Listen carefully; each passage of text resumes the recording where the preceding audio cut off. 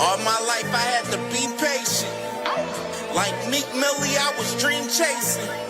Finger to the law when I see haters. Oh, the feeling when you tell your niggas we made it. Ooh, baby. Ooh, baby. Ooh, baby. Ooh, baby. It's showtime like Kareem Lakers. I make a masterpiece, scene pacing. No Meek Millie, but I'm dream chasing. Took the shortcut like Anita Baker. I want the bright lights that you see in Vegas. I need a big house with like 3 basements. Drop an M on the whip, think I'm speed racing. Don't know if it's the Transformer or the Green Ranger. My nigga Mac got the beat banging. Young nigga selling crack as a teenager. Had fiends playing baseball out here free basing. Had me showing off the rings like a Freemason. My mama gone, but I keep pacing. Trying to keep it all together like I need braces. Family calling when they need favors. When I was broke, they was acting like complete strangers. All my life I had to be patient. Like Meek Millie, I was dream chasing. Finger to the law when I see haters. Oh, the feeling when you tell your niggas we made it. Ooh, baby. Ooh, baby. Ooh, baby. Ooh, baby. Rest in peace, the Nippy was the street savior. Got my credit right now, I need acres. Gotta turn your dirty money into clean paper. Trying to own a franchise without a key player. I go through hoes like I weave laces. Tree blazers, let they mama noodles be flavored. Meat takers that be acting like the D sacred. You bust in, you would think they on their knees praying. Then I slide like a screensaver. When I'm done, make some scrambled eggs, cheese bacon. Then it's on to the next, I ain't a speed dater. Little bitch ain't gon' hear from me till weeks later. I don't see no things changing. Kids still dodging bullets like they seen Matrix. These young niggas really need saving, but OGs won't teach them that the street's dangerous. All my life I had to be patient. Like Meek Millie, I was dream chasing. Finger to the law when I see haters. Oh, the feeling when you tell your niggas we made it. Ooh, baby.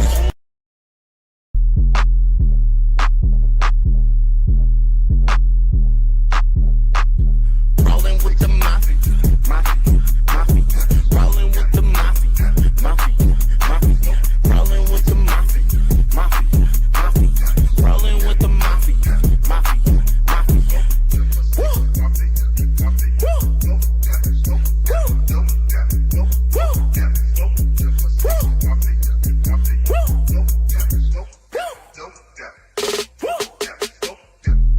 King me like it's checkers, yes sir, guessing I am fresher than the pageant dresser, sexer in my lacking stretcher, strapped up like a western movie, dressed in Gucci. Check the tag and say that you can't see me like the bad guy on Inspector Gadget, classic bastard hazard lights. How I move them to the side, move it over if you try. Super soaker, coolie high, cold cheese with me, Velveeta, hell weeder, chance but we don't sell sneakers. We'll beat them and just violate them, just cause I am great, annihilate them like annihilator. Sour David likes annihilate the sister, wish that I can date her. Piston shooter, I'm a prince, I'm the ruler, I exist. I am cooler than a picnic, optimistic with these flows, that's why I'm gifted. Biscuit biscuits, I got no check the statistics. I'm a pro, it's futuristic, do the business. I'm the show you superstitious, stupid bitches looking sickening, gotta go.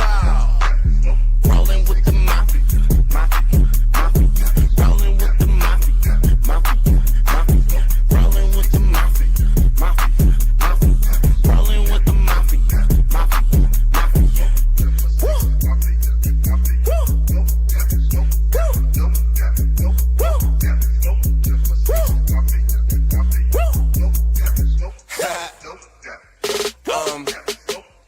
Hard body like Iron Mike. Drop a bomb on the beat, C4 like dynamite. You niggas is sweet like Mike fucking nights. Day to day care. Son and nigga, these my little types. Boy, could drop the whole tab. Bitch, the price is right. Rolling with the mafia. Coast to Nostra, need a high dosage. I'm the bomb like a flower lotus. Hotter than global warming gas. I got marijuana smoking cause it's very potent. Got your bitch, she super soaking. Wetter than the ocean, hotter than the bitch. Mortal Kombat flow. Luke Kane, he ain't got these kicks. He ain't hot as this. Put him in the pot, bet he won't smell like this. He ain't dope like this. He got straight, but he can't flow like this. Rolling with the mafia, mafia, mafia. Rolling with the mafia, mafia, mafia. Rolling with the mafia, mafia, mafia. Rolling with the mafia, mafia, mafia. Woo!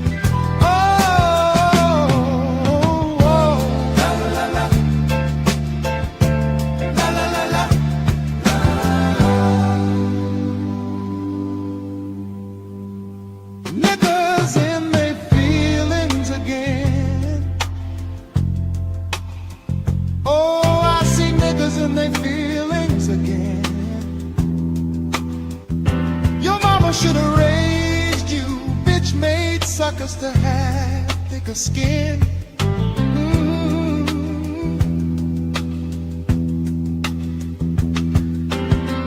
I'ma always tell the truth.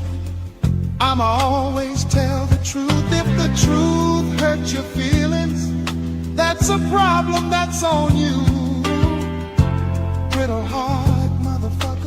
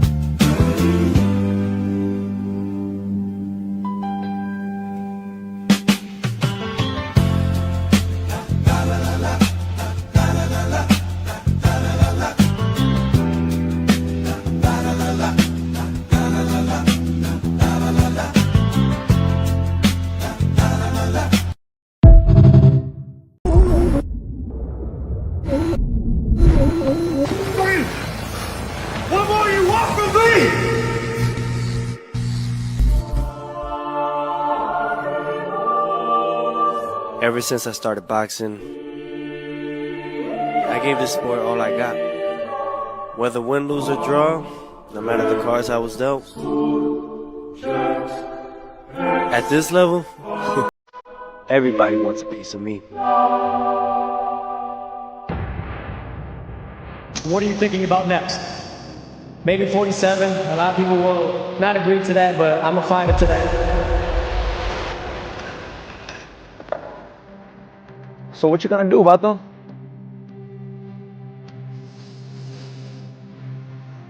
Вместо тебя я бы не делал бы этого, братан. I'm all in.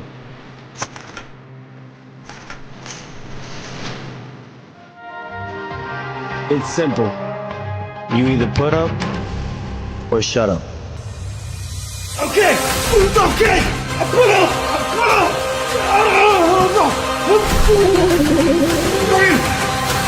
What more you want from me?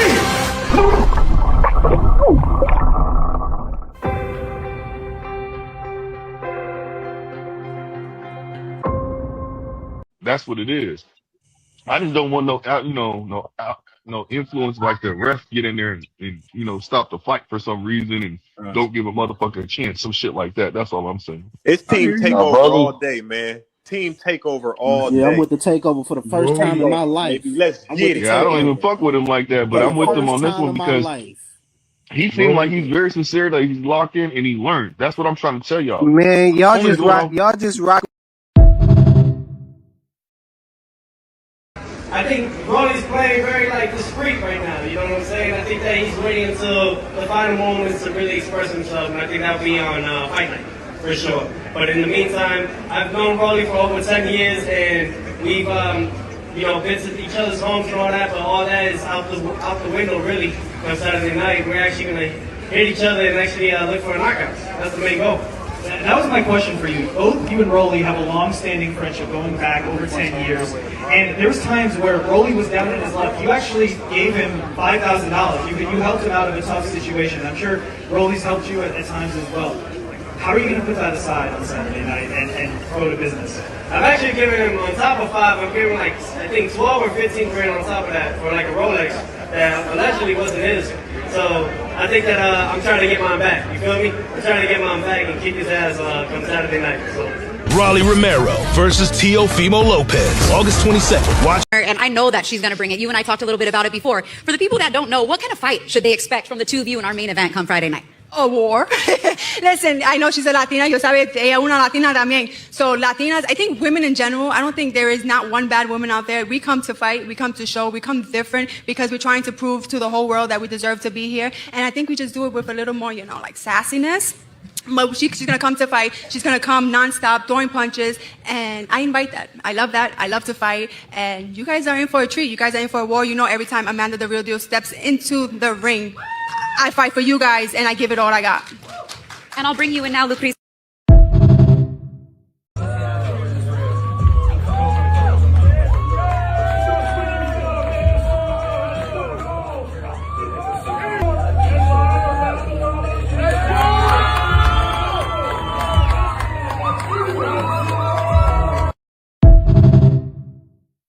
I got bitches that'll ride if you bitches wanna go.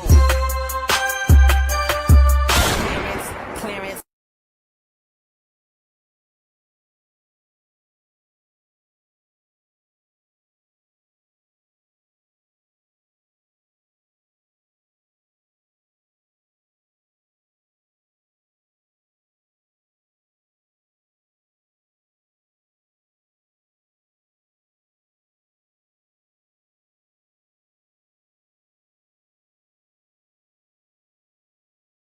Who the fuck is you? My name Ike Love, partner. Niggas in Penn heard mad shit about you, baby. Mad shit. Everybody talking, for real. And? So what? Oh, easy, cowboy. I just came to see if we can do something. I brought a gift in the whole 9, player. Nigga, we don't fuck with out-of-towners. Especially silly motherfuckers like you. Yeah, all right. You know what I'm saying? All right. That's peace, baby. Whatever, you know what I'm saying? Can a nigga just get down? Damn. Get a drink? Get some bitch ass? You know? Oh, y'all niggas just laughing at me. Nigga, the clown, huh? All right, Ikey, or whatever your name is. Let's meet at the Gill, you know what I'm saying? We can have drinks and we can talk about what we got to talk about when we get there. See, that's that how cool? I like it, yeah. Let's do it like just that, like then. that, baby. That's how niggas do it. Word up, you know? I rose dolo from state to state. Ha ha. Word up, you know what I mean? Yeah. I just want to link up with those getting it like I get it. That's all. Y'all niggas be safe. Peace. I'm gonna be real with you. Ain't no fighter today can fight in my era. Wow. No fighter. Number 1 pound for pound in boxing. Benavidez, not Shakur, no? David Benavidez. Come on, man. What, no? What, not Shakur? For what? I'm asking a lot of people do. Let me ask you, I don't know why. What has he done? Multi-weight world champion. What has he done? No, look, wrong era. If he did it in my era, it would be very impressive. It's because if you want to be top dog, fight the best fighters out there. You know what I'm saying? Don't make up excuses. I did. Roy did. You know what I'm saying? Marvin Hagler did. Yep. You know what I'm saying? So you do the same now. Don't sit behind your mama's skirt. I love the UK. I just don't like. What's up, bro? Oh, yeah. Nice to meet you, man. Hey, nice to meet you, bro. I have a lot of respect for you. I definitely want to get a fight in with you in the future. I see no battalion right there. It was good interaction. I have a lot of respect for him, but I got no bad words for him, but I let him know that we're definitely going to get that fight in the future.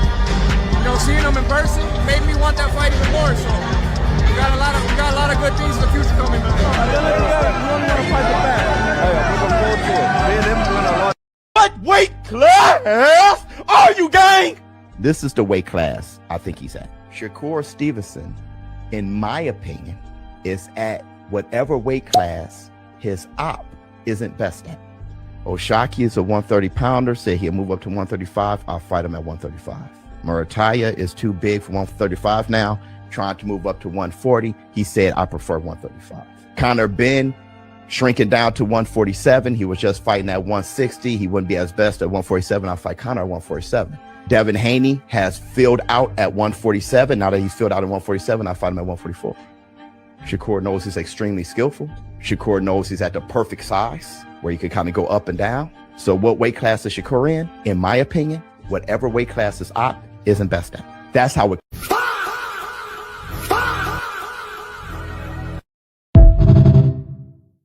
Told you what I was gonna do to you, man. You come up here, let me show you. I never fucked anybody over in my life. Didn't have it coming. You got that? Oh, I mean, I don't take anything personal. All I have in this world is my balls and my word, and I don't break them for no one. Do you understand? No, come on, man. That piece of shit up there, I never liked him. I never trusted him. I think you speak from the heart. Say hello to my little friend. Wanna play rough? Okay. You fuck with me. You fucking with me back. Go ahead, take your fucking bullet. You think you're Jimmy or better? Drink your fucking bullet. Go ahead. I don't like to lose. I think the world see it now. Why I'm so confident we get it done. Oh, yeah. I ain't gonna lie, I'm getting cooked. Look, you're one of the best finishers in boxing. Like, I know you didn't finish Devin Haney, but you had him drowned. Ref saved him. I should have knocked him. I just didn't have the conditioning. I think it still bothers you, huh? Yes, because I should have knocked him out in that 11th, man. I was playing around too much. Yeah. And I was like, ha. Like, bro. Man. But next time, that next time, buddy, you won't have a next time. I'm finishing you. You will never box again if we fight again, and you know that. And I vow to that. If we fight again, you will never box again. I promise you that. But look, Oscar Duarte is fighting on your arm. Yeah, with the young King Dev, I just feel like I have a responsibility to defend him as my brother. You know what I mean? Because I just know the propaganda is heavy. Devin is all of us, man. He is all of us. Anything they can do, they doing to him, they can do to us. They do to. And all this, I don't mind niggas telling me what to do, nigga. Top nigga has to. I ain't gonna lie. Shut your bitch ass up then. You say you don't mind niggas telling you what to do? Shut your bitch ass up then. That's what you need to do. Nigga, I'm gonna keep fighting, but if they do that, they know, I know they some hoes.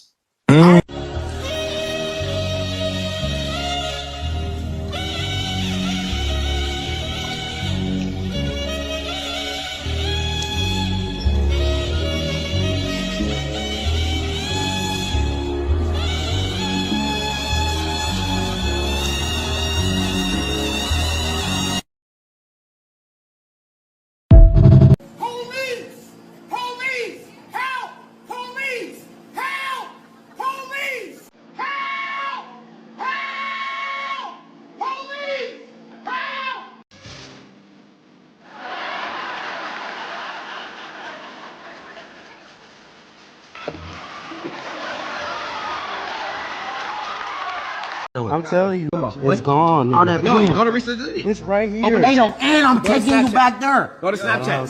Nigga, I'm taking you back there too. You got Snapchat? Nigga, and I'm taking you back there. Bitch ass nigga, I'm taking you back there. Nigga, I told you the truth. Nigga, it's not there. I'm taking. I only did Where the video went though? Where the video, nigga? You sent it to her? I didn't send it to nobody. Where you sent? Who you sent Yeah, it you to? did, nigga. You recorded.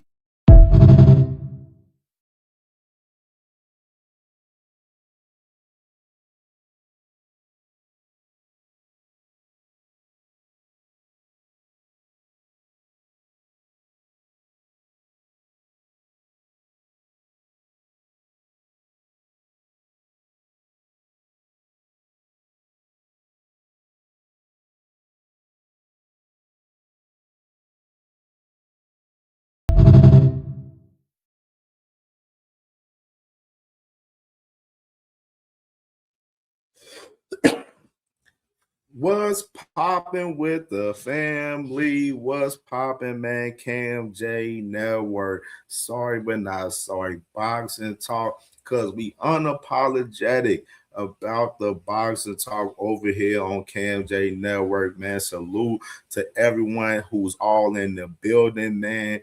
Hope everyone is doing well on this Thursday morning, man. Most definitely, man. I'm feeling great. Definitely ready to pop my shit and talk this boxing, man. Definitely had a good day, just chilling, relaxing a little bit, getting some other content together, man, with some other things and everything, and chilling with Mrs. CamJNetwork, man. Most definitely, she's doing good, man. She's doing good. She's over with her mom's right now, so she's doing fine. And I appreciate everyone with all of their, thoughts and prayers for us. Over, the last few days, man, most definitely. And I definitely want to say salute to everyone, man, and smash that like button, man. Smash that like button, man. We got 43 people in the building, 27 likes. Nasty work. Got to get those likes up to 43, man. Even the people that sneak and hate watching. Hey, had the courtesy and smashing the like button as well, man. It's free to do so, man. And if you are new to the channel, man, or if you are listening and you are new to the channel, most definitely subscribe to the channel, man. We doing great work over here. Very active, man. Always staying consistent, man. Giving the facts. Got a lot of integrity and morals over here, most definitely, man. And talk about the whole entire landscape of the sport of boxing always, man. Most definitely. So definitely subscribe to the channel, man. You won't definitely be mad at all. You will enjoy the content, I guarantee you. Even if you don't like me talking about your favorite fighter, regardless, the whole entire content, regardless, because we talk about the sport, you gonna like the content regardless, man. I guarantee you, man, most definitely. And show love in that Cash App, man. Most definitely $ CamJNetwork, man. You know your boy be working hard, man, on these shows, man. He be working hard, man.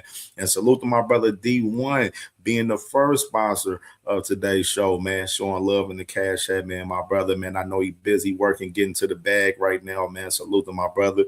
Make sure y'all definitely subscribe to Angry White Man Boxing Podcast, man. Live every Friday. They'll be live tomorrow night. Most definitely having a fight party with the ladies tomorrow night with Amanda Serrano, and fight party for the Rolly and T.O. fight for Saturday, man. So tap in with my brothers, man, most definitely. And shit gonna be lit, man. It's gonna be lit, man, most definitely.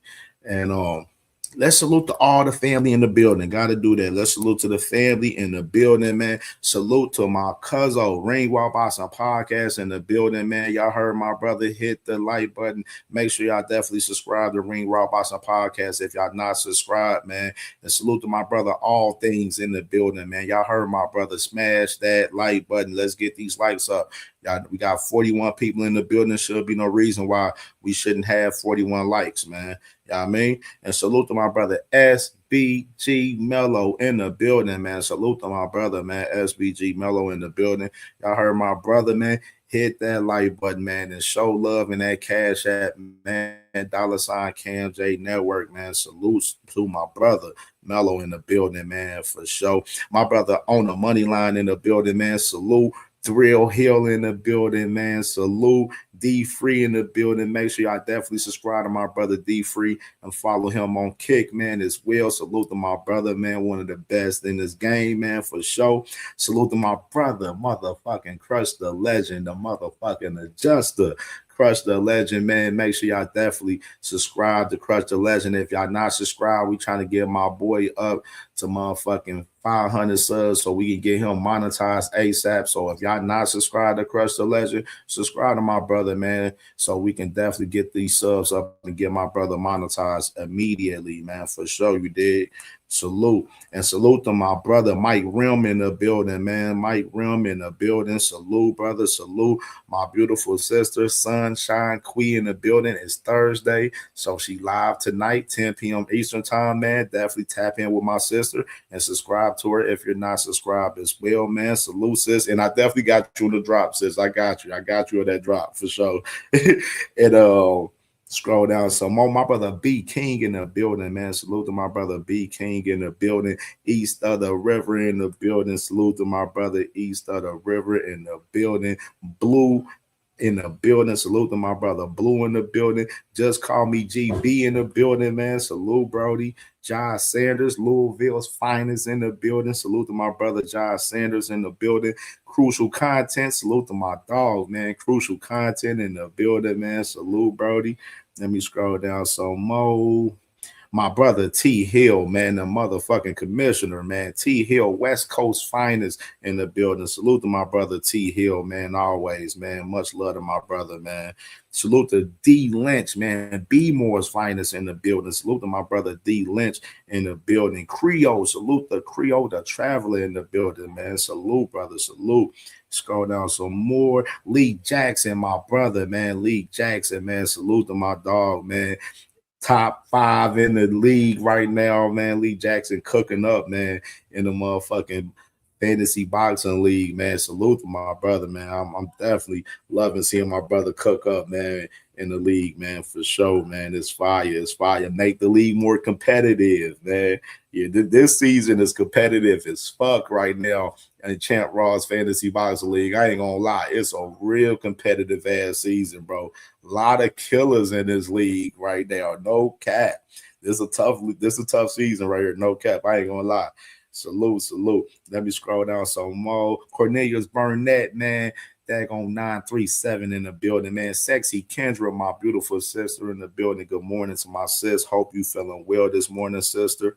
And let me scroll down some more. Trey Skills, my brother, man. Trey Skills, man. Salute to my dog, Trey Skills. My beautiful sister, Miss Mona in the building. Good morning to my sister, Miss Mona in the building. Salute, sister. Salute. Ashley's Corner in the building. Salute, sister. Make sure y'all definitely subscribe to Ashley's Corner if y'all not subscribed, man. Always cooking up, man, for sure. Scroll down some more.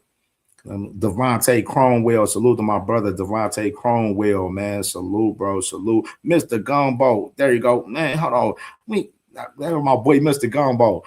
I was waiting. See, Mr. Gumbo, when we was playing the motherfucking game like a couple months ago, you ain't come back to get your ranch bags. But salute to my dog. I got my boy, Mr. Gumbo, man, my dog, man. Salute to Mr. Gumbo, man. Much love to my brother, man, for sure. RBS in the building, man. Salute to my dog, RBS. And make sure y'all definitely subscribe to my brother, RBS, man, if y'all not subscribed, man, for sure. Yeah, I mean, and appreciate my sister, Miss Mona, man, showing love in the Cash App, man. Second sponsor of today's show, saying support the truth channels for sure, man. Salute to my sister, Miss Mona, man, showing big love in the Cash App. Appreciate you, sis, man, always, man.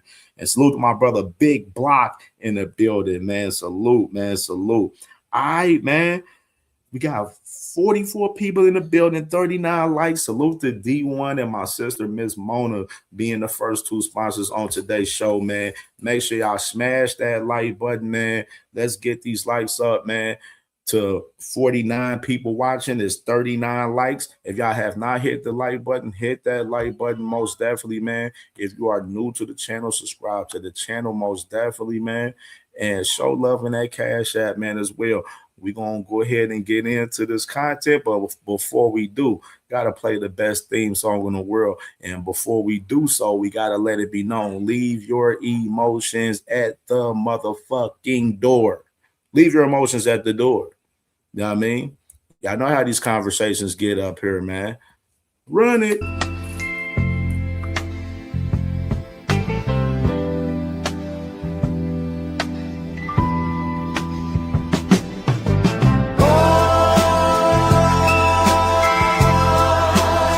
So sensitive.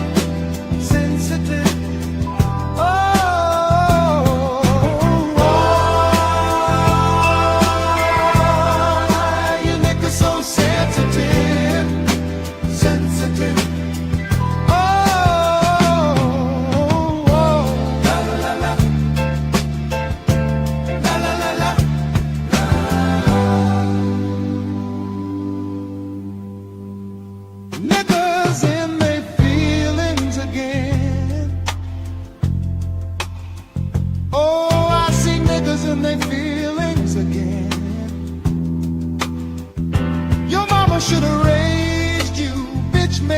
suckers to have thicker skin.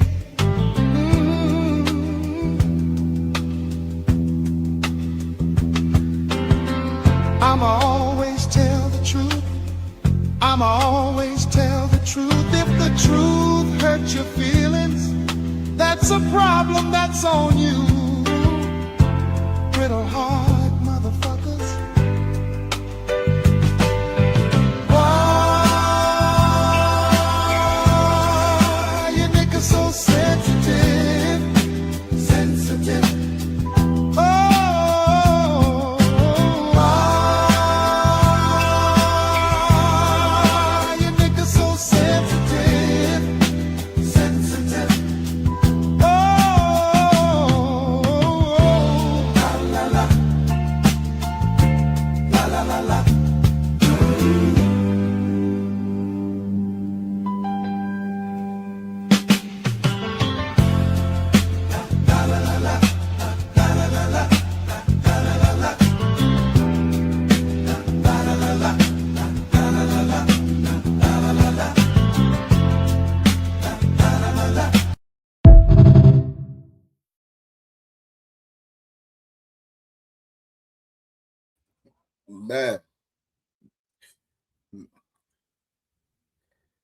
Man, oh man, oh man.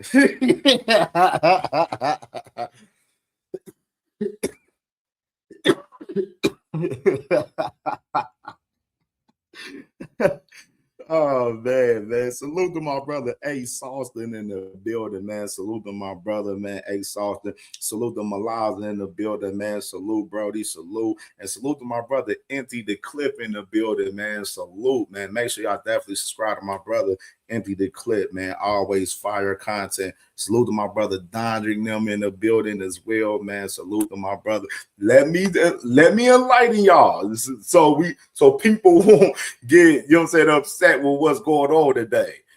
The online hits game is on deck right now, just to let everybody know. What the online hits game is where somebody send a cash app and we clip you for a few minutes. You know what I'm saying? I ain't gonna take nobody ranches from today because I ain't got time for all of that shit today. But we clip you for a few minutes. So somebody will send a cash app to CamJ, right? And then I time you out for about good like 5 minutes type shit. But you coming back into the show. So if you get timed out for 5 minutes on the show, know that somebody hit you with an online hit. Just to enlighten everybody. Because I don't want nobody to be confused. If I hit you with a motherfucking, you know what I'm saying, time out for 5 minutes, I don't want people not to be confused about this shit.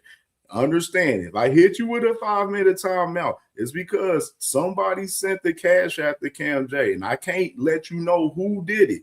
You know what I'm saying? But somebody sent the cash app for an online hit. You know what I mean? The Bounty Wars game is on deck, of course. Y'all know when the panel open, you know what I'm saying? Motherfucker popping that bullshit. Motherfucker want to get them clips from the motherfucking panel. Bounty Wars on deck. Y'all know the vibes. $20. Boom. They clip from the panel. You feel me? But you gotta understand about the online hit game. If somebody just sent me a cash app for 2 people on the online hit game. So I'm just gonna let you know. When you know, you know. You know what I'm saying? Just know. If you get hit with 5 minutes, just know ain't nothing against you, nothing personal. Somebody hit y'all with an online hit. You know what I mean? That's all it is. So just letting that be known, letting that be clear for people. You know what I'm saying? So people won't have it, no Mr. Screwed in the situation, you feel me? You know what I'm saying? Because somebody just sent the online hit. You know what I mean? So we're going to get into this shit, though. We're going to get into it. This is going to be an interesting show today. Oh, wee. Oh, wee. Oh, wee. Oh, wee. All right, man. Let's go ahead and get into this first little quick hitter real quick, man. All right. Quick hitter number 1 right here. Johnny Fisher. All right, so remember we talked about Johnny Fisher right here, man, with him signing a 1-fight deal with Zuffa Boxing. And here's the fight that he has. He's fighting this guy Peralta right here on the card that they have for September 26th in Zuffa up there in London. It's a heavyweight fight, obviously, and it's for 10 rounds. So we'll definitely see Johnny Fisher. I know they got other fights on the card as well, man, and that we talked about, last week and stuff. So they're building upon this card on September 26th for Zuffa Boxing right here. So definitely wanted to let this be known to the family on this one right here. And as well, the card for Alberto Puello and Dalton Smith is definitely official. It's definitely official now. You got Alberto Puello, Dalton Smith, you got Giorgio Vasoli, you know what I'm saying, high prospect with Matchroom that, fights at the 135-pound division. Look who he's fighting. He's fighting Maxie Hughes, bro. Maxie Hughes, bro. Same guy that, fought George Kambosos, where a lot of us thought that Maxie Hughes won that fight with him and George Kambosos. And of course, you got him fighting other guys at 135 as well, man. So this is a fight for Giorgio Vasoli, a step-up fight for him, but a fight that where, it's a showcase for him to, to cook Maxie Hughes and put him on his resume pretty much.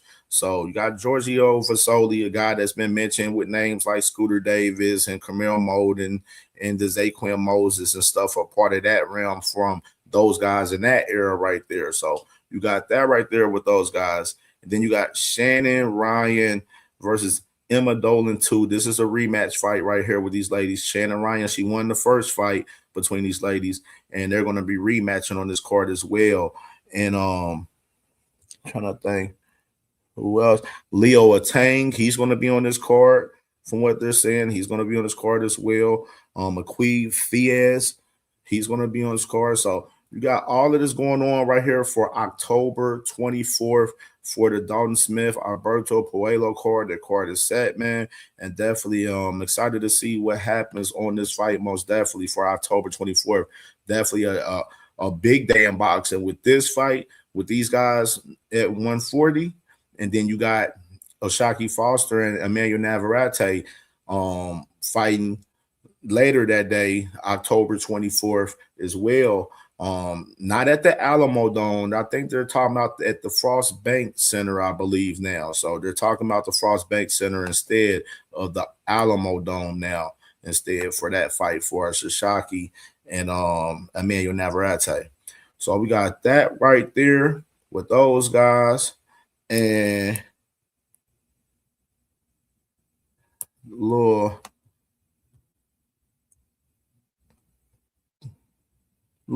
do a little commercial break real quick. Ryan Garcia? Oh my God! Ryan has all of this energy. I don't understand it. I like to drink tea.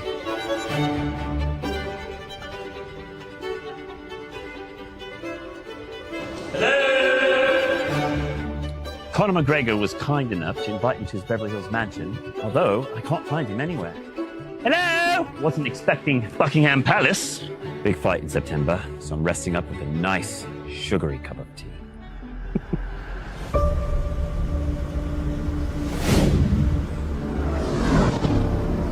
Fuck is Mac? Ryan Garcia?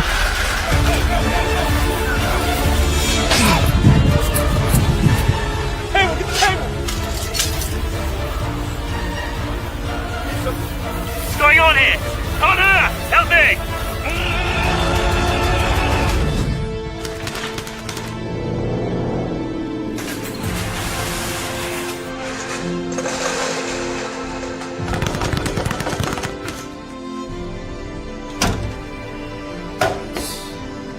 Unbelievable. Connor, you look like shit. What are you doing here? I'm not sure, mate. What am I doing here? Oh, want some tea? Nice of you, mate. Thank you so much. Fuck your tea! Nice of you. Top ramen here? Oh my God. You ain't gonna be able to, don't even try. You're gonna get knocked out, I'm telling you. September 12th, you won't see anything. You won't see the 12th round, you'll be on the mat, you'll be sleeping. You want this belt? Absolutely, that'd be Yeah, I'm gonna no. Oh my god. Smack energy. Let's go.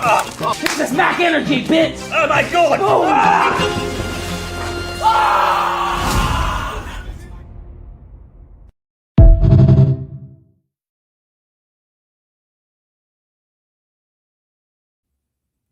Now you got Ryan Garcia, man. Got the new energy drink, Mac Energy, right here, man. Wild shit right there, man. Wild shit. All right, let's get into this next one right here. All right, Dean the Great. Another guy. We talked about September 26th right here. Dean the Great fighting Henry Cejudo right here. MMA former champion right here. September 26th, Misfits Boxing right here. This fight is out there in Miami, Florida right here. And they're saying that this fight is going to be pay-per-view, which is kind of wild to me. Because I'm like, why would they have this fight pay-per-view? I mean, I understand Dean is definitely one of the biggest streamers in the world, obviously with AB and everything. And then, Henry has his pedigree from being with the MMA and everything. But I don't understand why this fight is definitely pay-per-view though. I don't understand it. Like, I don't see why it's pay-per-view. You know what I mean? The fight is on the zone as well. And this is Misfits Boxing first pay-per-view in the US, by the way, that they're going to have on the zone for September 26th, man. So you got Dean the Great in action, fighting September 26th versus Henry Cejudo right here. And gonna be interesting, man. Dean, I will say, from watching them train lately, like out there with in the streams and stuff with AV, he is getting a little, he's getting better technique wise, a little bit better. So, Coach GT and AB, they definitely tightening up his technique with his skills and everything.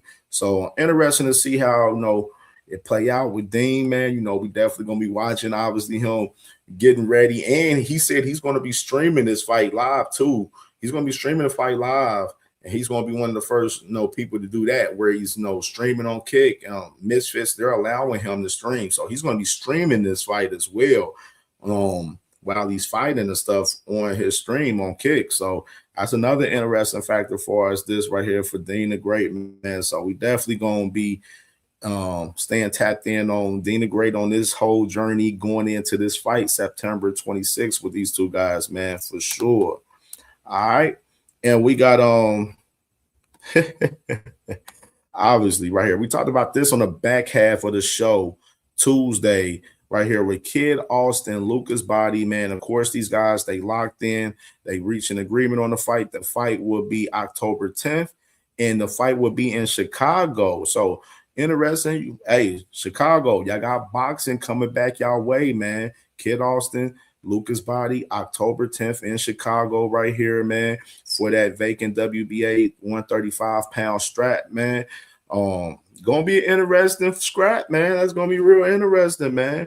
You got the fights out there in Chicago. I wonder how's the situation. So I'm possibly be assuming that it's probably a situation where it's probably a co-promotion event, probably with Golden Boy and MVP. We gotta read the room and understand that Golden Boy and Golden Boy and MVP, they've already done business and done an event together this past year in the past. I mean, so I think that was with the Jake Paul and what's the one? Chavez Jr. That event, yeah, that was like a Golden Boy MVP / event. Co-promoted event for them, both of those guys. So possibly, I probably see that possibly happening in this situation. So it's interesting to see how it's gonna play out for real for us though. And we definitely gonna stay tuned on it, most definitely, on these two guys getting this scrap in coming up October 10th, man, for sure. And another quick hitter, man, which is a little bit confirmation on what happened the other day, as far as when we were talking about Jamel Charlo, when Jamel Charlo told Boxing Scene that I talked to Al and we're in talks with Tim Tszyu locking this fight in, and we're trying to get date, location, etc., and everything going in. And you got right here Aussie Boxing, Australia Boxing right here making their report, saying as well that the Charlo Tim Tszyu negotiations have, definitely became under the way, and saying that the 3 years removed from the cancel Undisputed Showdown, negotiations are underway for a middleweight clash right here. So these guys, so you talk about middleweight right here between these guys fighting in middleweight, and this fight is definitely looking like it's coming into play now, man. Coming in a lot into play. Real surprising. I talked about it the other day, how I was like, yo, what's up with Tim Tszyu with this, him trying to, he wants to fight another guy coming off, 3 years off the couch, man. You know what I'm saying? It's like it's a trend now with Tim Tszyu on this. Do I like the fight? Yes, I like the fight, but I don't know how this man Jamel is going to look. I don't know how he's going to look, man. I really don't know how he's going to look.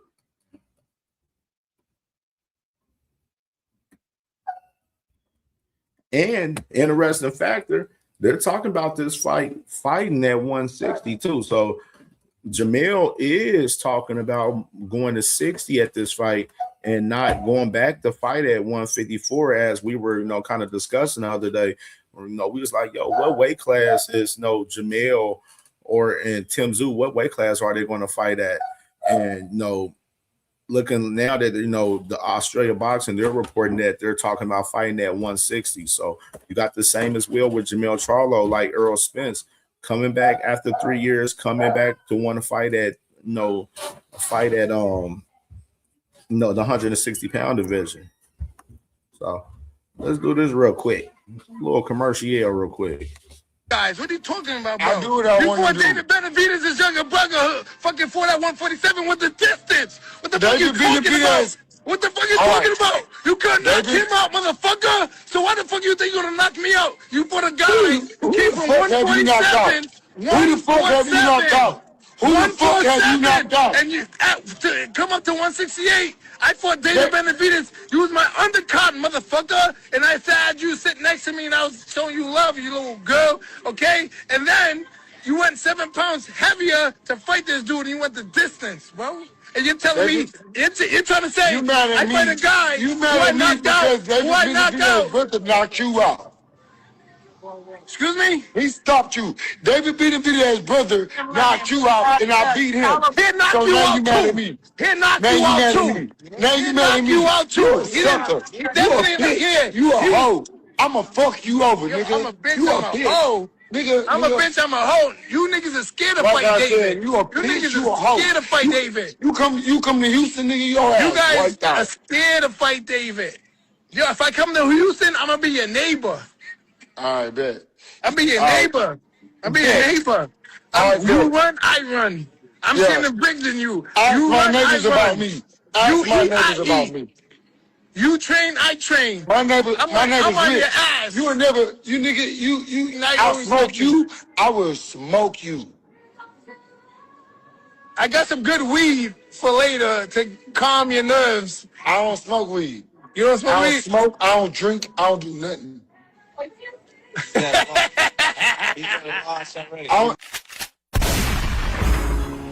Stop the cap. Stop the cap right now. Stop the cap. No bullshit, bro.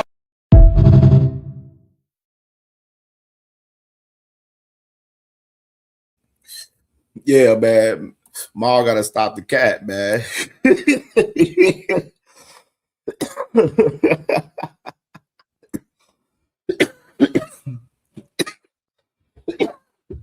He said, I'm gonna be your neighbor. He said, you run, I run. He said, man, you come to you bring your ass to Houston, man, your ass gonna be wiped out. He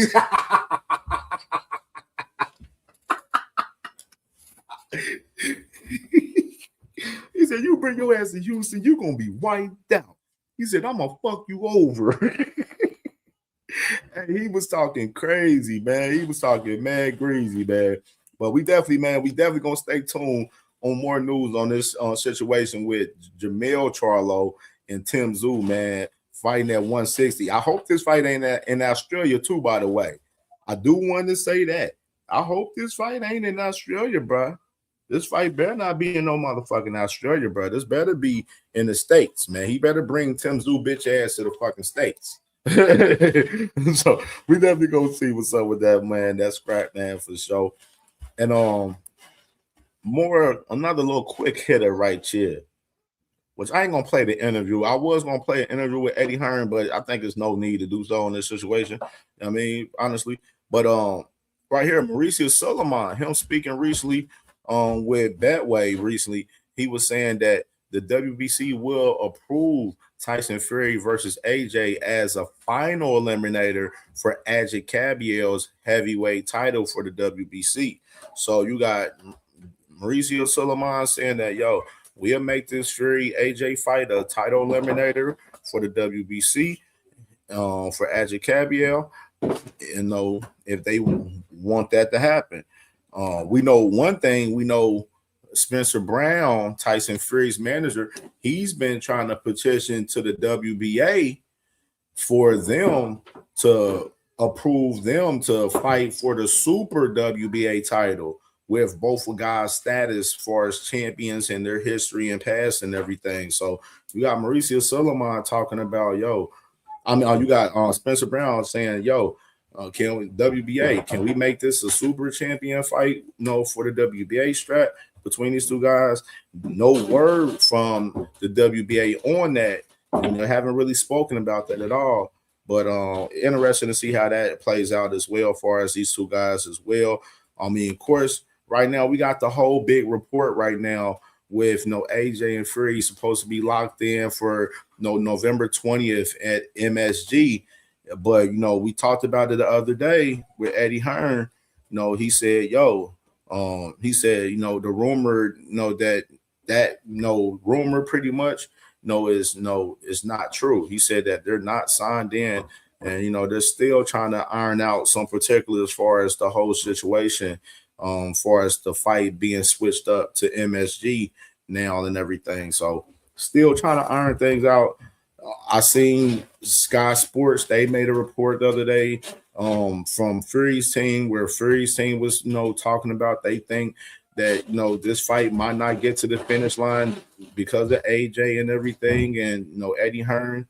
So it's just a lot of wild shit. But I think the fight is going to be done. It's pretty much there. It's just they got to iron out the particulars on AJ's behalf. It sounds like pretty much.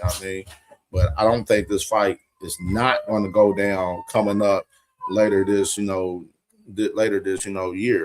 So interesting shit right there, man. Most definitely, man. Salute to my brother OTB in the building, man. OTB, man. Big Cincinnati in the building, man. Salute, brother. Salute. Xavier in the building, man. Salute to my dog Xavier in the building, man. Salute, brother. Salute. And as well, man, Jeff Walters in the building, man. Salute to my dog, Jeff Walters in the building, man. Salute. All right, man. Let's get to some more shit as well. Got to talk about it with Nawa anyway. Got to talk about Nawa anyway a little bit. So I seen this earlier. With Nawa anyway and Bam Rodriguez, man. But we've been having a lot of conversation about these guys recently with Bam Rodriguez and Nawa anyway.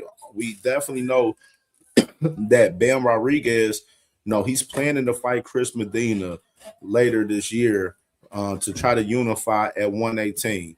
We know that obviously he has a possible chance of the fight with Chris Medina probably being October 31st on the Canelo, Kristen, and Billy card. You got that possibility, even though I don't think it's going to happen.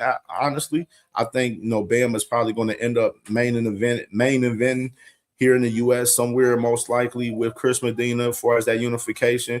And we know the man Nawa anyway right now. He's been speaking about, we got a March deadline on this fight right now as far as Bam. If he ain't fighting by then we possibly moving up to 126. So you got a statement right here from now anyway where he's saying, yo, whether I stay in 122-pound division for the rumored big fight or move up to 126, I keep improving, so I'm ready for whatever happens. Either way, next year is the year of challenges. I want to show everyone that I'll keep taking on challenges right up until the very end of my boxing career. So that's big talk right there from now anyway, saying that next year is the year of challenges. And me thinking of the context of now anyway speaking in that manner, it makes me think that he's definitely ready to challenge himself at 126 against those champions. That's how I'm reading the room into this with, now anyway right now. It definitely looked like he wants to go up there and challenge himself against the champions at 126. And we already know that 3 of the champions at 126 are top-ranked guys. One of them is a PBC guy. All 4 guys, all the zone guys, easy to make any of those fights happen for us, the 126-pound division. For now, anyway, those guys would take a fight with now anyway in a heartbeat. Definitely because of the money factor. You know what I'm saying? The money is there for both guys. So, whoever, now anyway he fights, you know what I'm saying? The money is there for him because he's the guy, you know what I'm saying? For sure. But no, he definitely said, whether he stay at 22 for the fight or not, you know what I'm saying? He definitely wants to challenge himself, and challenge himself to the very end of his boxing career. So that's definitely some interesting stuff right here from now anyway, man. Definitely, man. I seen that and I was like, I like this right here from now anyway, right here, man. I like this, man. Salute to my brother Shell in the building, man. Salute, bro. Salute, salute. All right. And more news upon these 2 guys. So remember, we talked about this too the other day. So they said that they have plans already kind of underway for this fight, far as a rumor right here out there. Sure. So there's a rumor out there that they got plans for this fight either at the PayPay Dome to possibly host a fight with Bam and Nawa anyway, because they're trying to break the all-time Japanese boxing attendance record. So that's why they're trying to have it at the PayPay Dome. But they said the Tokyo Dome definitely remains a possibility as well, if the fight gets pushed back in March. So if they can get the PayPay Dome, the fight would be in February 2027. If not, they'll probably do the Tokyo Dome in March instead. And crazy shit right here, man. Crazy shit right here for us now. Anyway, Bam. Interesting to see how this whole situation plays out, man, because it's definitely a real intriguing situation with 2 of the biggest names in the sport right now between both guys with now anyway and Bam Rodriguez right now. All right, man. Let's get into. I want to pull up something. I gotta pull up the man. Hamza Shiraz real quick, bro. Gotta pull up Hamza Shiraz. Now, we talked about Hamza Shiraz on the back half of the show because we quoted a few things from Hamza Shiraz from this interview that he has. We quoted a few things. And we was like, yo, and this ain't the greatest look right here, man, from the man Hamza Shiraz, bro. Like, in this interview, man. So we ain't gonna go over the whole interview, but I definitely want to go over a couple of key points in this interview that we see. And as well, we definitely gonna go over I definitely want to go over who else? Hanna Gabriel. After this, we definitely gonna go over Hanna Gabriel. Got an interview with Mill City, man. That's real intriguing that I definitely want to tap into and definitely have the people watch, man, most definitely too as well, man. So let's go and pull this up with the man Hamza Shiraz real quick. See where the man is at. 24 minutes, all right. And make sure y'all smash that like button. Where we at on the likes? 56 likes. If y'all have not smashed the like button, man, smash the like button, man. Most definitely, man. Smash the like button, man. All right, let's go ahead and share the Scrizzy. Let's share the Scrizzy.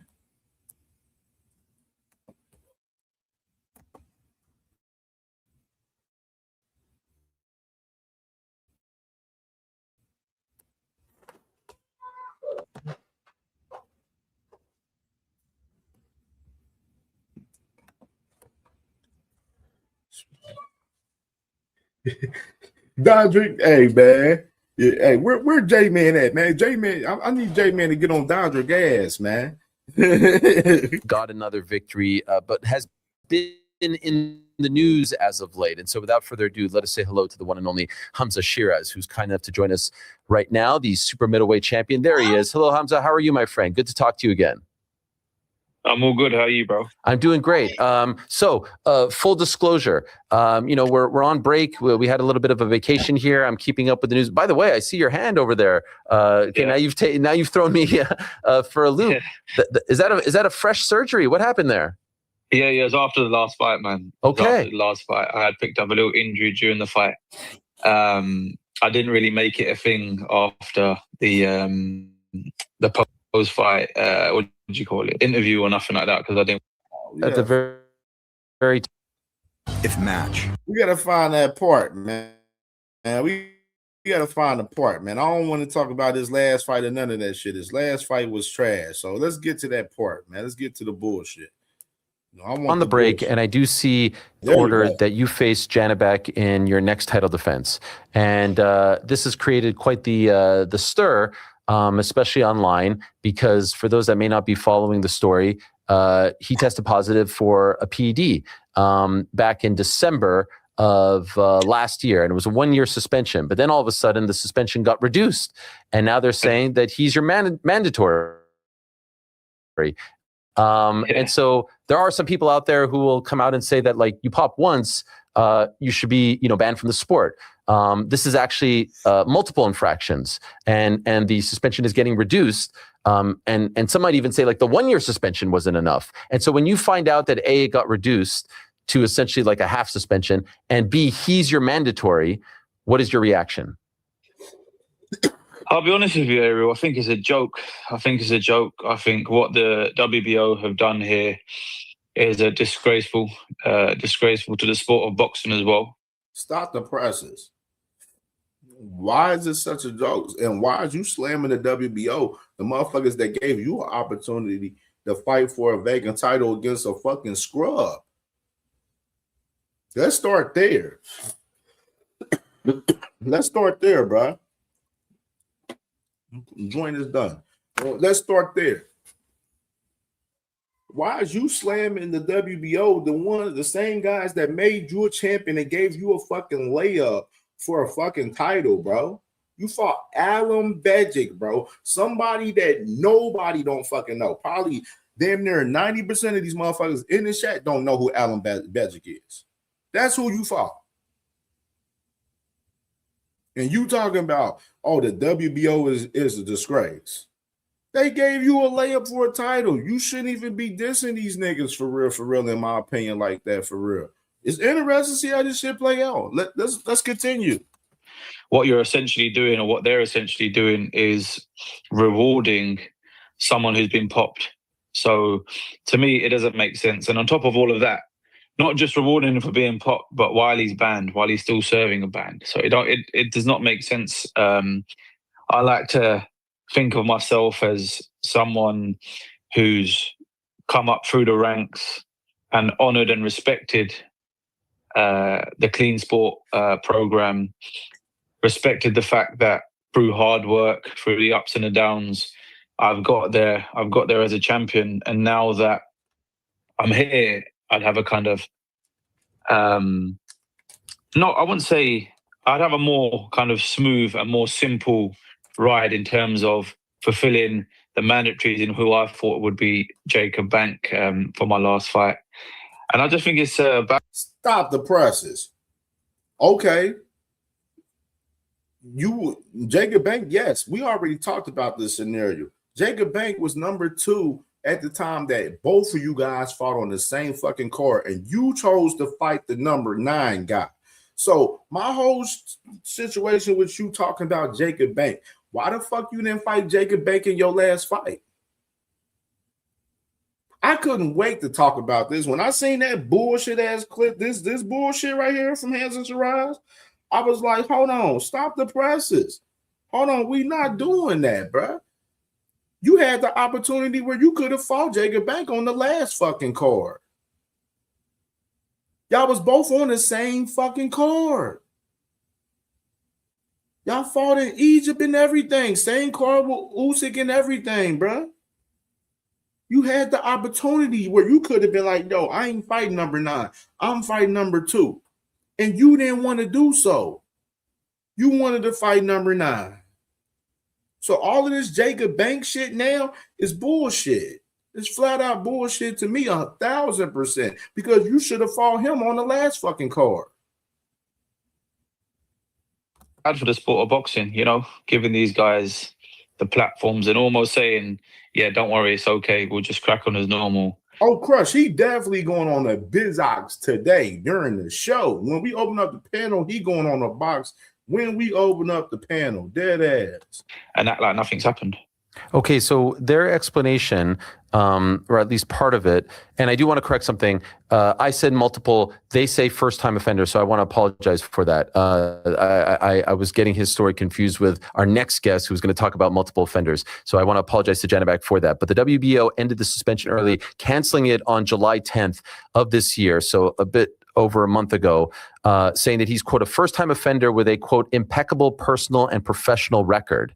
Do you feel like first time offender, for like to say that, okay, it's your first time and that you have an impeccable personal professional record, that shouldn't, like, there's always something that you could say that's good about someone to reduce it that quickly. And then in addition to that, reward the individual with the title shot seems like a double whammy. Yeah, in a new weight category as well. Yes. One which he's not competed in before. But listen. Hands and Shiraz, you know the rules in this shit, man. The man was definitely another champion from another weight class. He's pushing his position from that former weight class as fighting for the title in the newer weight class. You know how this shit goes, Hands and Shiraz. I don't know why the fuck motherfuckers acting naive about this shit. I don't know why people acting naive about this shit. Like this, like, you know what I'm saying? It's not hard to read the room in this shit. You know what I mean? It's not at all. Jeff Walters, yeah, Jacob Bank, he's pretty decent, man. I think Hamza Shiraz probably would beat Jacob Bank, probably, in my opinion, but it's a tough out for him. Jacob Bank, he's like 21-0 with like 20 knockouts, you know what I mean? Or 20, like he probably got like 21 knockouts. You know what I'm saying? He got like a 90-95% knockout rate, you know what I'm saying, right now. So Jacob Bank, he's definitely a solid opponent, man. But he could have chose to fault Jacob Bank on the last card when Usyk fought Rico Verhaven. Both guys fought on the same card, and he didn't want to fight him. He wanted to fight number 9. And so that's why I said I don't want to hear Jacob Bank talk from Hands of Shiraz now, when you should have fought him on the same card when y'all was fighting on the same card fucking a couple of months ago. Like, I don't want to hear that bullshit. Y'all know this story, but not sorry boxing talk. We don't give a fuck about what Hands of Shiraz is talking about right here. And it's all the organizing bodies doing. Do you know what I mean? They're the ones who's responsible for all of this. Like you said, a first-time offender. Like, come on, man. You're talking about someone who's been popped here. It doesn't matter if it's the first time. Like, you know what I mean? It's being popped is being. It's like you're crying about Janabek being the mandatory for your belt. Like you're scared as fuck of Janabek. That's what it sounds like to me. Sound like you scared of Janabek. That's what it sounds like. Sounds like you're definitely scared of Janabek to me. Popped. At the end of the day, with the sport we're in, you're risking your life. You know what I mean? You're risking your life. And the fighter side of me, my ego is saying, listen, crack on with it and just get in there and get the job done. But then me standing for a man who believes in his morals and, you know, being, like I said, a clean athlete. It kind of contradicts everything if that does happen. So it's put me in a very, very sticky situation, in all honesty, Ariel. But what the fuck? What the fuck is he talking about? Like, nigga, if you scared, say you scared, nigga. Like, how are you in a sticky situation, nigga? This is another grown man, bro. He wear his gloves like you wear your gloves. He put on his boxing shoes like you put on your boxing shoes. You sounding very fucking scary right now, Hamza Shiraz. You sounding like you don't want no motherfucking smoke with motherfucking Janet back. The fight damn near lost already. Sound like the fight over. Something myself and my team will have to sit down and see what we're doing. I mean, shit. What is it to see? Nigga, you either fight him or drop the belt. Nigga, it's that fucking simple. That ain't nothing to see, nigga. What are you talking about? Either you fight Janet back, your mandatory, nigga, or you drop the damn belt. It's nothing to discuss for real. Other than whether y'all gonna do either or. This motherfucker talking about he in a sticky situation. How you in a sticky situation fighting another grown man? You're fighting a guy that's a former world champion. You scared of the fact you think he gonna pop dirty fighting against you too?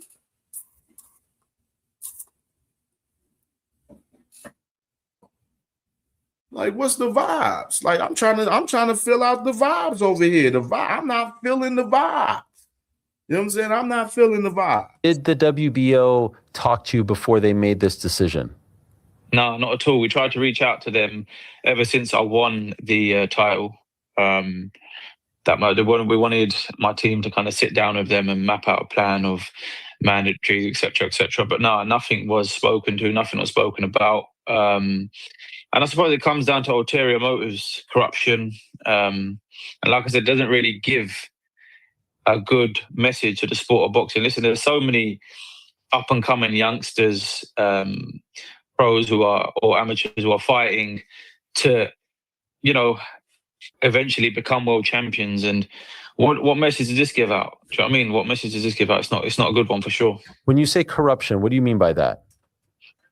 Exactly this, in terms of what the WBO have done here. To me, it's corrupt, and I'll say it as it is. You know what I mean? I'll say it as it is.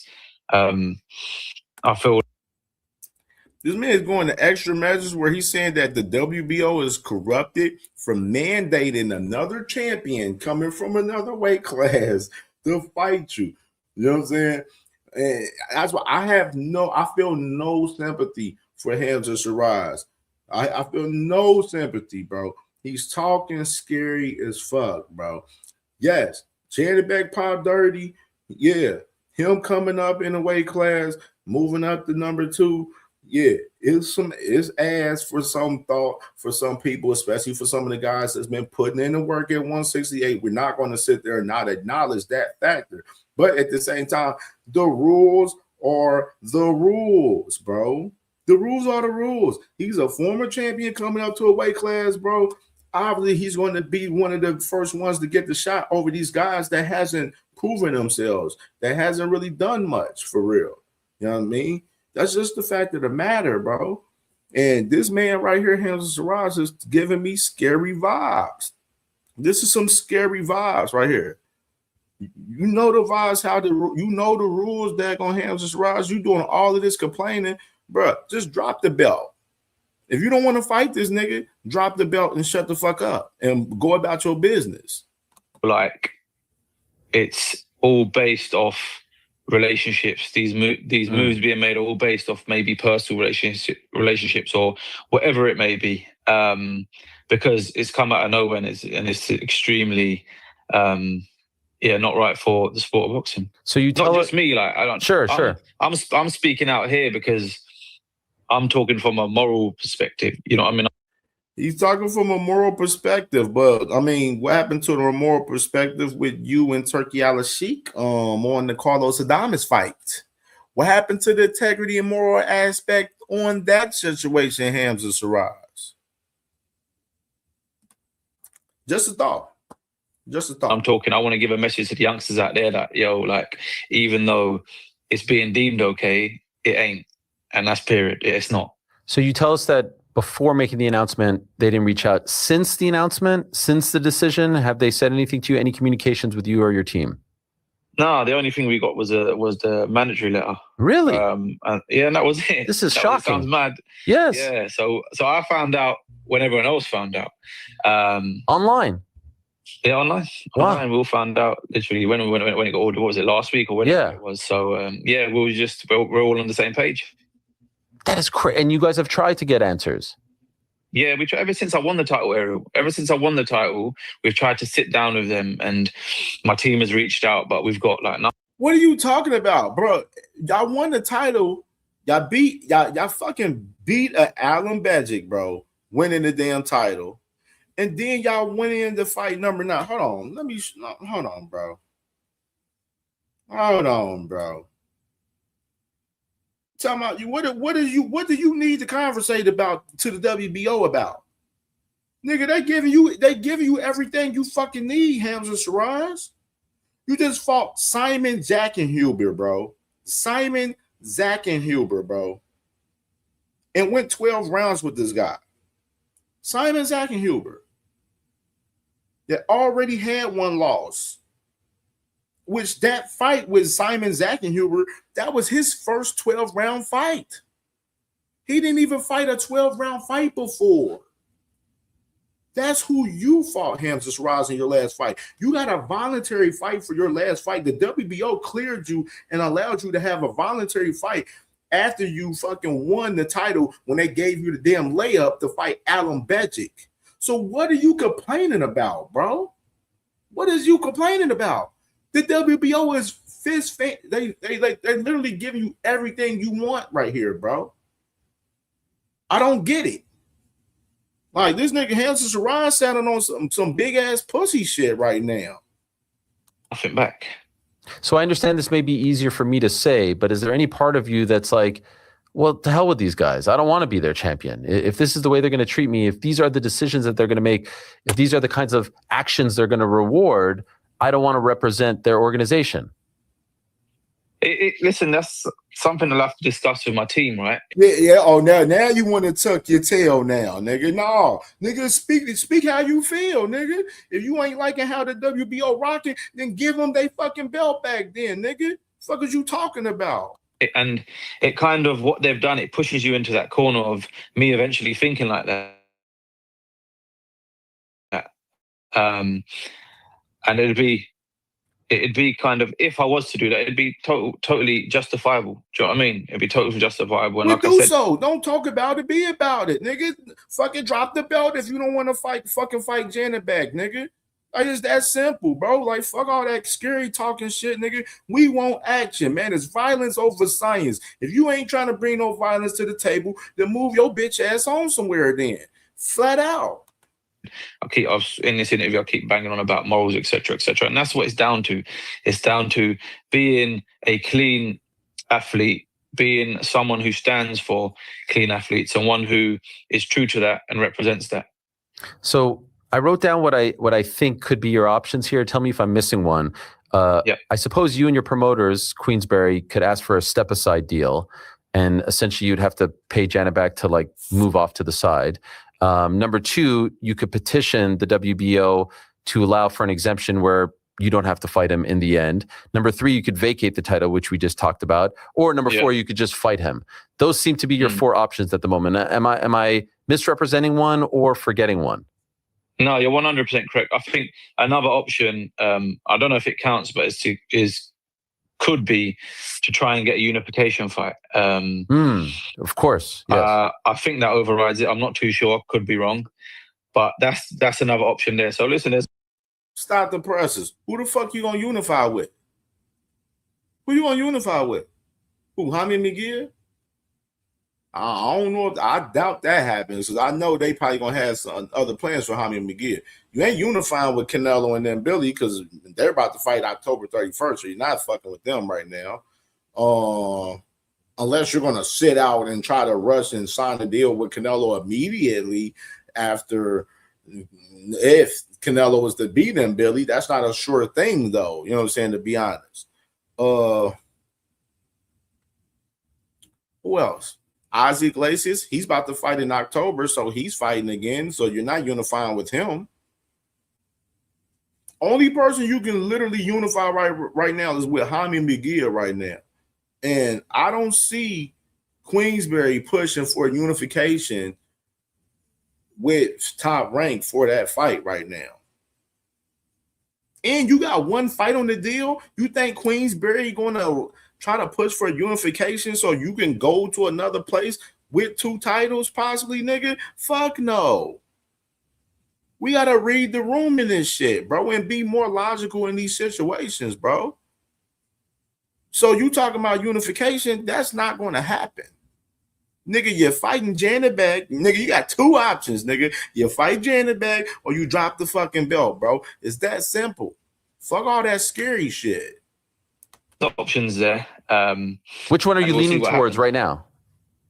Right now, I'll be honest with you, I don't know, because ever since the news kind of got leaked, all I've kind of been doing is going back and forth. What are the options? And like you said, we've almost, like, I think yesterday or whenever it was, we got the 5 options, and now it's about picking what I want to do and what's morally and ethically right. Is there any part of you that feels, you know what, I feel so strongly against PD usage in combat sports and boxing. Let me go out there, prove my point, and beat this guy up. Let me do that. Do you feel that 100%, way? Yeah, 100%. That's what I was saying. The fighter side of me. Yeah. When that side of you kicks in, it's like, yo, just go in there, just beat this guy up. You know what I mean? Beat this guy up. But then it comes down to what we want to do as a team, right? Yeah. Man, pack this motherfucker up, man. Pack him up, bro. This nigga ass, because man. Ultimately every fighter will fight anyone. But having a good team, having a world-class team is what I'd say gets you further. Could I ask, what is your team advising you to do right now? Where are they leaning? I haven't spoke to them. The only thing we spoke about was the options, which was yesterday, like I just mentioned. Okay, yeah. We're just waiting to hear back from the WBO, and then I'll sit down with Queensberry and my manager and everyone else involved. Can I ask, where do things stand right now between you and Queensberry? My understanding is you have 1 fight left with them? Yep, got one fight left with them. We've had a great relationship, and we'll see what happens. We'll see what the options are.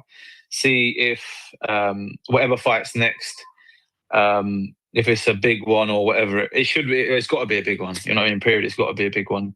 And we'll see whether the options there to explore any other avenues or stay with them. We'll see what happens. Are you interested in exploring? Are you interested in at least looking at what else is out there?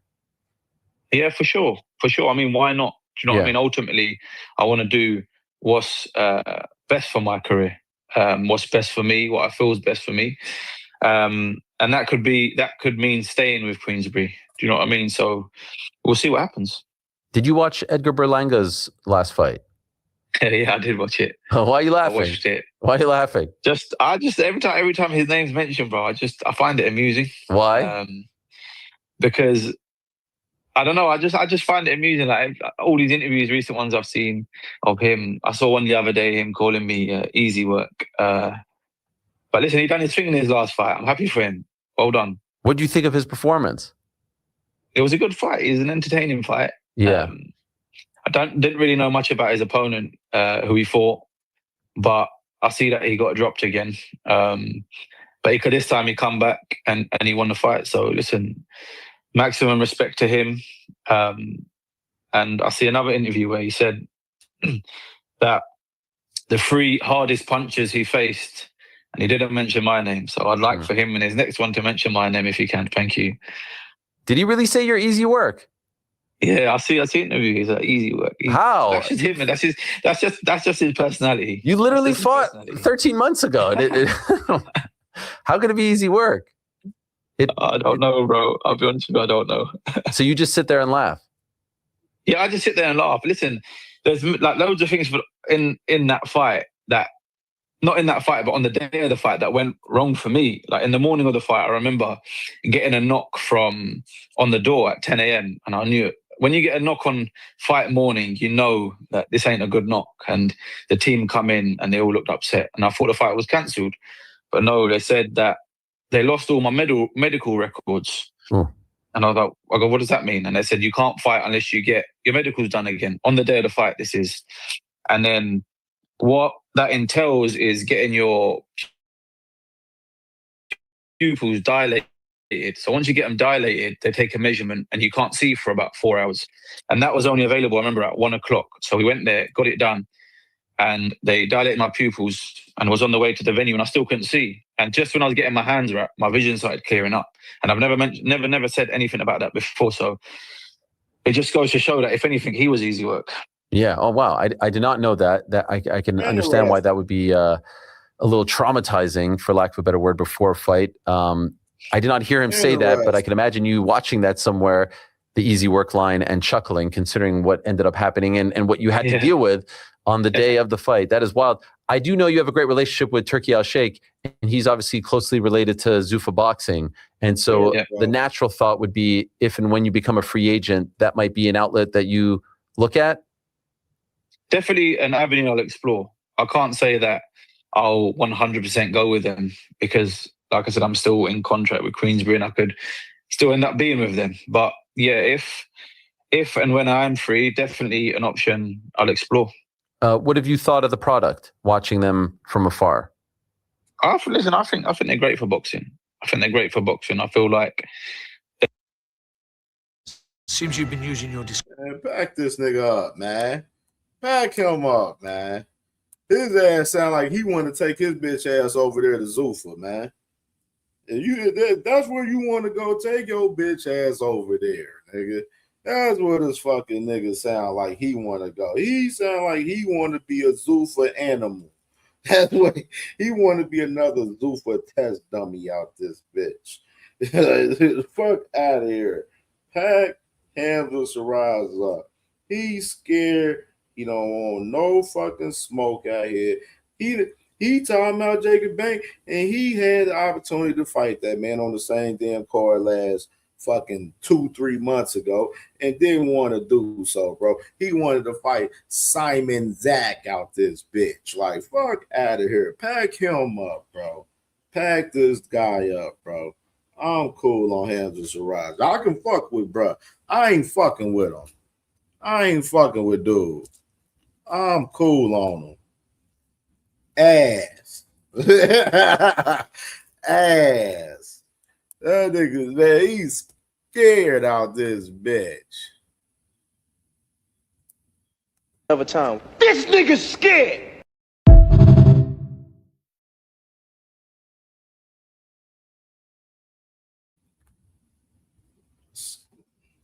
Yeah, pack him up, bro. He gotta go, man. We'll see what's up with Hamza Shiraz, man. But like I said, it's either drop the belt or motherfucker you fight the man, Janet back, bro. No one don't give a fuck about none of that extra shit he talking about, bro. He up there crying and shit. Nasty work. Pole Pounder, salute to my brother Pole Pounder in the building, man. Salute, brother. Salute. Blue Hustle Man in the building, man. Salute, man. The Blue Hustle Man in the building.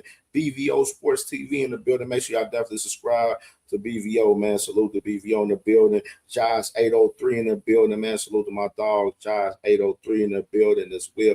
And salute to my uncle, man. My Uncle Cass, man. Uncle Cass Sports in the building. Definitely make sure y'all subscribe to the Box Story, man. Uncle Cass, man. Much love to Uncle, man. Definitely, man. All right, man. Let's get into some more shit.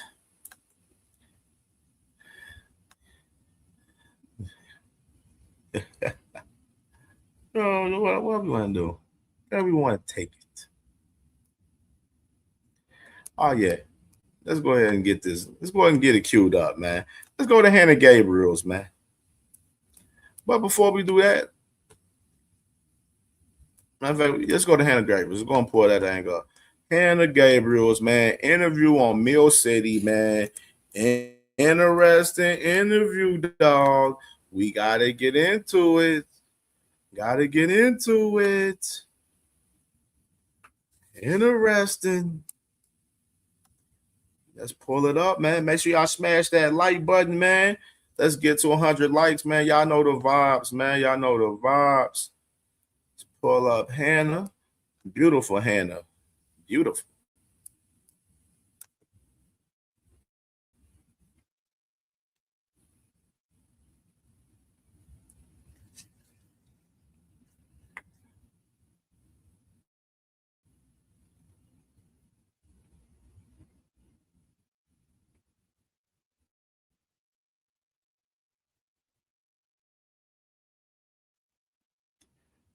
All right.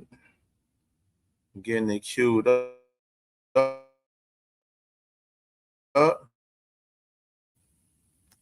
right, let's share the Scrizzy, man. Let's check out Hanna Gabriel, man. Make sure y'all definitely subscribe to Mill City, man. Messy Mill, as I call him.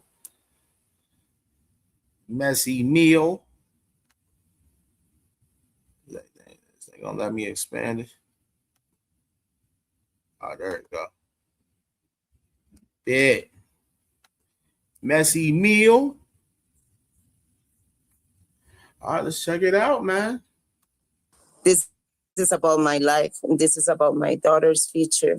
This is about everything that I have built for years, and it's the effort, is the companionship of many. So, bruh, this woman, like, it's like something about her look, bro. It's like, I don't know, like she got this like mysterious look, like this. It's like she do voodoo or something, like, you know what I'm saying? Like, you know what I mean? Like, it's like she got this mysterious look, like she do voodoo or something, bro. It's kind of crazy, bro. I don't know. It's kind of crazy, man. It's bigger than a girl fight.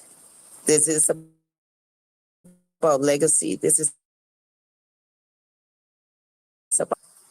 You know what I mean, y'all? Yo, you know, I know I ain't the only one bugging. Like, she got this like mysterious look about herself. Like, you feel me? It's like when she talk, it's like she mean everything she say type shit. Like, it's crazy, bro. Like, I don't know, man. It's crazy, man. Curtis Robinson, salute. Texas DT20, man, salute, bro. Undisputed. Big Dog Willie, salute. Big Dog Willie. That is a fake undisputed. Is a legitimate, because she did not face me then. I don't even care about the titles. We can make this a street fight if she wants to. I just want to make some money because I need it. And I think I deserve it Lord too. Jesus. But Cornelius Burnett said, "Which man, it's type shit. Like, you feel me? Like, and we can see each other anytime, man. Anytime." Heavy smoke. And you even mentioned Remy Ma. I mean, I see that they're going back with the music. I see that girl. She's going back. What do you mean? She hasn't gone back with anything. Stop the presses. She ain't lying right there, though. She ain't lying. We talked about it. We ain't hearing no motherfucking raps from Miss Claressa on Remy Ma. I heard Claressa talking about, oh, Remy Ma's a watch the rapper, but she's a rapper that's fucking making hits damn near. She had, like, Remy Ma at least has like 1 or 2 hits a year, bro, every fucking year, bro. So, like, I don't know what you're talking about, the watch the rapper, because she's active and she's consistent out this bitch. You so-called yourself a rapper, you so-called say that you have a record deal with Win Records. You motherfucking diss Alizia Baumgartner recently. She don't rap. Remy Ma does. That's one of your biggest ops right now, and you won't rap against that woman because you're scared. Because you know you can't rap with that woman, man. So shut the fuck up then. I mean, kind of tough after her Remy. Slogan 1, salute to my boy Slogan 1 in the building. Last one. Of course, but the thing is that they have been talking a lot. Doing a lot. Darius Warren in the building. Salute to my dog, Darius Warren, man. Make sure y'all definitely subscribe to my brother, Darius Warren, man. If y'all not subscribed to my brother, man, for sure. A lot of the talking.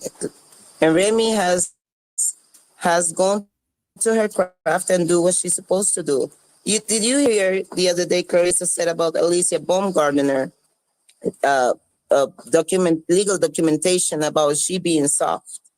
And then she has a cease and desist because of the Remy song. Like, you know, when narcissist people will. Big Dog Willie, I don't know how old you are, but I don't know where you at in music, but Remy has a hit yearly, bro. Like, I don't know if you I don't know, you may be on some cool Mo D shit, you know what I'm saying? You got to tap into 2026. like Remy has at least 1 or 2 hits each year, bro. Like, she does have one recently freestyling about fucking Papoose and fucking Claressa with fucking French Montana and Max B. You know what I'm saying? Like, I don't know where the hell you at, Big Dog Willie, how old your ass is, but you need to tap into the time. Keep double standards, triple, quadruple, whatever, to keep their arguments alive. And it doesn't matter, it changed in their little bubble, nothing changes. You know, they think people is stupid. But there's some people that care about the truth and care about character and care about, you know, the right thing.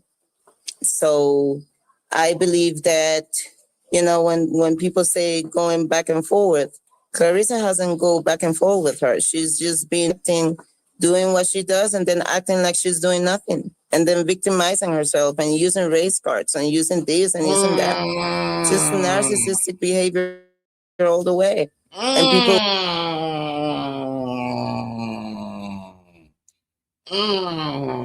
Damn. Since she moving like a narcissistic woman out here. Since she using a race car, playing victim and shit. Damn. Sounds familiar like some of these grown men that's out here.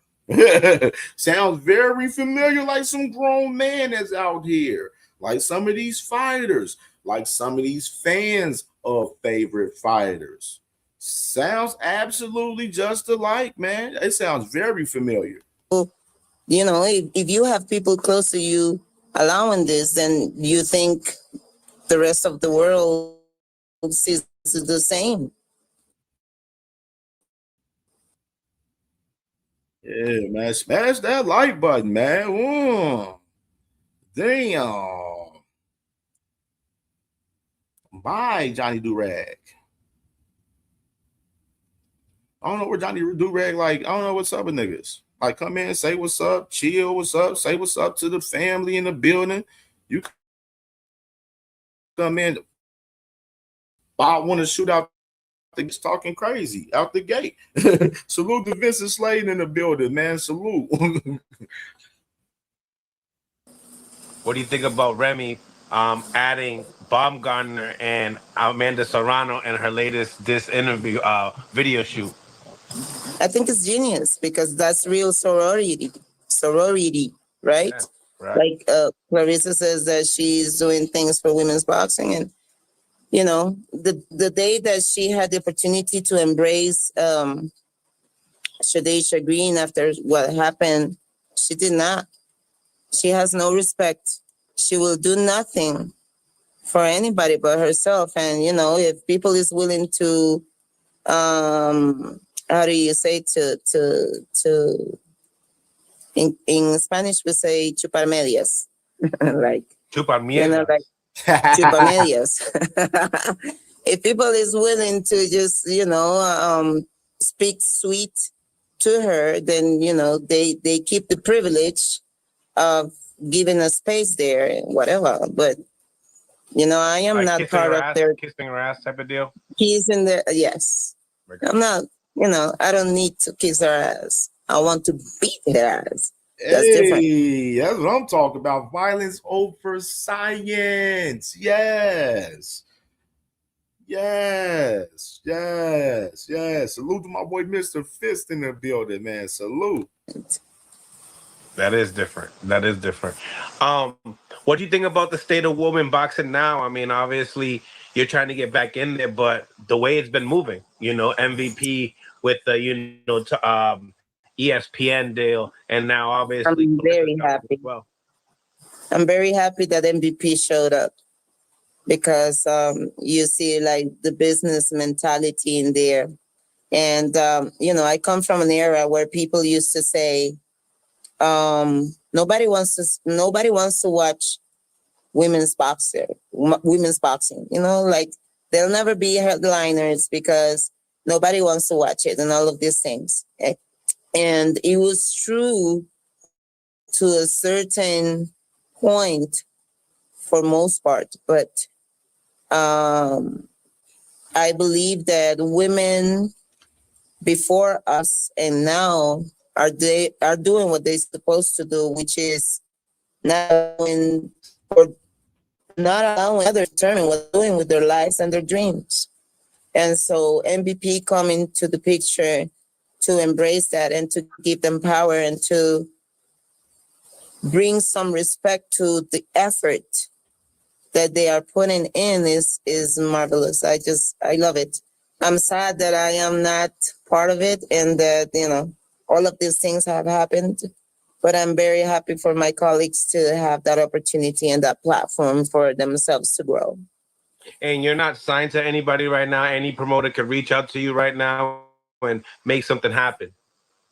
I'll make you the same question that I make everyone. Do you think that after it has happened and after Claressa keeping the narrative alive that I'm a cheater, that anybody will be willing to sign me?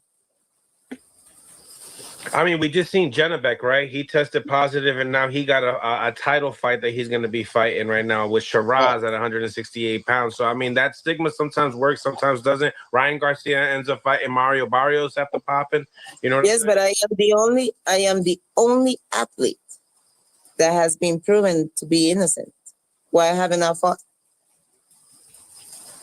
Listen, when it comes to this legal, that's crazy right there. She said she proved herself innocent and she still ain't fought though. That's crazy.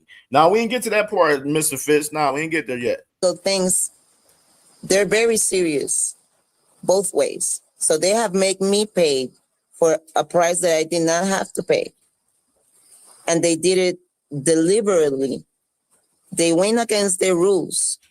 Each one of them. I will send you the documentation so that you can see what I'm talking about to get me out of the way. So for them to take me in back again will mean for them to recognize what has been done. And do you think that the powerful people that always say that they do things with integrity will recognize that they didn't, even though I have the evidence? They will not be buried. I'll tell you what that year, 2023, I've spoken to a person that is involved in boxing directly with the WB. Salute to my boy Rick Timms in the building. Salute to my sister 2 Cents Boxing in the building. Make sure y'all definitely subscribe to my sis 2 Cents Boxing in the building. Ladies' night tomorrow, man. Salute to sis, man, for sure. Easy. And he came with a message, that if I wanted to fight again, I just needed to make a letter saying that what happened, that I understood that what happened was my fault and that I was willing to do whatever necessary to get back into fighting. And I said, well, I will never write, saying something that is not, because I did not do anything. But that is exactly what I did. I submitted myself to the process.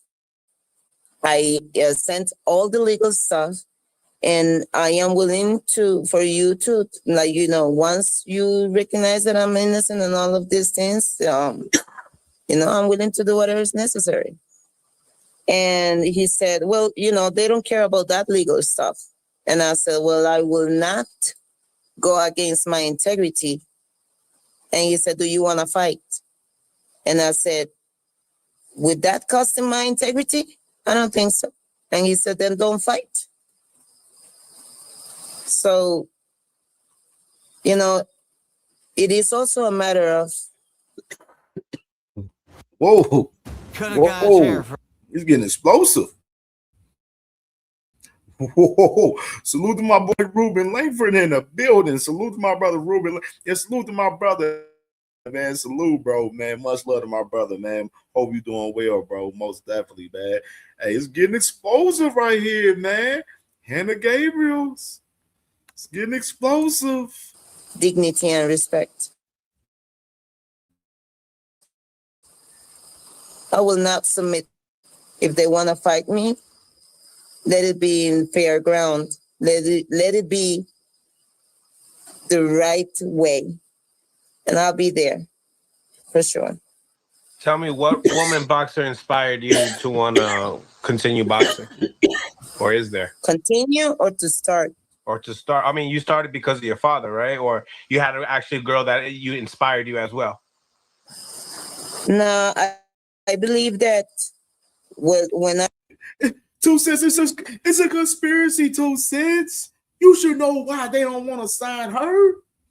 Because Claressa buried her in the game, sis. You know the vibes.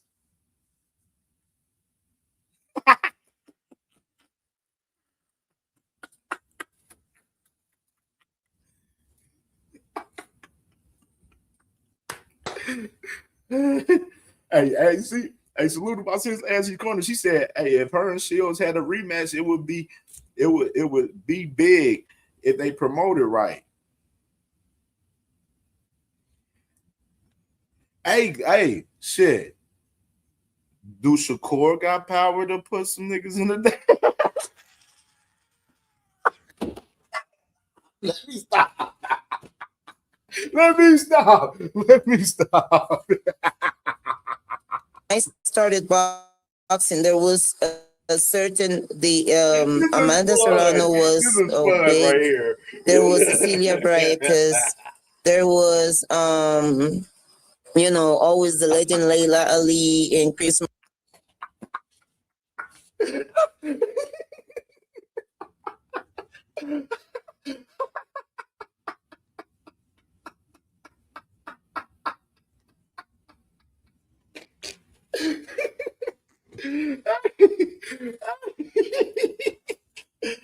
I'm fucking crying.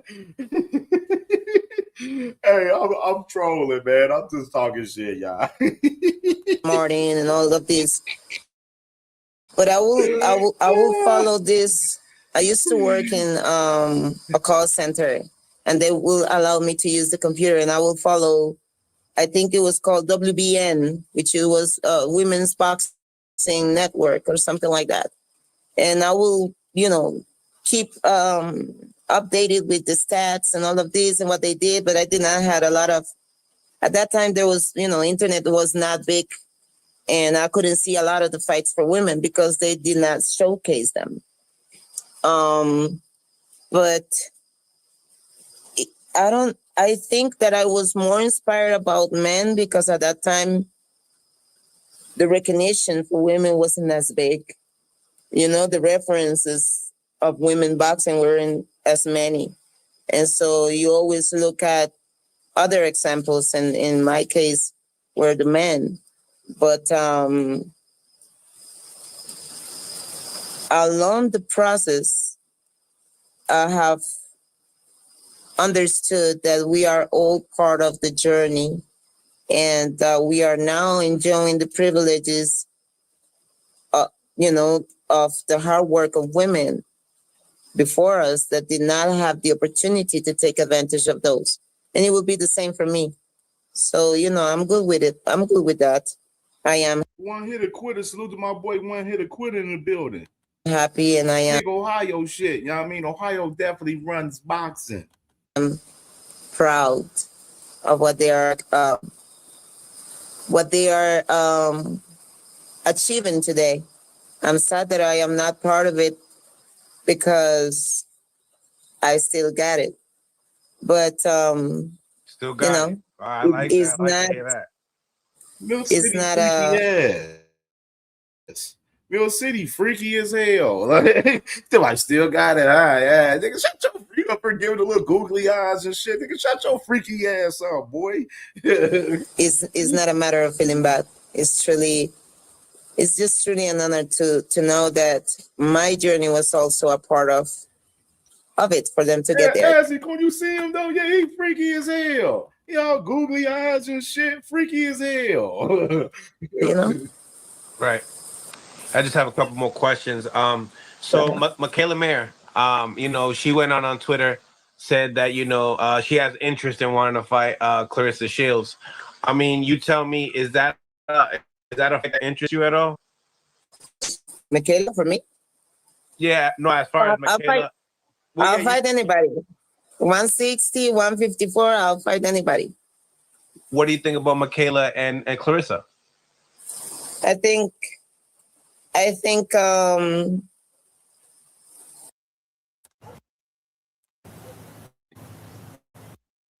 she said she takes smoke 54, 60, you know what I'm saying? She want all smoke, you feel me? You know what I'm saying? Hanna Gabriels, you feel me? You know what I mean? Oh, Creole, to answer your question, Creole, I don't know, man. Moeller got some guys, man. That's gonna be a good guy. I cannot wait to watch this game tonight. But Moeller got some guy prep schools and stuff like that. It's gonna be a good ass game, man. I ain't gonna lie. But I got Moeller winning it though, just to let you know. Just to give a side little little pre-prediction. You know what I'm saying? I got Moeller winning it because they done won 19 games in a row. Like, I don't see them Princeton beating them tonight either. Tonight, I just don't see it. But let's continue.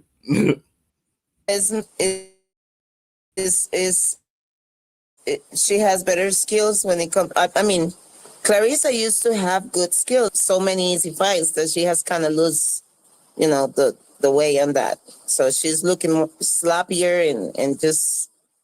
Well, you believe she's declining? You believe she's declining in her skills? Yeah, definitely. She's not accurate. She's not able to.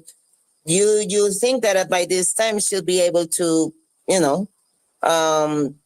end up certain things in a different way, not by stoppages. So, she had the whole advantage. She's coming from heavyweights, and the other one did not have as much weight, and it's just. She looks sloppier, and she looks I don't know. I think she has declined. She looks stronger.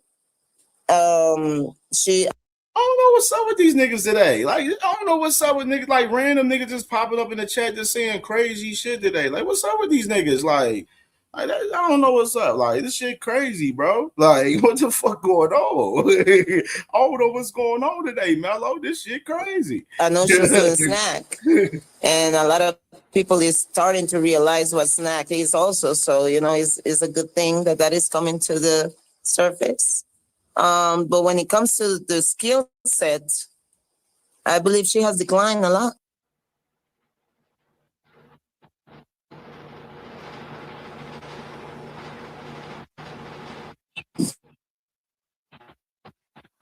She has the opportunity to win the fight because Claressa's just her style and just her, how she keeps coming at her. I don't think that she'll be able to manage that very well. I actually, Michaela Mayer's conditioning coach used to be my conditioning coach. Evan Stabler. Oh, Evan Tobler. Yeah, I know who he is. I know exactly who he is. I love him very much. He's a good friend of mine, and he trained me sometime. And when Michaela became champion, I wrote to him and I said, "Michaela will want to fight me," and he did not answer until now. Okay. To that question. He said so yeah, no, but when it comes to Claressa and Michaela, I believe that it will probably go to the end, and I believe that they will give it to Claressa probably. Give it to her, not earned, but just more like by politics to keep her up top. It's because I believe that Michaela will be able to land better shots, like clearer shots, but she will not be strong enough to like put her in problems. So it's more like what happened with me and her fight, because I did land it more punches than she did. Because my strategy was based in speed, not in strength, but speed. And so Bruh, Poe Powder, you is a fool, bro. This man Poe Powder said Hanna looks way hotter to build than Auntie Schofield, bro. What the fuck? What the fuck?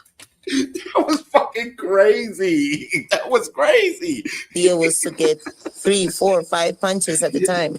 And she will get 2, 1 or 2, and I will get 3 or 4, right? And so, but my punches didn't seem to be powerful. And her punches were more power punches. But also, I did not know, I don't know if you've seen that fight, but when I will come in and I will land the punches, sometimes I will slip through the punches, but when I will come out after attacking, I will come out backwards. So she will counter punch me, and I will go backwards, really like dramatic. And you know, it looked bad, but it was more of my inability to get away from her in a way that I did not get catch with that with those punches than anything else. But I am, like I said, happy to say that those things have been corrected, and none of the mistakes that you see there are alive now. They're all being corrected. Everything. That's great. That's great to hear. You know, and then obviously when people talk about Michaela Mayer, you always talk about Baumgartner because they had a great fight, right? But in the same time, you know, you see Claressa and Baumgartner talk like they actually gonna fight when they're in weight classes not really like separated from each other.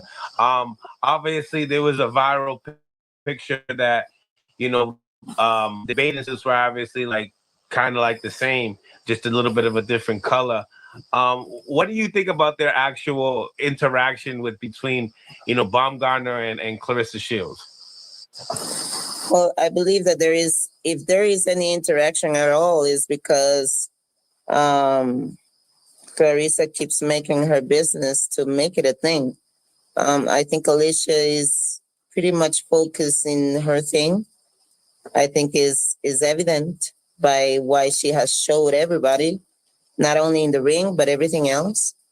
And so, you know, I think this Hanna Gabriels quite here. Hanna Gabriels. One thing I will say one thing about this whole situation, bro. One thing about, do I care for Claressa Shields to fight a Hanna Gabriels at this point? No, not myself personally. I want her to be in the mix with the Tammys, the Michaelas, the ones that's in the mix right now. Hannah's not in the mix right now, so I'm not pushing for her to fight Hanna Gabriels in a rematch. That's not where I'm standing from. Let's go ahead and stand corrected as far as that. It is some more interesting shit I'm waiting to get to this part. But with Hanna Gabriels, though, like right now, all she's doing is pretty much going on platforms and she's speaking like her piece on what happened in her scenario with, you know, her PD situation and stuff. Of course, she didn't, you know, obviously prove her innocence with the situation and stuff now. But the only thing is, she ain't had no scrap. And that's the whole scariest part about the whole situation. That's the weary part of it. You know what I mean? After that situation happened, she hasn't fought. So a lot of people's out there questioning, like, yo, all right, so if you innocent out there, why haven't you fought then? You know what I'm saying? Why haven't another company picked you up? Why haven't, you know, MVP picked you up or whatsoever? Those are the questions out there with Hanna. And that's something that Mill City on the interview ain't going to ask me. Hanna, like, so, like, have MVP hit you up about, you know, bring you on the scrap or whatsoever? Like, you know what I mean? But I mean, in layman's terms, she pretty much broke it down. Like, you know, right now, like she pretty much on some blackball shit. And me personally, I don't take the context when fighters say that they on some blackball shit. I don't think she blackballed, in my opinion. I don't think she blackballed. That's just me. And other people may think otherwise, but I don't think Hanna Gabriels is blackballed in my sense. If she is blackballed, then that's some real wild ass shit. But I'm not gonna go with the conspiracy theory that she blackballed by the sport of boxing. Like, I ain't gonna go for that thing that's happening where, you know, Claressa is becoming a part of the algorithm for all the wrong reasons. You know, Alicia is not as present in social media because she is not doing stupid stuff.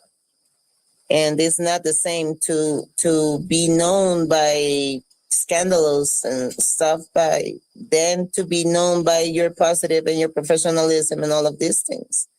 And I know she has her biggest hit, 2-time Olympic champion, and but that becomes little when you're handling yourself like the way she is. So it's just, I'm happy that she got the legal action because Claressa has definitely crossed some limits, and it needed to be done. But I believe that, Alicia has nothing to worry about that. It's not even comparable in any way. Even though she Claressa wanted to wear the same style in the bathing suit at all. A whole Saturday.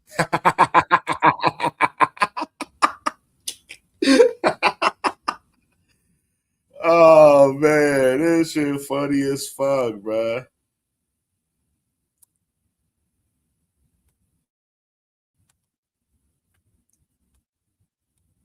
Yeah. It seemed like they have a lot of tension because there was like a video of them in some public place, and I think Claressa might have like kind of swung at her. Don't know if she landed or not, but yeah. What, the slap situation? Yeah, remember that? Yeah, of course. But it's like, from a professional standpoint, like it's just, when people that don't know how to behave are allowed to not behave well everywhere and just, accept that, people accept that and allow that, then, it comes down to situations like this. It just doesn't seem like Claressa is aware of, but,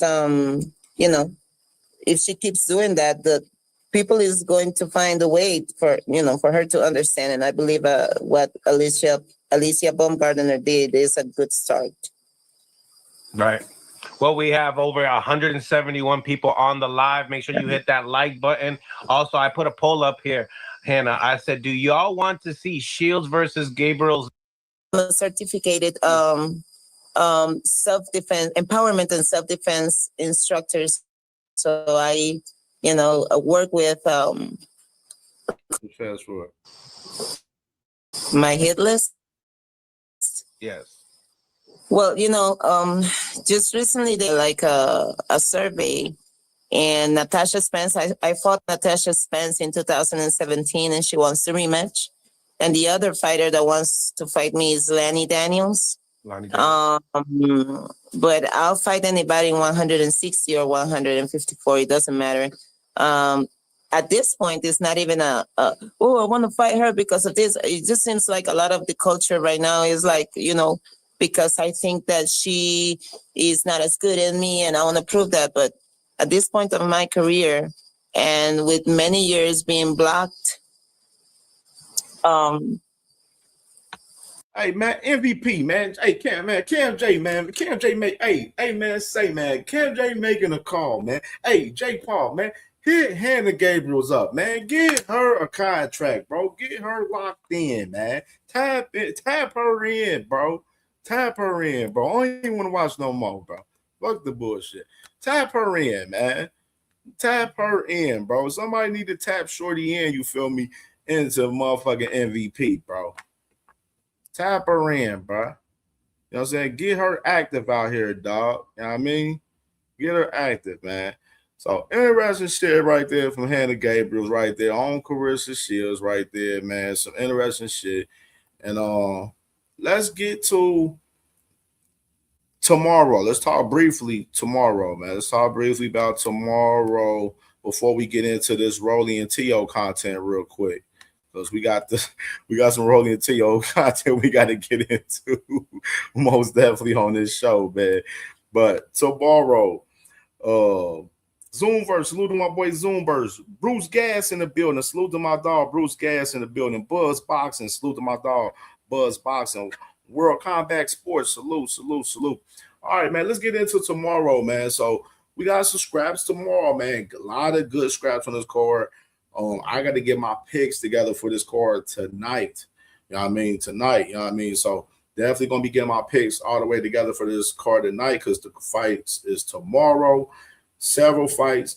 You got 2 scraps on YouTube at starting at 6:15 p.m. Eastern time. So they got 2 scraps on YouTube at 6:15 p.m. Eastern time. Then it's going to transfer over at around 7 p.m. Eastern time on TikTok Live for MVP tomorrow. This is the first official event, TikTok Live right here for us boxing, for us MVP right here. Interesting stuff right here. Most definitely. Salute to my boy Swoosh Life in the building, man.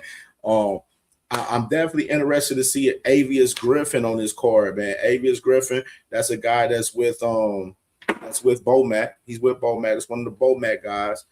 He's fighting Jackson Marinez right there. Interesting fight. Former opponent of Rolly Romero. You know what I'm saying? So definitely interesting to see him in that scrap.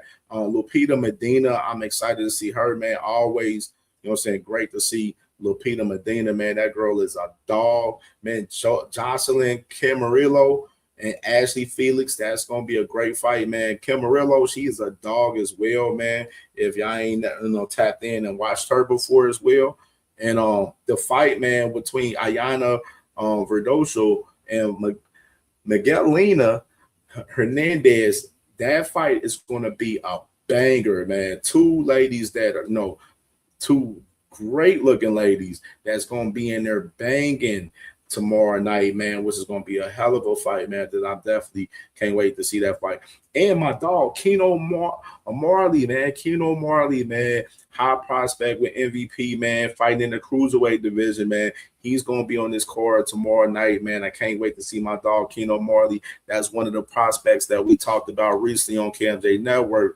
Recently got a crazy knockout in his last fight a couple of months ago, man. He's back in action on this card, man. And Mayeli Flores, man, versus Melissa Mortensen right here. That's going to be a banger right there with those 2 ladies, man. Right there, getting it cracking 10 rounds, man, for sure. Another banger. And Jamal Harvey versus him and Ked right here. Jamal Harvey, man. Co-main event on this card, man. DMV guy. We talked about him a lot recently and stuff, being one of the hot prospects with MVP. Definitely got him in the realm with Jaden Addison, the other MVP prospect that they have at the 135-pound division right there, man. So you got those 2 guys kind of like on a clash collision coming up for as MVP prospects at that 135-pound division. And Jamal Harvey, he's the co-main event tomorrow night, man, and definitely excited to see him back in action, man. And of course, Amanda Serrano got the presser. I got the weigh-in coming up soon for Amanda Serrano and everyone else on this card. And gotta run a little content, man, on Amanda Serrano, man. Run the clip. And I know that she's gonna bring it. You and I talked a little bit about it before. For the people that don't know, what kind of fight should they expect from the 2 of you in our main event come Friday night? A war. Listen, I know she's a Latina. Yo sabe, ella una Latina también. So Latinas, I think women in general, I don't think there is not one bad woman out there. We come to fight, we come to show, we come different because we're trying to prove to the whole world that we deserve to be here. And I think we just do it with a little more, like sassiness. But she's going to come to fight. She's going to come nonstop, throwing punches. And I invite that. I love that. I love to fight. And you guys are in for a treat. You guys are in for a war. Every time Amanda the Real Deal steps into the ring, I fight for you guys and I give it all I got. And I'll bring you in now, Lucretia.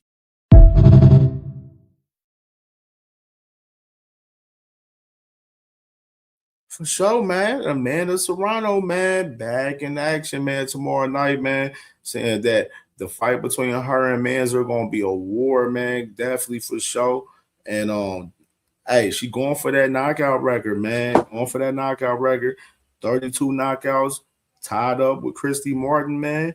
Going for 33 tomorrow. And I believe she definitely going to get it with this woman, too. This woman, Manzer, she's been stopped twice in her career. You know what I mean? So I definitely believe Amanda Serrano definitely going to get it. This is all about when she's going to get the knockout per se. You know what I mean? But let's go play this clip right here. The ladies too.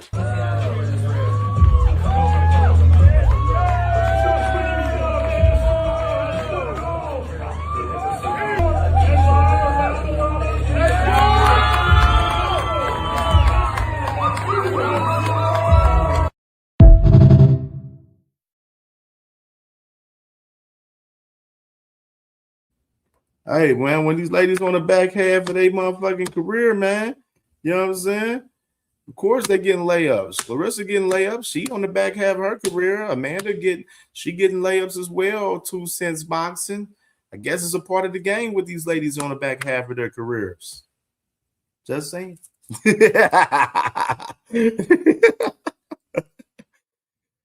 I'm just saying though. Well, yeah, man, definitely gonna be anticipating this card, man, tomorrow night, man, with Amanda Serrano, man, most definitely, man, for sure, man. So before we get into this Rolly shit, man, you know what I'm saying, gotta play a little, you know what I'm saying, you feel me, before we get into this shit.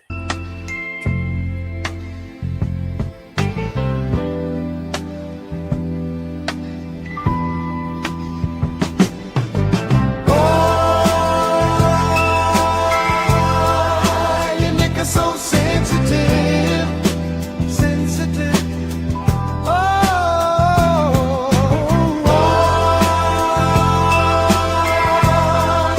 Your neck is so sensitive.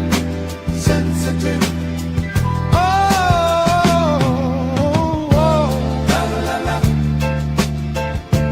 La la la la.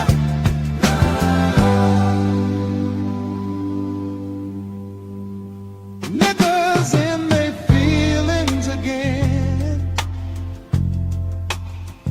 Oh, I see niggas in their feelings again. Your mama should have raised you, bitch made suckers to have thicker skin.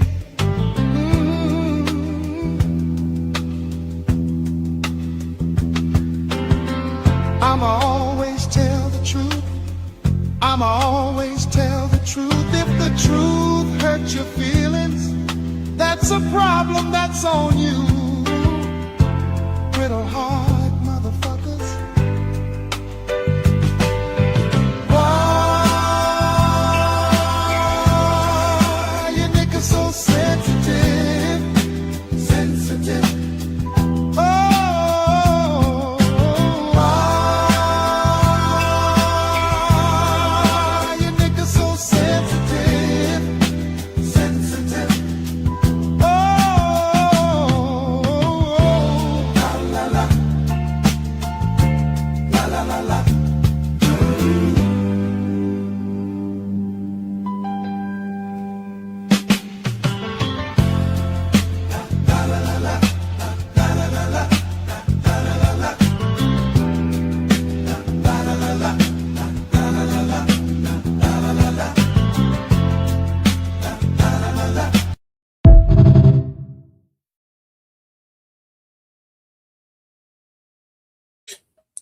Ooh-wee. Yeah, you got two-step to smoke some good weed to that right there, man. That's that music, you know what I'm saying, make you want to, you know what I'm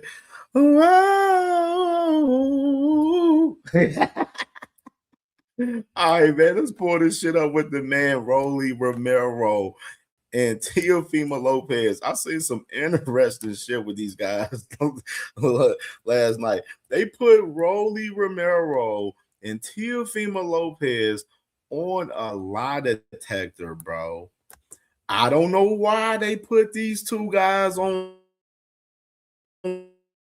lie detectors, but I didn't watch it because I wanted to react to it, you know what I'm saying, fresh with the family, you feel me? But this was crazy, bro. They had these boys on the damn lie detector, bro. Like, I don't know why they had these mans on a damn lie detector.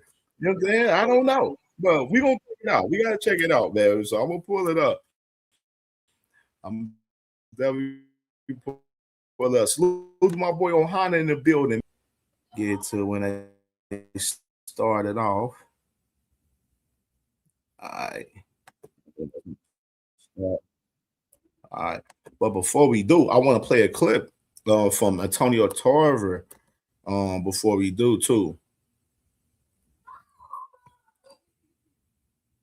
And make sure y'all smash that like button, man. If y'all have not smashed that like button yet, man, y'all know we definitely got to get to over 100 likes on this show, man. So definitely smash that like button. So let's go ahead and play this clip right here with Antonio Tarver right here on the scrap. I think let's T.O. listen to has to be looking to be the faster guy, looks to, throw more punches, be a lot more active than, the Rolly that's trying to land that big bump. So, he's going to have to get on his technique in this fight, I believe. The fundamentals, stay behind that jab and throw combinations.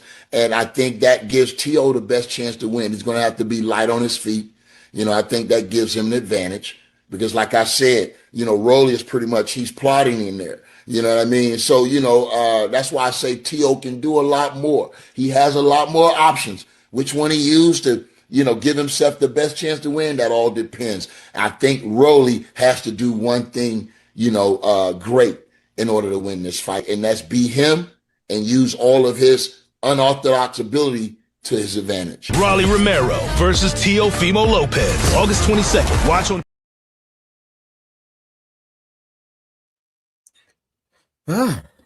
Interesting perspective from the man. Antonio Tarver, man. I see she said Tony the Lips Tarver. Yeah, man. Interesting perspective, man. It's getting interesting, man, for us getting closer up, man, for us listening to a lot of people's perspectives on this fight between Rolly Romero and Teofimo Lopez, man, most definitely. So let's go ahead and share the screen, man, and check out this lie detector situation with these two guys, which was nasty work, man, in my opinion. Nasty work. All right, let me go ahead and share the screen. Let's tap in, hit the like button, I think we had like 76 likes. We got 24 more likes to 100, man. Let's get these likes up, family. All right, let's tap in. Okay, well, let me tell you, that's the only way you can pass a polygraph test, because people ask me all the time, like, how do I pass it? And I'm like, I put a little bit of air in the blood pressure cuff.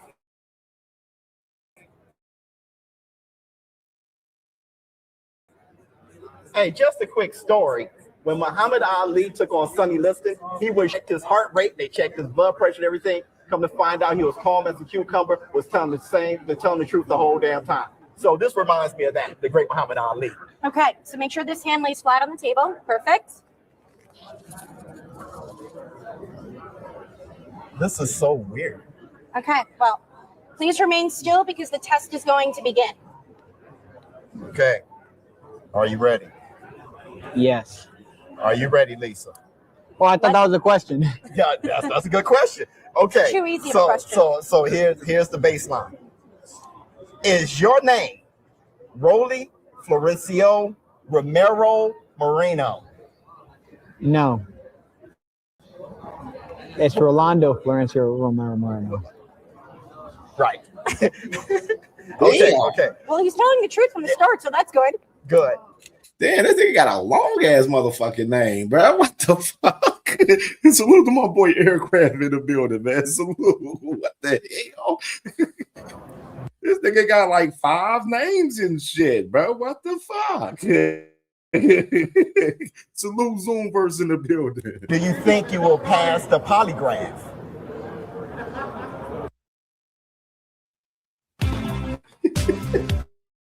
I'm like, what?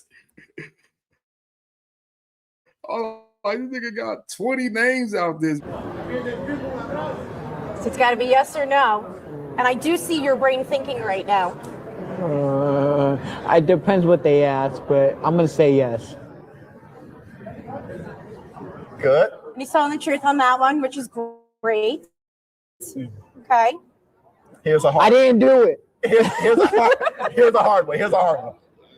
Are you now in Las Vegas? Yes, I am in Las Vegas right now. Come on, man. Turn it up. Yeah. Yeah, turn it up, bro. Does Teofimo think he's better at dancing than he is boxing? Most definitely.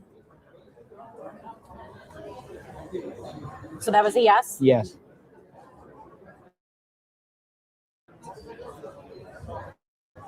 You sound Okay. Wait, so I can only answer with yes or no? Yes, just yes or no. Oh, wait, okay. Yeah, let's reattach you here. Hold on one second. You told the truth. Teo thinks he's better. Oh, bro, this is crazy, bro. Dude, look, yeah. That should be over right now. Right now? That should be over right now. Well, we're going to keep going. Okay, we're going to keep going. Okay, yes or no? Yes or no? Ready? Is this the month of August? Yes. All right. Okay. Dad and Teo's dad in a boxing match. My dad, what you mean? My dad knocked this dude out cold, bro. Hey, they're on the undercard, by the way. Oh, shit. The first part. Is that true? Want me to ask again? In his opinion, he's telling the truth. So he believes it, yeah.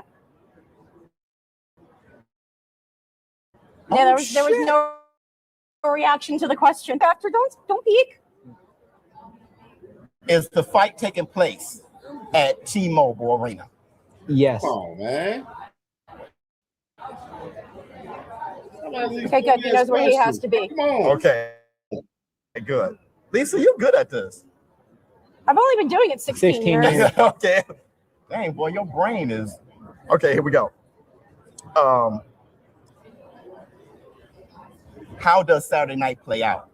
Do you win come Saturday night? Yes. There was no hesitation on that one. Hey, everybody, put your money on Rolly. Put your money on Rolly. He ain't lying. He ain't lying. Oh, my God, bro. Okay, no hesitation. No hesitation. Okay. Hold on, start the presses. Hey, do y'all take context into that? Let me ask y'all, family. Like, you know what I'm saying? We gotta, like, you know what I'm saying? I really want to know y'all opinion. Do y'all take context into this lie detector with Rolly being asked, will he win Saturday? And he says yes, and then it says that he's serious about it. Like, I don't know. I don't know how much I take too much context in the lie detector. I don't know, man. Yeah, I do, but I don't know. We'll see. You know what I'm saying? We'll see. A lot of detector ain't gonna help you when you get in that motherfucking scrap. You know what I'm saying? So I don't know.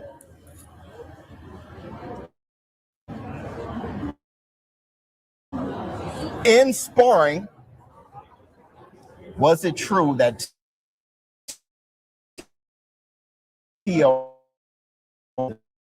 got the best?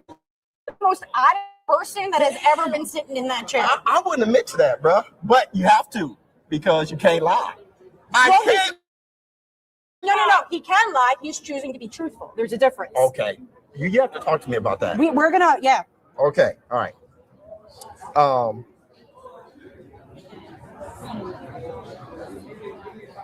Are you scared that you will lose the fight come Saturday night live on the zone?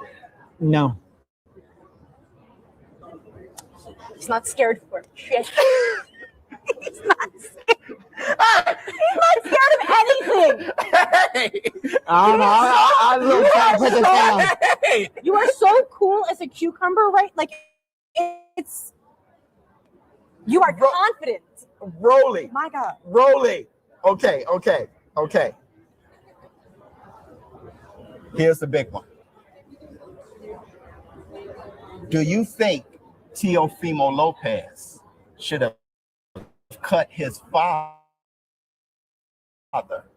after the Shakur Stevenson?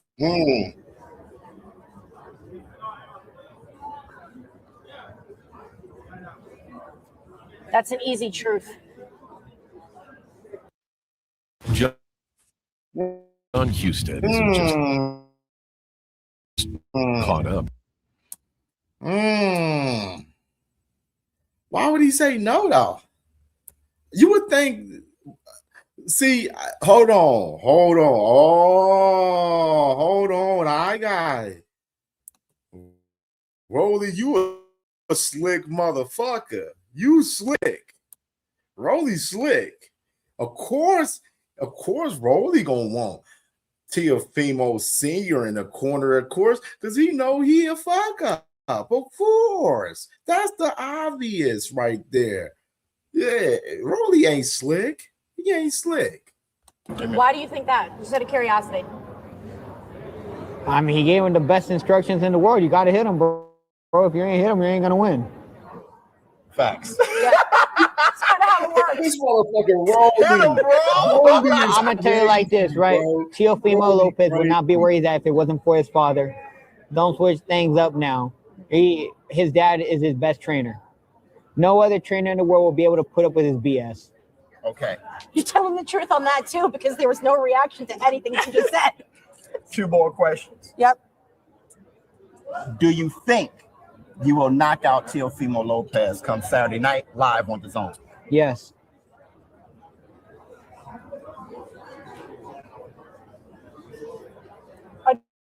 Another confident answer. Hey, put the money on the knockout too.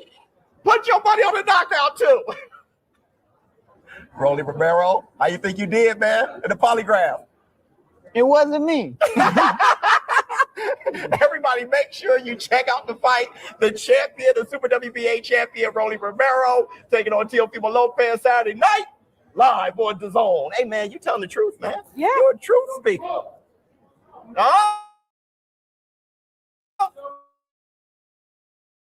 Rolly. One by one, and you're like, you were so good. You put them together. I need him to chill with this whole Boombaye shit, man. What the fuck he on, man? What's wrong with why is he so extra? Like, he don't gotta be so extra, bro. Like, you ain't gotta be so extra, bro. All right, let's go and check out T.O. right here, man, on his poly joint. Yeah, the Zone boxing. Bro. Okay. I see you, Eddie. Let's go, man. Eddie. That boy. Hey, man, you ready? Yeah, I'm ready. You ever done Real deal, though. There's got to be. Go ahead. So before, actually, polygraph and real teach the polygraph at different training courses around the country and internationally. This is real equipment. I'm a real person, real computer, real software, but we're just hanging out for entertainment purposes. But I know that you're going to tell the truth. But the question that I have for you first, are you more afraid of taking the lie detector test right now than your fight? Yeah. You're more so you're more nervous about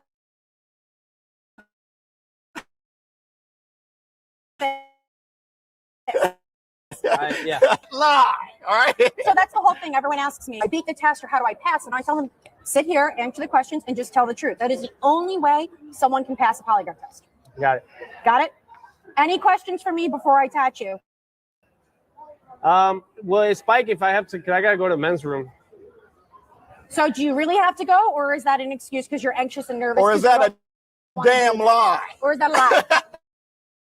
No, I really have to go. Oh, you really gotta go? We just run through it. Okay. We'll run through it. No, I'm just saying, like, when I answer the questions, does me having the urge of going to the men's room, is that gonna change the? Nope. Okay, you gotta ask me if I'm racist. Okay, no, I'm not gonna do that. Gotta ask me. What does he want to Okay. ask?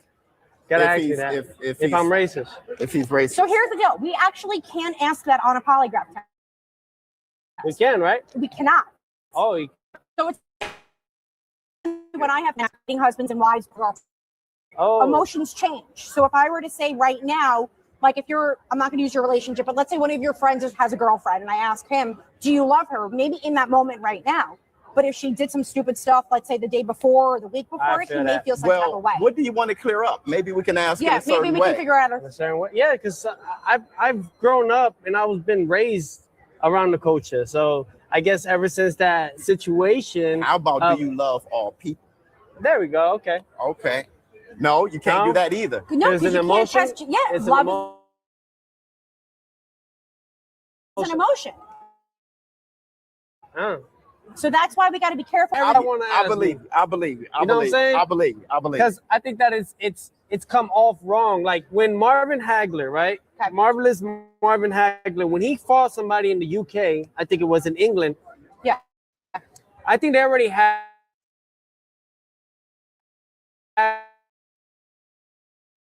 like a sold out event. Or right there, right? They had like 60,000 or 70. Back then, they said that the guy that he was fighting in his home country, he denied him a handshake, which was absolutely false. But it was so for a racial. To create. And all that did was escalate it to like over 100,000 in attendance the night that they fought. Okay, how about the Keyshawn fruit basket? I never gave it to him. Okay, you gotta ask that. Can we ask that? Okay, I know. Tell me what it is so I can get ready for it. What's the question? But it has this is crazy. He came out the gate trying to defend that shit. I see that boy wanted to quit on my brother. He said, now I know he racist because he's still trying to defend himself with the accusations. And then this man, literally T.O. says, he mentions a fucking fight and try to compare it to what he tried to do for us, him promoting some racist shit into trying to sell the fight into big numbers, bro. That's bullshit. I don't care about none of that goofy ass shit, bro. Nigga, you sell the fight on some authenticity, bro. We ain't got time for no clowns trying to sell these fights doing bullshit out here, bro. Just the fucking fact of the matter. The real deal, Shaquille Davis, the fruit basket before the Lamos fight. Where'd you get the fruit basket from? I never went. I never did. We're just gonna ask that. So I just a yes or no, right? Yes Everything or no. is just a yes or no, and that's it. Oh yeah, let's wrap me up. Wrap them up. Gotta strap me up. All right, this is live on Kick. I know y'all ready. I know y'all ready. Hey, listen, So he got a point to prove. He got a point to prove. We're gonna ask the baseline questions We're gonna first do that again? to make sure everything. Lean forward again. Everything works. Yeah, he wants arms to up. let everybody know that he ain't them lie. You gotta ask me if I'm a male or It's stuff like that. Stuff like that, but shout out. I don't want you to fail that one. All right. No. hold on, I need you to stay still. You so I can gotta get be this on T.O. you. Fimo, not T.O. Fibo. Okay. Yeah, right. Or There we go. Tiafima. Yeah. You can. What? You and you keep moving. I'm not even moving. Okay, there you go. This is the It's biggest. going So back this down. hand, I noticed. So just try and sit still as much as possible. You gotta. Hand. Hand. Nope, other way. 1, 2. Oh my gosh, this is really happening. Never really- done this before. I go into prisons and I use the same equipment on inmates. Inmates? She going to prisons, so Into prisons, yeah. that's rough. Oh yeah. Except I know I go home at the end of But the they day. volunteer to come and do this. Look. Hey!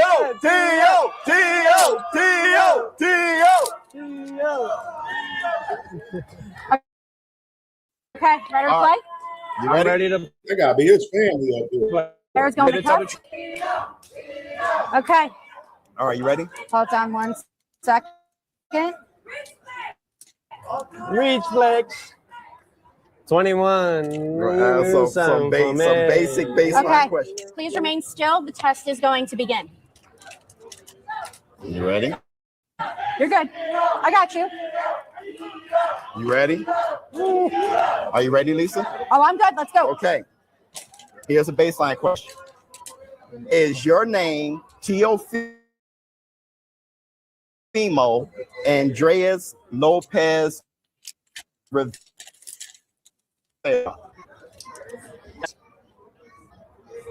Okay. Do you think you will pass this polygraph test? Yes. You sure about that? Positive, yes. Okay.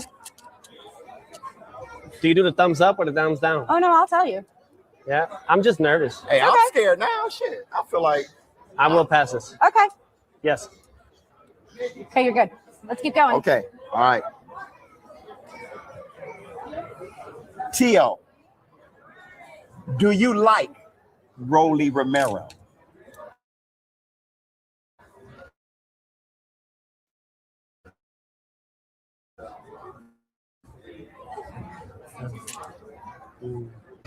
That was a lie.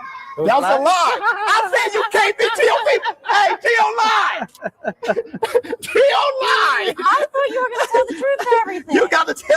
I thought I You didn't like can't him. lie. The You truth like shall- him? No, that's good. I You didn't. like him. I like him. Yeah. You like Yes, him. You yes. like him. You That's like good. him. That's good. But it's like That's just good. a like not a like, but like a like. Yeah, but it's a like. I didn't say like a love. mutual like. Yeah. Okay. It's one like, not two.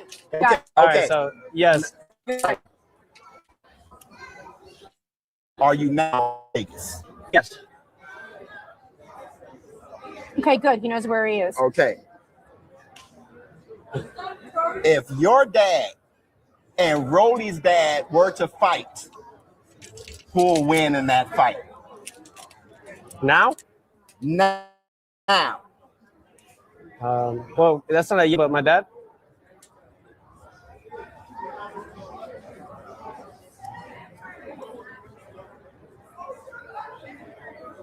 You had a little bit of a reaction, but we would have to go ahead and retest that question so I can get more data Okay. to go ahead and Do I do it back to score back it. or do I ask another question? Ask another question and we'll go back to it. Okay.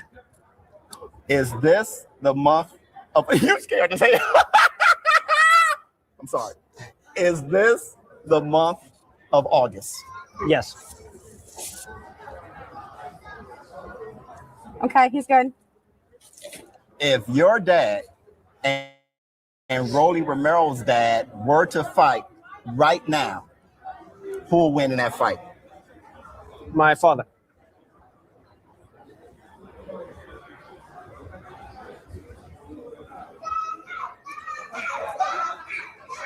He's still reacting to the question. Okay. Well, so what do we do?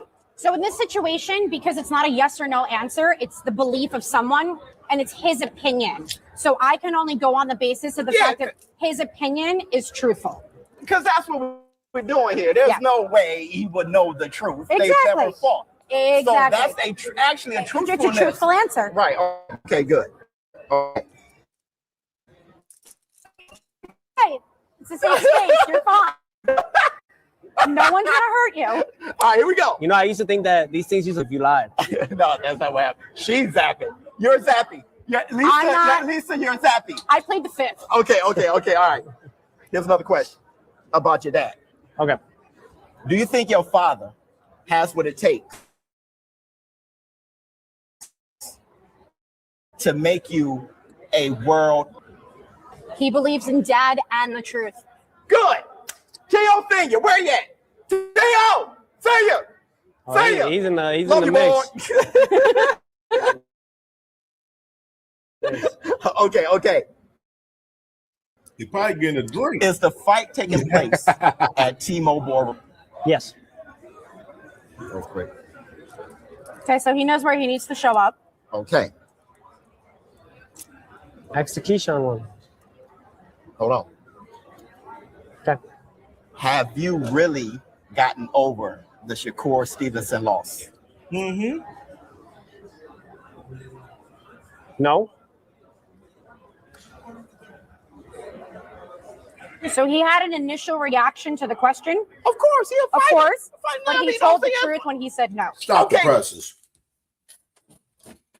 Stop the motherfucking presses. Stop the presses, bro. Stop the presses. Y'all heard the question that was asked. They asked, yo, have you got over the Shakur Stevenson loss? He said he hasn't. He told the truth. Y'all better read the room. Cool. I'll take that. You shouldn't get over that shit. You know what I mean? Like, bro, look, I lost. I know, okay. Are you scared you will lose Saturday night live on the Zone?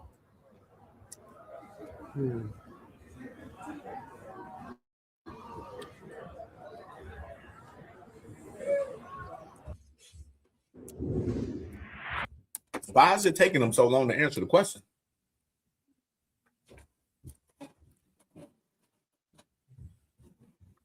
I'm trying to understand why it's taking them so long to answer the question. Like, what's wrong with them?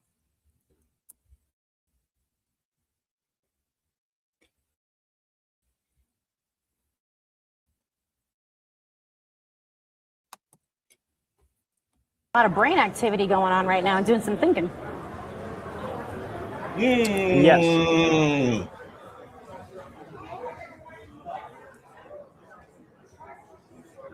According to this, you're not scared. Oh shit! Hey,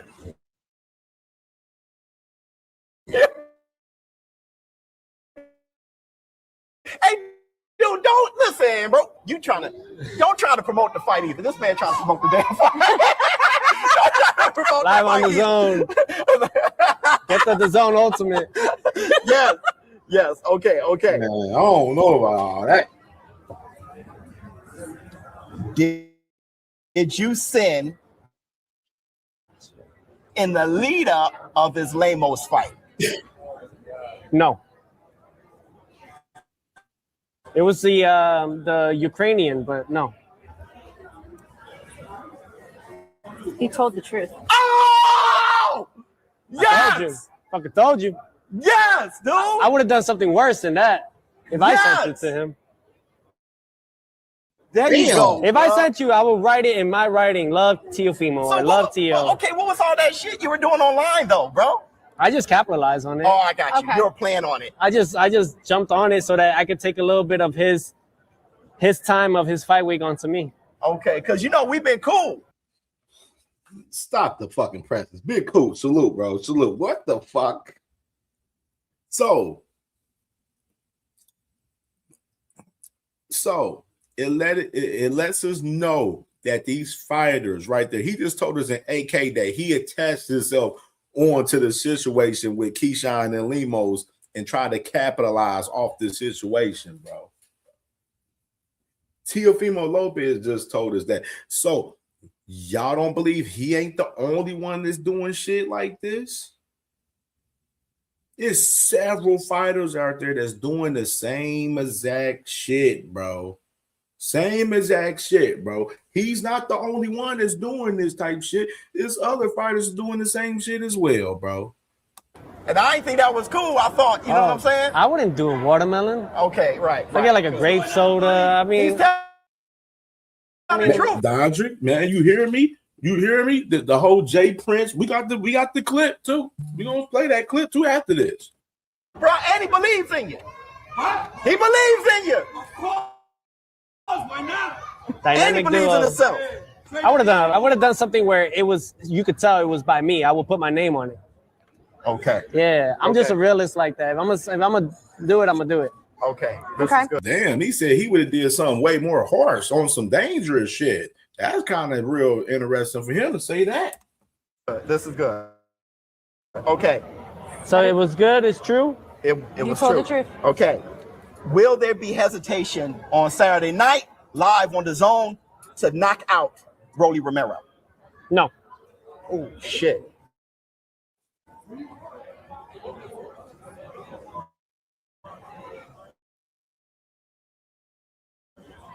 Told the truth again. We gotta each other out. All right, none of that bullshit. All right, man. Interesting shit. Interesting shit right there, man. Jeez Louise. I don't know, man. I don't know. Stillmatic, salute to my boy Stillmatic in the building, man. Salute, bro. Left hand Manny in the building, man. Salute, brother. Salute. Radio Hacker, I see you. Another day of dig eating for Radio Hacker, huh? All right, man. Let's go ahead and tap in, man. Gotta play this, man. That you had all these people trying to mess with him mentally for that fight. Everybody. And you helped them. You know what I'm saying? Whatever it is, we both messed up, man. No. Listen. No. I never tell you to lean in a fight. No. Tell me. And I tell you. You leaned in from the beginning of the fight. I don't want to argue with you. No, it's good. This is good for us. It was This is both good our for us. mistake, No. if you want to call it like that. Sometimes you just got to take it for what it is. I gotta take my actions. You would have beat him. Look, I got to take my actions, right? This is something that we got to spill out. I got to take my actions when I'm You got to wrong. forget about the past. And one thing that you got to forget is about what they say about you, or if they don't put you on a pound for pound list, all that shit don't mean nothing. I'm gonna tell you. You know Beat whoever's when in front of I you, learned that. Gordo. You know when I learned that when I beat Loma. That's when I learned that. Because that's what they want to do. They want to get you mentally. Oh no. Mentally. Remember exactly. that? Okay. It You ain't don't about- see it. You see it. Bro, but the thing is like, yo, at the same time, you're my father, right? And I'm advocating for you. I am. Okay. I'm advocating. I'm not your enemy. I'm not saying that. All right. I'm saying be I know part what's of going this on. next. Be part of it. This is a bigger battle than I what wouldn't let you we do this see. again. Huh? I wouldn't let you do this again. My You thing know is, what? This fight saved us because I'm a better person now. and that's what where I would like to just confirm it to is this. But you got to accept That fight saved my life. It wasn't me. Yeah. Not this time. No, it was you too. Not this time. No, you let him. And have that's the part where Tell me that you didn't let him have it. What do you expect You when gave it I to got them. I got my every son wants to make their father proud. Am I right? When you got your father in that moment, when you're bleeding, when they're allowing Shakur to do all these extra things, and you're in there, and you're broken the record for the most attendance in Madison Square Garden. You're this and you're that, and your trainer is not giving you instructions. They're just talking you down. Where's your power? Where's this? You're gonna hate yourself. All roads You didn't lead. box in that all fight. roads, but Every do you time. not understand? I'm not even going to argue with you because you're blaming me for it. Look, what did you say after the fight? You didn't listen to your father. That's what you said. Because right? I'm an advocate for you. At the end of the day, I'm an advocate. Who's Slick for you. Boxer Gordo? I know who that is. I know who that is. Didn't I tell you to Slick Boxer Gordo? But who got me there? Well, God got you there. We got each other. The vision got us there. Exactly. Your vision, my vision, no one could beat that. Nobody. When you're on the same path. Mhm. I can't carry all They're this. trying to break us, man. And No. They're not gonna succeed.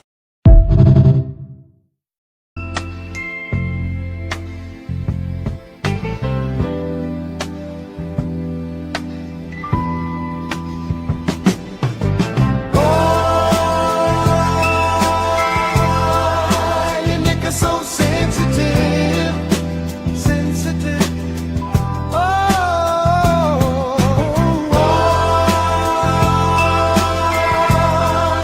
Your neck is so sensitive, sensitive. La la la la, la la la la.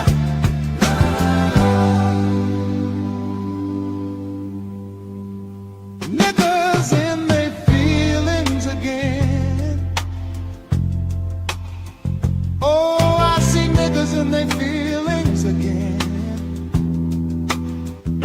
Your mama should have raised you, bitch made suckers to have thicker skin.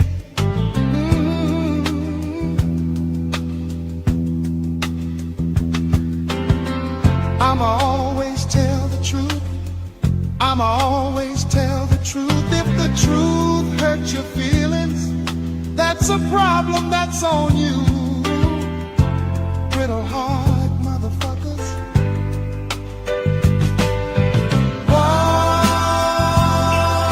Why your niggas so sensitive, sensitive?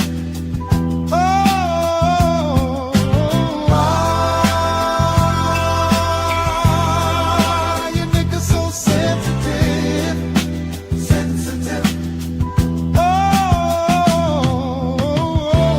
La la la, la la la la.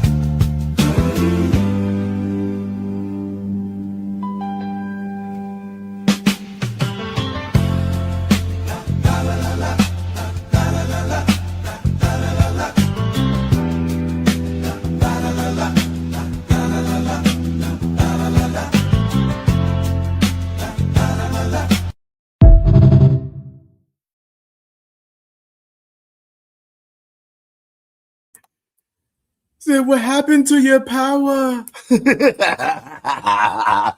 Tio, what happened to your power?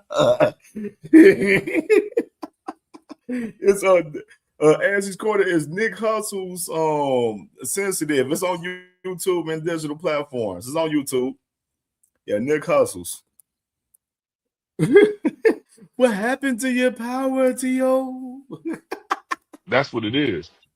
I just don't want no influence like the ref get in there and stop the fight for some reason and don't give a motherfucker a chance, some shit like that. That's all I'm saying. It's team takeover all day, man. Team takeover all day. Yeah, I'm with the takeover for the first time in my life. Baby, let's get it. Yeah, I don't even fuck with him like that, but I'm with him on this one because he seemed like he's very sincere, that he's locked in and he learned. That's what I'm trying to tell y'all. Man, y'all just rock.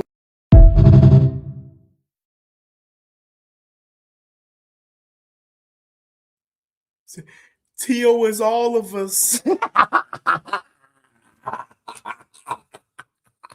Team takeover, man. It's team takeover all day. Damn, it's crazy, boy. Damn, why y'all boys rooting for that man that hard, man? That shit funny as hell, boy. Crazy. A lot of chaos in Lopez corner right now, though, bro. Yes. Mr. Lopez is the favorite in this fight. Pretty handily, a little bit on the edge side, too.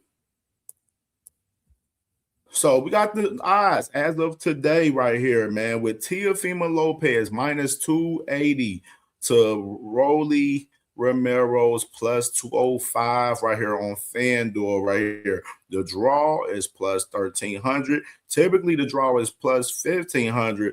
That's kind of interesting right there a little bit that they got it at plus 1,300 on the draw. Typically, for a lot of fights, is at plus 1,500. But you got Rolly Romero for points or decision plus 340. And then they got for knockout plus 650. And then for Teofimo Lopez, they have minus 135 for points or decision for Teofimo Lopez and plus 430 for Teofimo Lopez on the knockout, which is real interesting stuff. Y'all look at the odds for Teo on the knockout compared to Rolly's odds on the knockout, more higher compared to him, compared to Rolly. And then you looking at that money, you looking at that points or decision. Vegas pretty much is telling us that they believe that the man Teofimo Lopez is going to win by points or decision. You know what I mean? Which is real interesting in that perspective, man. So we're going to definitely open up the panel and talk about it, man. Let's go ahead and open up the panel, man, and get everyone's thoughts on these scraps. But before we do so, though, I wanted to display something.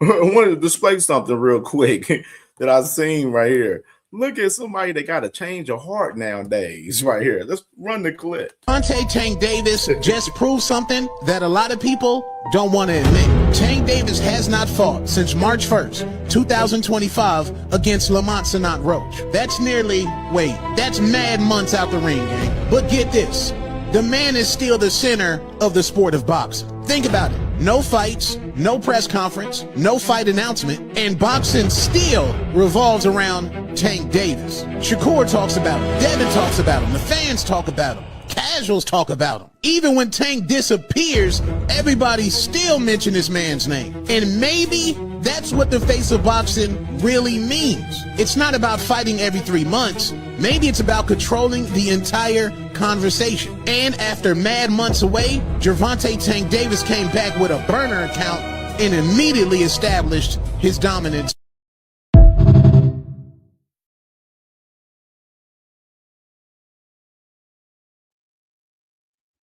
Cam J ain't said that's two-tone. And even further with two-tone, he said, we need Tank Davis back, man. LOL, Tank gave y'all a whole year to do something, and cats ain't did nothing. Whoa. Doesn't that sound familiar? Didn't someone like Mr. CamJNetwork say that and did a whole show revolving around that recently. Didn't CamJ just say this recently, like 2-3 months ago? We did a whole show on CamJNetwork talking about how these niggas ain't did shit in the absence of a motherfucker. You know what I mean? And now we got 2-3 months later down the line, Two Tone saying the same shit CamJ said months ago. I'm just saying, just reading the room a little bit. Saying the same sentiments that CamJ has spoke already. So it really ain't no motherfucking difference, man. I'm just saying. Y'all boys better read the room. All right, man, let's go ahead and drop this link, man. Drop this link. Let's hear what the family got to say on this boxing talk, man. Most definitely, man. The link is in the comments.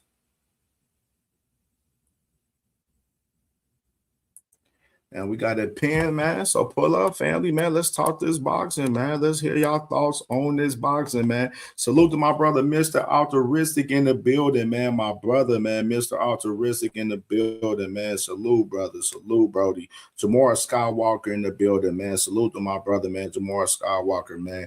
Big Coop again, man. Got to say salute to my brother, Big Coop again, man. Always, man, my dog. T Hill, man. What it do? La la la la la la la la la la la la la la la. Ooh ooh. You gonna give a little encore? Shit, fuck it. Hey.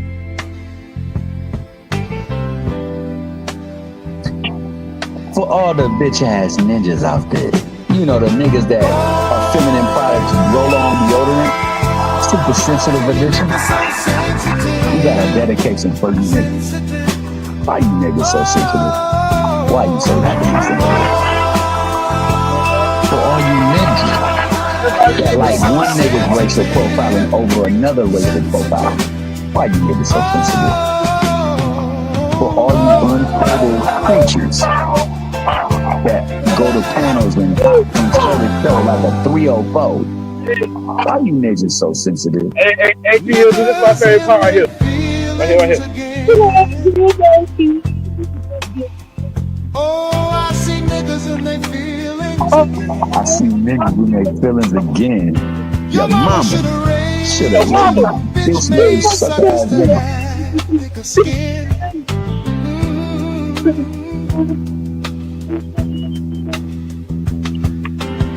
Carry it like this, that I'ma always tell the truth. I'ma always tell the truth. If the truth hurts your feelings, that's a problem. That's all. That's a real problem. Hey, Carrie, you told me to get a hard mother, mothers. You niggas so sensitive, sensitive.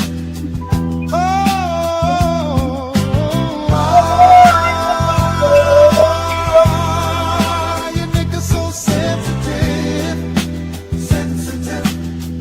Oh, Jason, you already know how to get. La la la la. La la la la. Oh. Yeah, the reverse right here. La la la la la la la la la la la la la la la. Hey, this is right here, Spock.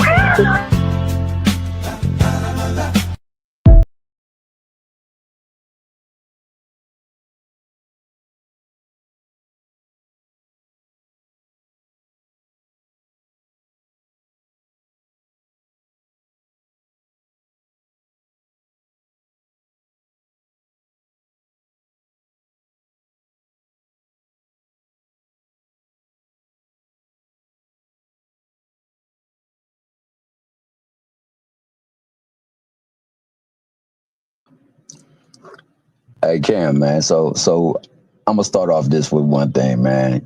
The number one rule when talking to a female is what? Never go back and forth with them, right? I had to go up there on my man Flyer's platform and apologize because I went back and forth with a female, man. And I got out of pocket and out of character. So my man Flyer, if you or if any of your cast of characters that come over here and watch, that gather y'all content so that y'all can have something to talk about, man, just recognize, dog, it was my bad for going back and forth with an unstable creature. I should have known better. And for that, I apologize. But on that note, la la la la la la la la la la la la la. Oh,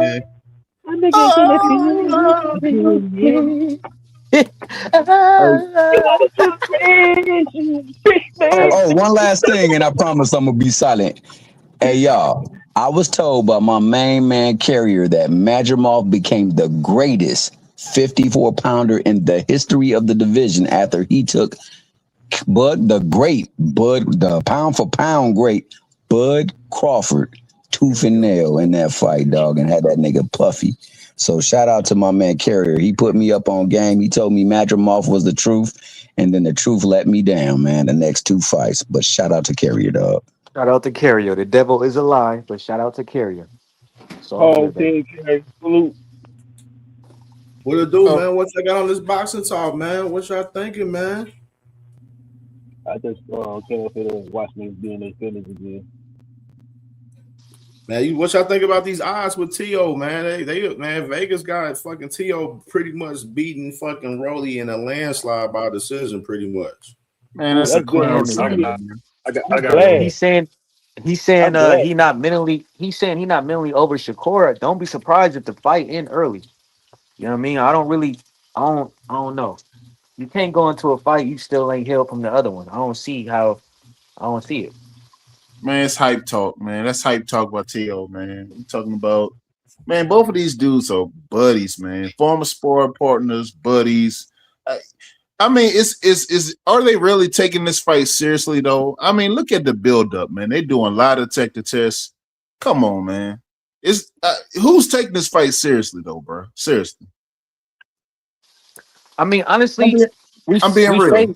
We can't be mad at Rolly. I don't think they gotta be on no friendly shit. Me personally, I don't think these guys is on no Shakur Keyshawn shit. Like their relationship isn't like that deep like them niggas. Like them niggas is like friendly ass niggas that won't even fucking fight each other. Like I'm taking the context of that. Shit, we lucky niggas has been getting in the fucking ring, let alone I look at that.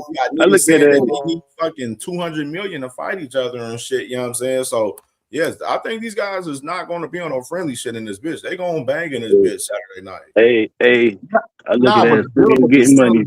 2 friends getting money together. That's how I look at it. Yeah, okay, there we go. Yeah, hey, they called me and CamJ get out there in the ring. We gonna get in that ring. Man, they put a couple million, they put some million on the line, nigga. I'm getting in that motherfucking ring, nigga. We gonna smoke a blunt right after that shit. And drink after, nigga. hey, you got a valid point because they asked Jamar Charlo with several times would he fight his brother because his mom would be mad at it, and Jamel was like, you know what, bro? They give us like 12-20 million, bro. Mama gonna understand. I'm like, hey, look, bro, we gotta get this bread, dog. I'm sorry, bro. I love you later. For real. Them niggas could be missing. They could be missing money together if they just fight each other, man. Go ahead and fight each other, get that shit out the way. Y'all missing money. That's some good money right there to get together. Shit. We want to play games and shit. Wait. Who that? Who should be fighting one another? Keyshawn, Shakur, all them boys. I'm talking about they brothers and shit. Get money together, man. I agree with that, man. But like I say, man, my energy shifted. You know, like I said, we just recently found out that one person's racial profiling is more acceptable than another's, and we found out that certain people's sensitivities. I'm glad you brought that up, T Hill, because I'm seeing motherfuckers like Devin fans out here defending T.O. for being a racist out here. What the fuck is up with that? What's up with that? They just weird, dog. They weird. Hey, T.O. is some of them niggas, dog. T.O. is some of them niggas. All I can say is, hey, shout out to Team Takeover. But what I will say is that it makes absolute no sense for these guys to defend Teofimo Lopez for being a racist, but then they slander Ryan. It just shows you You know what I'm saying? Who they pick and choose who the fuck they want to run that bullshit on, bro. Exactly, bro. Hey, some people know how to racial profile the right way, I A lot guess. of you whole ass niggas beat for real in this boxing shit. That's why I said, man, I sent that picture of that classic ass band deodorant for them bitch ass niggas. Like when you play that song, make sure you put that pink ass band ass deodorant for them bitch ass niggas that's super sensitive, dog, because it's made for super sensitive ass niggas. If y'all look at the picture on the song, it got Shakur and Devin and their fans crying in the picture. Every rapper do it. It really do. It really do. But I'm gonna say the femtivities by some of these fighters, a lot of these fighters, is at an all-time high. You know, it's so bad that it's starting to permeate its way into the female circuit. And the females used to didn't do this, but now they are likewise ascribing to this damn movement and finding ways to avoid fights or not give us fights.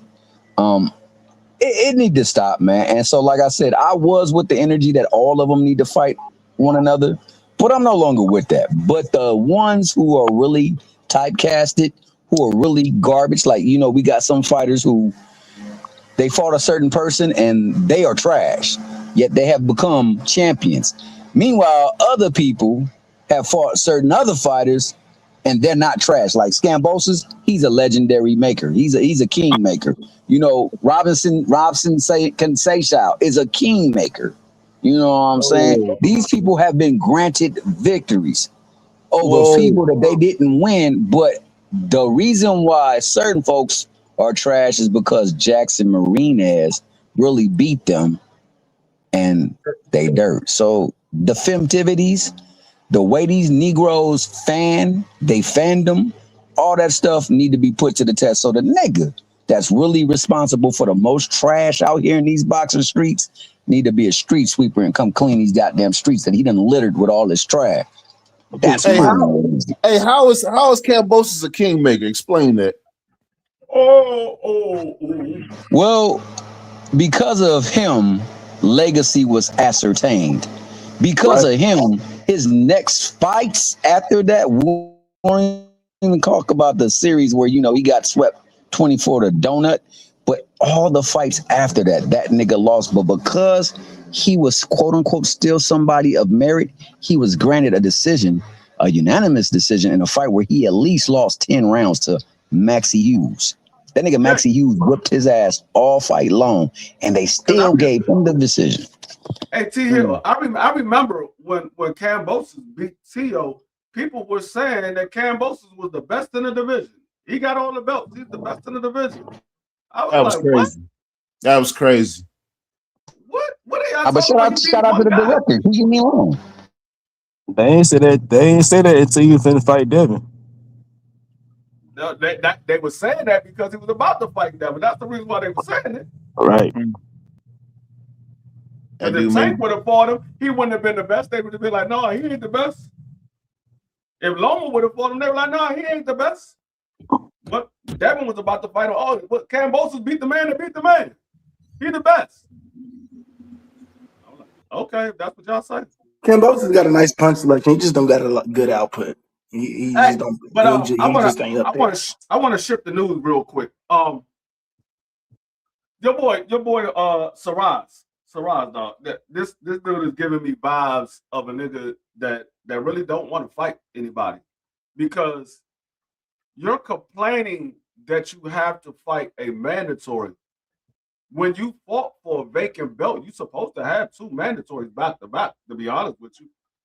They let you fight a voluntary. You're supposed to have 2 mandatories back to back when you fight for a vacant. So you crying about fighting a guy that's coming up from a lower weight class.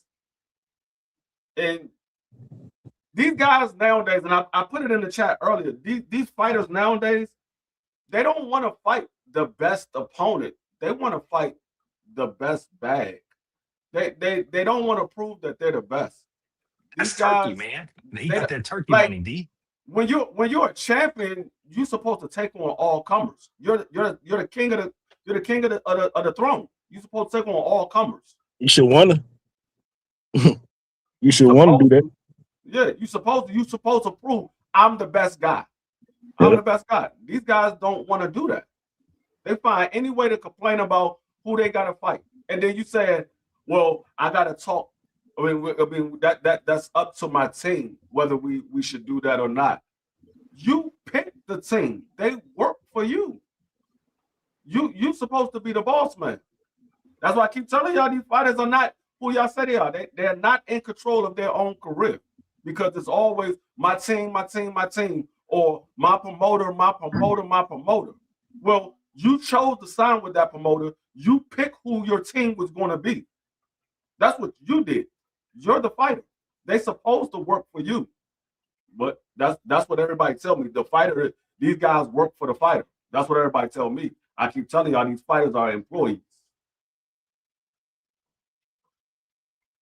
I don't know. I mean, Saraz don't seem like, even if he goes into a fight with Jennerbek, I don't think he wins that fight. I really don't think he wins that fight. It's time to put Shiraz on the motherfucking fake killer list because he ain't no killer.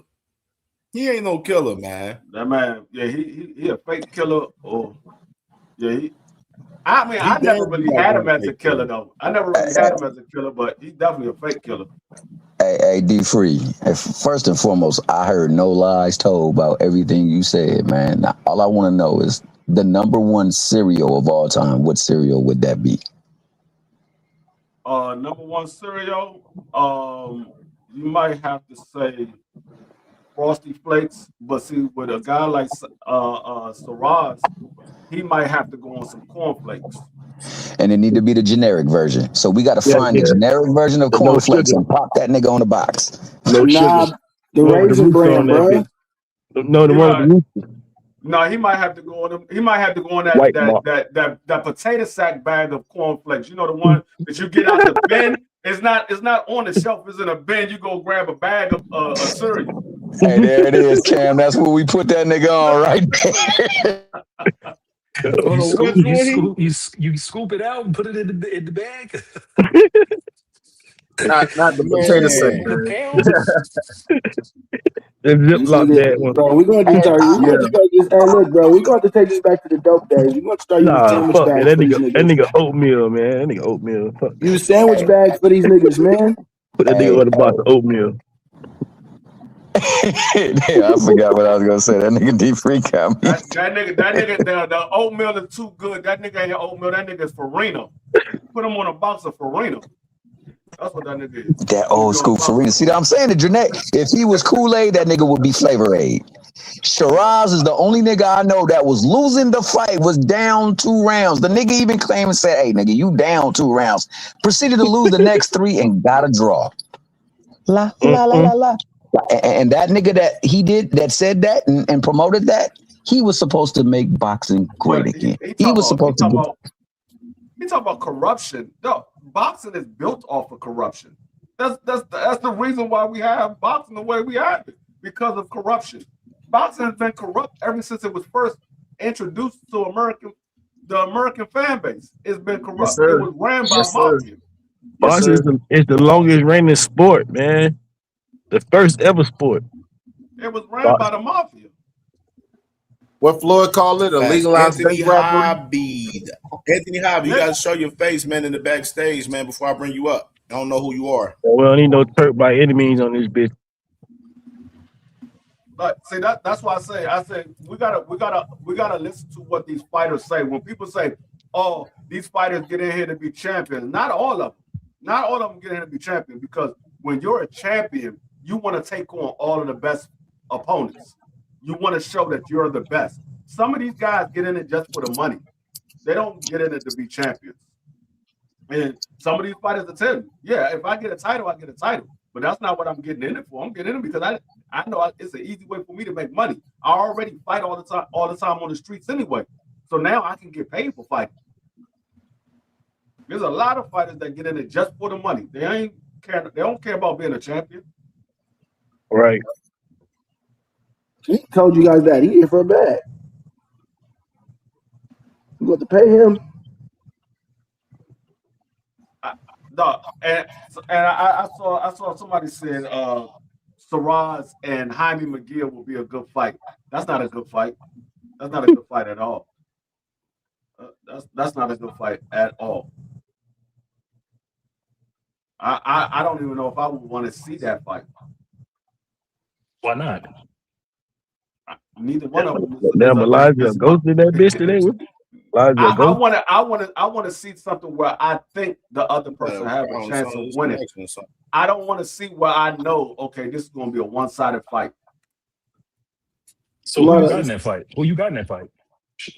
I don't think Jaime McGee can deal with Serrano. I don't think he can deal with him at all. He's too small. He comes straight in. Serrano's going to use his jab. He's going to box his head in. That you're looking at a smaller version. You're looking at a smaller version of Berlanga. Jaime McGee is a smaller version of Berlanga. Shiraz at 175 anyway. No, he's at 68. Oh, I thought he was at 175. No, he at 68. That's why he got the belt that Bud Crawford gave up, the WBO. Bud Crawford gave those belts up. Oh, yeah. He wouldn't have been able to take them off him. Got Iglesias beating everybody at 168. No, he definitely ain't fighting no David Benavidez. He crying about fighting Janabek. Man, that man literally gonna put a lawsuit on WBO if he had to fight David Benavidez. He's crying about Janabek. He ain't ready. Janabek ain't fought nobody. Everybody assumed that Janabek is a good fighter. We ain't seen that nigga fight not a near top level fighter yet in his career. Name one top level fighter that Janabek fought. Can't name him. Nobody. He just his tape looked good against who he fought against, though. That's it. I mean, Janabek got some good things that he does, but he hasn't fought anybody on the top level yet. Listen, man, I'm trying to see if Iglesias is gonna get his shot. Somebody gonna fight Iglesias, man. Who gonna fight Iglesias? Yeah, Iglesias, he fighting Oliver Zarin, the top contender. I think that's October 9th, I think, or something like that. So beginning of October. So he back in action. On a Friday? October 9th, so Friday, can't? Yeah, you know, shit. Some of them boys, you know, I think the fight is in Canada, so that's probably why. Okay, yeah, bad. But I got him, man. I don't got nobody at 168 beating Iglesias right now. Iglesias, I don't know. I need to see what he does. I need to see what he does versus top level competition. Like, I'm not sold on these guys that's beating up guys that's not on their level. I'm not sold on these guys yet. I need to see them But then fight. who should he fight, though? Who should he fight? That's what I'm trying to tell you. I want him to like unify, man. Get in there with Shreeze. Get in there with whoever else got a title at 168. I mean, is he in position to fight for a title yet? I think he what is his ranking? No, I think he got a belt. Yeah, let me check. I think they gave him a belt. Iglesias got the IBF. Like right now with the 68 situation, you got Canelo and then Billy fighting for the WBC and Billy defending that October 31st. Hey. You got Ozzy Iglesias defending his IBF versus Oliver Zarin beginning of October. And then Shiraz got this mandatory with Janabek where he's acting scared as fuck of right now. And then Jaime McGee, he's free, but I'm pretty sure Jaime McGee, they probably lining some shit up. I can see them in the gym, so they lining something up for Jaime McGee, and I'm pretty fucking sure it's not no hands of Shiraz right now. See, that's the thing. Now he's in a position where it's up to the other champions to make the fight because he's not a bigger name than those guys. So now it's up to the other champions to make a fight. He can want the fight, but it's up to the other champion because if Canelo beats Chris Mabili, he not going to be able to dictate Canelo to make a fight. Nah, that's why I don't even bring him up. I don't bring up the Canelo and Billy for Iglesias. We got to be somebody else. And then you got Shiraz, and then you got who's the WBA champion? Jaime McGee. Yeah, he the only one that's available right now, other than Shiraz. I mean, shit. Him and Jaime would be a good fight. And Iglesias busy. Yeah, if he was crying about Janabek, he should have made a fight with Jaime McGee. Maybe he would have got a chance to be unified. I don't see Top Rank in Queensberry making a fight happen in unification right now. I don't see that happen. They're gonna try to Man. protect Muhammad McGill with that belt on his first fight, with getting that belt. Watch. That's right. I forgot Hamid's not with Golden Boy anymore. Oh, he not? Ain't he with Canelo? He's with Nah, he Canelo. with Top Rank. Yeah, he was top one. I forgot he left Golden Boy. Can I say how disrespectful was Chivas? You know, fucking piece of shit, calling the freaking WBO corrupt and all this bullshit, and he forgot who brought him to the boxing. Who? Freaking Turkey Al-Ashik, you know? And the only reason he have opportunities to all these fights on the WBO and shit is because Turkey have paid away, you know? And he gonna say, like, with this face, ungrateful motherfucker, that the WBO is corrupt and maybe he think to drop the title or get another fucking organization. Who the fuck, motherfucker? The WBC don't want you. You don't sell tickets. WBA don't know who the fuck are you. You cannot make the way with the IPF, and you're calling the only fucking organization that give you the opportunity after, because Berlanga is not like a high contender to be for a title, and you fought a freaking bomb, a real bomb, to become the WBO champion, and now you're gonna disrespect the organization like that? Actually, I think the WBO should strip him out of that freaking title. Fuck him. Anyway, he don't sell tickets, so he will not gonna pay that much money in how you say, the fees. But yeah, you know, that's the Turkey Al-Ashik connection, but whatever. Fuck that motherfucker. It's no doubt in my mind when Serrano become a free agent, he's going over to Zupa. There's no doubt in my mind. Hell yeah. Yeah, most definitely. Turkey made him. Turkey, that's the only world champion that Turkey made. Hamson Shiraz. Think about it. Yeah, Turkey Bacon. That motherfucker was a nobody until Turkey came in. Take credit for that. We didn't know who the fuck he was. So it ain't even necessarily Turkey's word for real on that bad. Well, I'm talking about making him as a name, we didn't know who the fuck he was until Turkey came along. That's another thing. I never heard no talk though. Remember, they brought Bronco Adames over there to Saudi to fight Chivas, right? And you know what happened in that fight? Then they gave him Berlanga. They gave him two names that people already know, so he can beat and you know, elevate his name. But he's a nobody. And the WBO give him an opportunity, and you're threatened to drop the title? Yeah, all right. Y'all know how that shit was bullshit for him to sit there and talk shit about the WBO when they put you in position and gave you two layups. You know what I'm saying? Getting the title and defending the title. Like, they allowed you, they gave you a voluntary for your first title defense. They didn't mandate you with anybody. And you chose to fight number 9, and you talking about Jacob Bank, and Jacob Bank fought on the same card that you fought on, and you didn't want to fight Jacob Bank. You wanted to fight number 9 guys, Simon Zach and Huber. You know what I'm saying? Like, that's what he wanted to do. Like, so that's why I said, like, nobody don't give a fuck about what Hands and Shiraz got on. Like I said, either fight Janet Beck or drop the belt or shut the fuck up. This is the thing. Like, I could understand if he was trying to fight another champion. He wouldn't even have to worry about Janabek if he was trying to fight another champion. He's not trying to fight another champion.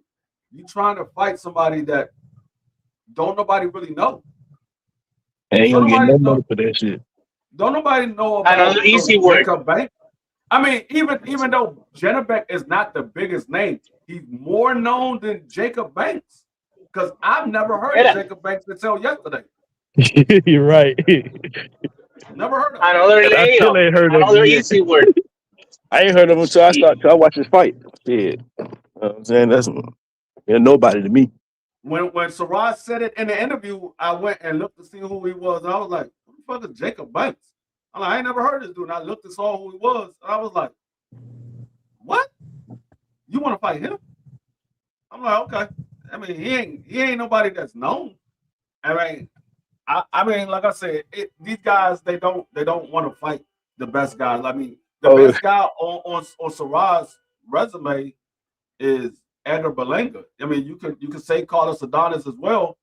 But those are the two best names on his resume: Carlos Adonis and Edgar Berlanga. It's not like he fought a host of good fighters. He fought two guys that has a name. Everybody else, most people didn't know who the heck he was fighting. So now he want to fight a bunch of bum ass over there in Europe and try to be recognized as a champion or a legit shit. No, bro, this is boxing. If you're a champion, you have to fight the top level. And right now, Johnny Beck is what it is. You know, I'm not happy, but whatever paperwork he did and stuff like that, and he moved up in weight class. So if Johnny Beck is available, beat the crap out of him and send him back to like, yo, you freaking junkie, don't come back to boxing and retire his ass. That's what he should do instead of being crying about it. Like, bro, that was stupid. I wonder if would Zuffa take Jaime Saraj. Let's say Jaime Saraj get in there with Johnny Beck and he get the brakes beat off him and get knocked out. Is Zuffa still willing to sign Jaime Saraj?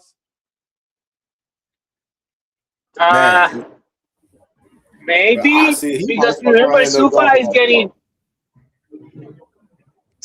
you know, like Zuffa, a stable. They drop a break. They drop. He looks like he has no interest in fighting Johnny Beck at all. But my shit for me is this shit is soft, Cam, because it's like even if you ain't got no interest in fight them, you don't get on an interview, you still project confidence like you'll beat anybody and you'll whoop them too. These motherfuckers is weak now because you'll get on here and deliberately cry about not wanting to fight someone when you could just say, "Hey man, you feel me? This nigga's a drug cheat, and if they bring him up here, I'll whip him too." Even if you don't behind the scenes want to fight him, so it'd be like, if I was the champion. And they were like, "Oh, this you got to fight him. How do you feel about you got to fight him after he just I can't hear D dirty and lost the belt?" I'd be like, "Man, I don't care who they put me in the ring with. I'm beating whoever I get in the ring with. I don't care who they put me in the ring with." You know what it is? I think these certain fighters are starting to figure out that they skill set ain't what it's cracked up to be. And after a while, it's hard to train an old dog, new tricks. You know what I'm saying? So rubber meets the road when it comes to certain matchups. And not to say these motherfuckers are scared. It's just like, bro, what you gonna do when you get in there? It's kind of like the TO walking into the score. That nigga, every fucking body knew, and he knew, nigga, there's nothing you can do once some two fists start swinging, and we've seen it. So you know what I mean. But it takes a certain type of human. It takes a certain type of fighter to still put themselves at that risk. You know what I mean? To say, fuck it. Even though I know the best, I'm gonna try to do my best. Motherfuckers don't want to try to do their best. But Xander did. You know what I mean? Xander did, and you see, you know what I mean? Be just a bare Can I ask y'all a question then? Bro, is you just get in there and fight anybody, bro? Can I ask the panel a question then? Because I'm thinking like, all right, if that's the case, right? Why don't we praise Rolly? Because he do a lot it's of 50, like, bro, like Johnny Beck, I don't know what the fuck. It for me that is. Go ahead, Quader. Go ahead. I was saying, why don't we praise Rolly for giving us 50-50 fights, right? He wins some, he lose some, but he fight a lot of 50-50 fights, probably more than your favorite fighter as of late, right? No one's talking about how, all right, he taking tough fight. Last fight was a tough fight. You know what I mean? Even though he made that look like, even the fight before that. You know what I'm saying? But most of these guys aren't pushing themselves. They're not fighting the best. You know what I mean? Like, but you know what it is with Rolly though? The thing is with Rolly is we calling them 50-50 fights because nobody thinks highly of Rolly. Nobody's never having Rolly going in. But like why does that matter though? Why does that matter though? He challenged his skill set. He challenging himself. I know, but I'm just telling you. I'm just giving you a reason why. I'm not telling you I agree with it. I'm not saying I agree with it. Rolly's opponents has been good. No, you said what? Rolly's opponent has been good. Mira, he fought Tank. That Venezuelan guy, the old guy, that guy, he like a mule, and he was good too. He fought people Cruz. He fought who else? Ryan. You could argue he fought people he got above good his names in his record. So why are we not like, all right, if you don't like Rolly style, if you don't think he good, that's your opinion. I respect it. But it's like as far as the mentality, that's the real. He not. You know what I'm saying? He fighting people him in this fight. Hey, I got him this Saturday. Agree with you. Hey, can I say, look. A lot of people think Rolly's Rolly's right now. They say he's a dumb fighter. a lot of people think Rolly's kind of goofy. You know what I mean? In a sense, and he's gotten more serious these last couple of years since he's converted. You know what I mean? Christianity and all that stuff. But like even in like Rolly's biggest moment with the tank thing, him trying to push him off stage and everything. You know what I mean? They kind of take Rolly as goofy, along with the awkward style that a lot of casuals don't know how to gauge, and along with his style in general that we see. You know what I mean? I personally don't think nothing's wrong with his mindset and his challenge and everything. I just don't like the nigga style. That's me personally. That's just a personal thing with me. You know But who only am I had two gonna? last names? The only people who carry two last names are the Hispanic, right? You carry your father and your mother name. So Rolly is Cuban blooded, full race here and stuff like that. Even he didn't have to go through that BS in that island and escape and all that shit. So, but you don't need to be a smart guy outside. Yeah, you can be goofy, but in the ring, be a freaking animal. You know what I'm saying?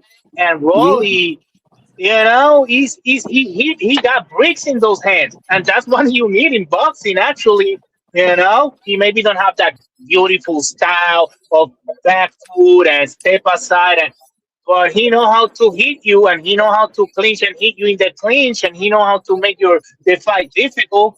So Hey, and I agree with everything you just said, 100%. I like actually I got respect his him. power, his skill set, and his punch output might not be what I want it to be, but I do respect his power, and I I do see. agree with everything you're saying. The only thing is, it's hard to get all the casuals to understand what you're saying. Yo, I think No, what it is with Rolly. I think a lot of people, and they probably don't know that they look at Rolly this way, but a lot of people look at Rolly the same way a lot of people look at Mayorga. They say, okay, he's a dangerous opponent, but he plays too much. And I Yep. think that's what a lot of people look at Rolly. Yeah, he's a dangerous opponent, but he plays too much. Now Rolly has matured. Like the last guy just said, these last couple of years, Rolly has matured. So he might be a little different. He might start to rub people differently. But I think a lot of people look at Rolly the same way they was looking at Mayorga. He's a dangerous opponent, but he's he plays too much because nobody had Mayorga beating Vernon Forrest when he first came in. When they first fought, I'm sorry, when they was they was about to fight the first time. Most people had Vernon Forrest beating Mayorga, but then we saw what happened, and then they said, okay, the rematch. Okay, Vernon Forrest, he learned from his mistakes. They think Vernon Forrest is going to beat him the second time, and then we saw what happened in the second time. So I think a lot of people look at Rolly the same way. Yeah, he's a dangerous opponent. If you don't take him serious, he can sleep you or he can beat you. But most people just look at it like, okay, he plays too much. He got yeah, but something a little off. Mayorga made a lot of money and he sold a lot of pay-per-views. The problem was that he did a lot of drugs and drinking a lot of alcohol, and like a lot of women. And the way he ended up, now he's in a home, whatever, sad story in Nicaragua, but whatever. But if Rolly, that's the good stuff for the casual because Rolly can talk, he can sell you a fight without being racial or whatever, or you like him or you hate him, but he's gonna make you buy the freaking core. So look in the T-Mobile Arena, and a good name, Teofimo, that I think is too early for him too. That's what I think Rolly's gonna win and by knockout because Teofimo father and Teofimo son both still score. They haven't healed that loss yet, and they're gonna get in the ring with this guy that is bigger, stronger, and he's in a weight class that they never has been. So that's what I got Rolly. Hey, my phone burning hot, so let me get this off real quick. Hey, shout out to my good brother Ace Austin. Also, shout out to the two young kings, Marquis and friggin' Akello Netter. Ace Austin said, hey, shout out my man Band Up, the Seattle champ. Hey. Ace Austin said something poignant in the chat. He said if Rolly had been a Shakur Stevenson champion, fighter or opponent, or even a Devin Haney opponent, we wouldn't be calling this nigga trash. It would be a different narrative painted of him. And this is the ish we talk about on a regular basis. Like, we got to stop calling people trash just because they roll with a different faction or they opponents of other fighters, man.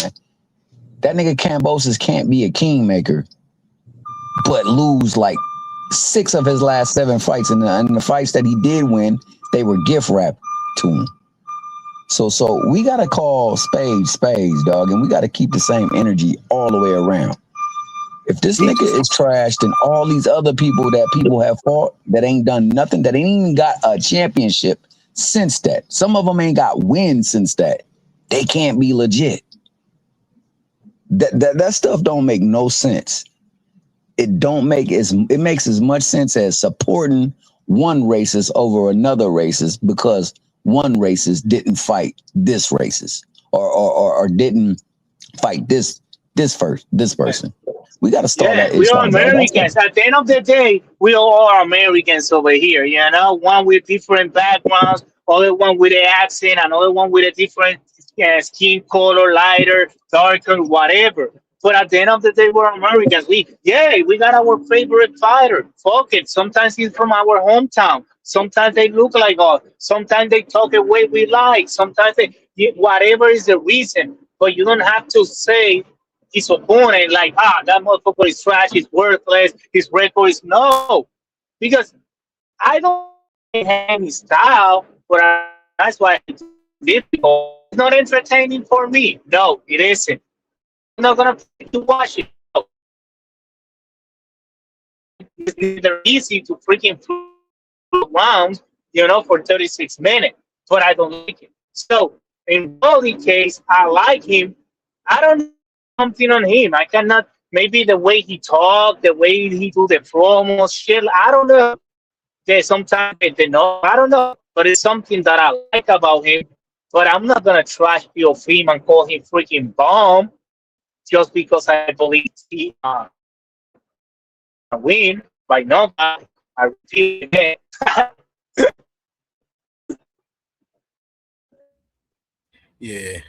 Yeah, nasty work, man. Yeah, Malaz, I don't know your signal going in and out wherever you driving at right now. Your signal.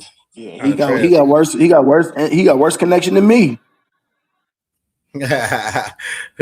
Man up, man. What to do, man? Shit. Right now, like I said on the odds, man, they got T.O., man, as the favorite in this thing, man, right now. For us winning by decision right now in Vegas, man. And like I said, it's tough for me in a sense, like I told everyone, for us, Teofimo Lopez having no issues with his father in that corner, man. There's a lot of chaos in that corner. And that don't give me so much confidence to picking T.O. Yes, I do believe he's probably the more skilled guy than Rolly, but it's still like a 50-50 fight with the factors that we weigh out on the pros and cons between both guys. That's why, I'm still not sure on the pick either guy yet. I'm 100% with you on that one. I'm 100% with you on that one. Yeah, I've been back and forth on this fight for the last month thinking about it. I was literally thinking about it yesterday. I'm like, man, I've been back and forth on this fight for the last month. One moment I was Rolly, one moment I was T.O., one moment I'm just sitting there half and half. I don't know right now, man. I don't know. But T.O. I'm not that confident in that corner with T.O. with T.O. Senior. I'm damn sure not that confident with T.O. Senior in that corner, man. Hey, Cam, I'm gonna tell you how it's gonna go. Rolly gonna hit T.O. with some shit, and T.O. gonna put his hands in his pocket, and that's for the rest of the fight. That I can envision that though. Rolly, this is my thing. I one people, and I haven't heard any of the guys that's rooting for T.O. in this fight say this, but I said this already myself. T.O. has to step in a little bit in this fight. He's just not going to be able to sit there and just be able to counter all fucking night. He has to make the man Rolly respect him in some sort of way.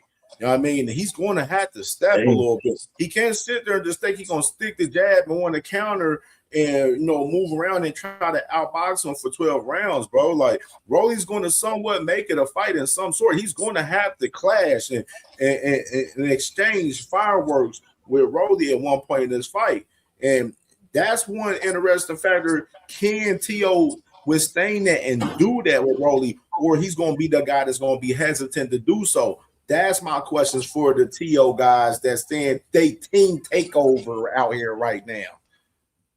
Shit, I'm watching the Rolly and Pitbull fight now. Even when Rolly was hurt, he was still hitting Pitbull with some shit. And I just don't see Timo hitting him with some shit to hurt him, and Rolly not being able to still throw punches. He was still landing some shit. I was like, when he hit Pitbull with some shit, I was like, damn, how Pitbull took that shit. He hit I was that nigga just gonna with some say Pitbull wasn't going down though. Man, people, I heard somebody say that they think T.O. Second gonna round. beat Rolly. They think T.O. gonna beat Rolly the same way that he did Honor Barbosa. Nah, I think he did that with Honor Barbosa because he knew Honor Barbosa ain't have nothing coming back. Ain't got nothing to throw back at him. Honor Barbosa didn't have nothing that T.O. had to worry about. That's You know Rolly cracking, man. He know Rolly cracking, man. He ain't gonna even try to get. He ain't gonna let Rolly get on the inside. Now he gonna run from Rolly. That's what I think. Cabrón, Ryan is taller, Rolly faster, have a punches too. You gotta think about that shit too. Rolly throw with you, and then you don't want to get in there and get no fight with no goddamn Rolly, man. Come on, man, nigga, man. He don't give a fuck about being hit. That man, I mean, this is my thing too. Those sparring sessions that they had was 2017, bro. That was like almost 9 years ago. You know what I mean? Like both guys have got better and fought different opponents and everything since then. You know what I'm saying? My thing is Rolly made something that was real interesting when he said, I fought Ryan. Ryan is the faster fighter between T.O. and Rolly. And I was like, yo, he got a point. I believe Ryan is way faster than T.O. And he definitely handled his business with Ryan. I mean, not saying that T.O. is going to fight, Rolly the same way, but one big shot early in the fight can definitely change the trajectory on how Teofimo Lopez fights this fight. You know what I mean? And if it happens early on, shit can fuck around and get ugly for Teofimo Lopez in this fight, man, Saturday.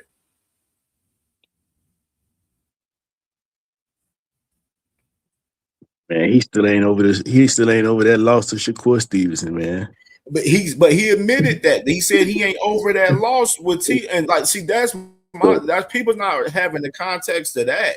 Like him still not over that Shakur loss, and that's something that we've been talking about a whole lot throughout this week.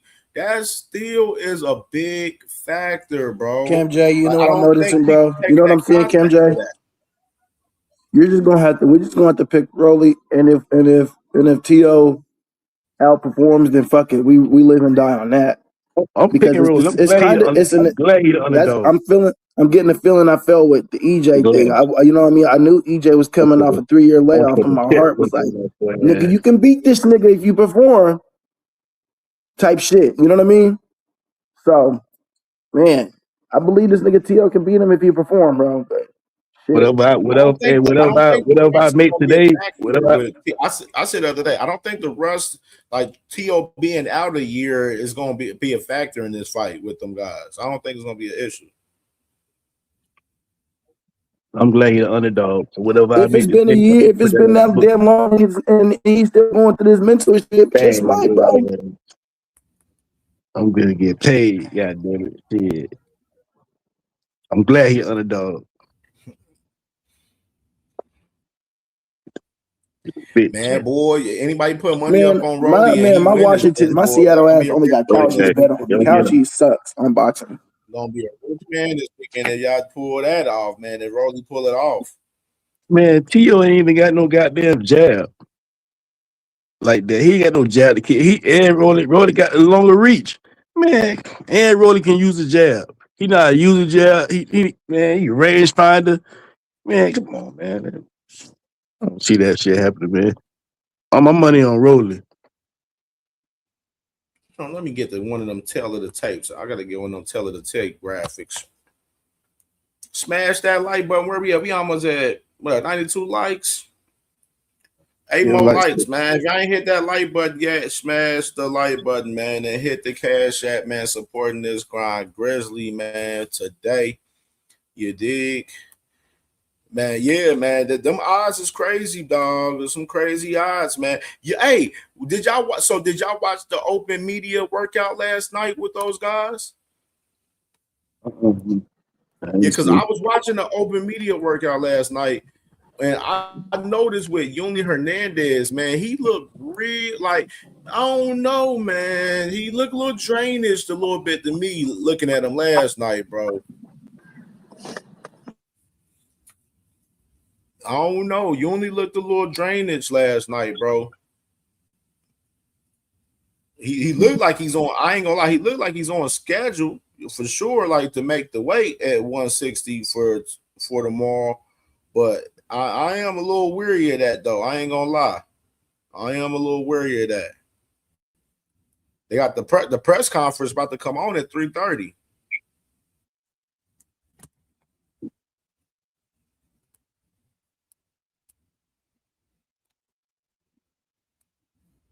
Kilo said Rolly got that jab. Said Rolly got that power jab. T.O.'s eyes gonna be busted up. And if he lets Shakur soft touch Stevenson cut him, man, Rolly can paint that boy face red. Damn, motherfucking Cash said I got mid to late corner or doc stoppage. Damn. So who is T.O.'s trainer? His daddy, right? Yeah, his pop's still training him. His pop's still training him and everything. You know what I mean? But he got like a little extra, he got an extra dude with him and shit. Man, hey, they sound like they ain't focused right now. But they were just arguing in that clip.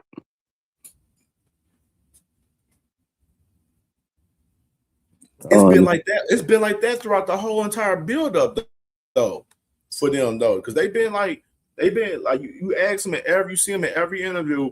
Shakur get asked. Them boys ran off getting emotional when they talking about Shakur. It's been like in every interview.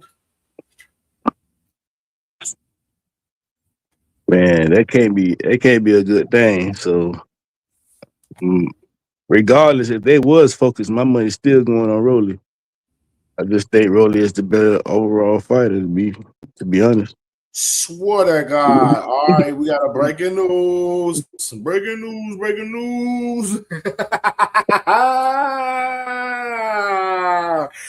Debbie Cakes. Yeah. Debbie Cakes. What the fuck going on, nigga? So we got news. Leon Poirot is in negotiations with guess who out of all people? George Kambosos Jr. So Poirot's fight with Debbie Cakes is off the table, it looks like. Another one bites the dust for Debbie Cakes. It just gets worse. Who you gonna fight now? We don't know. He might have to fight a Pizza Hut worker at this point. We don't know. You talking about Virgil? No, talking about Debbie Cakes. Debbie Cakes. Leon Poirot negotiating the scrap with Kambosos right now. Oh, that's why we thought he was gonna fight Jack Catterall, because Leon Poirot and they ain't playing around with him. He's gonna end up having to fight Jack Catterall. Who said that shit a long time ago? Jack Catterall. I got another news dealer right here. And this is crazy, man. Salute to my brother, man. TD Sports Talk, because this is something that he mentioned to me the other day. We kept this in the wraps, though.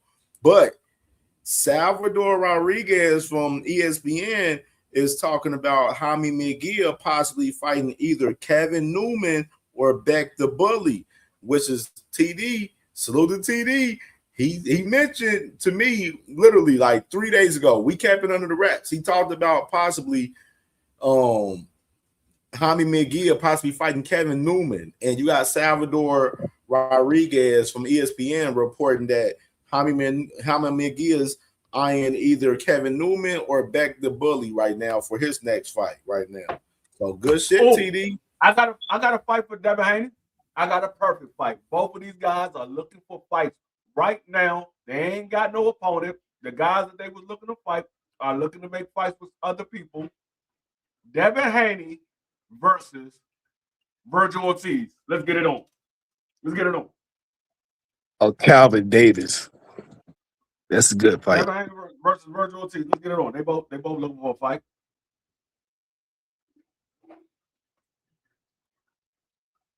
That's a big fight.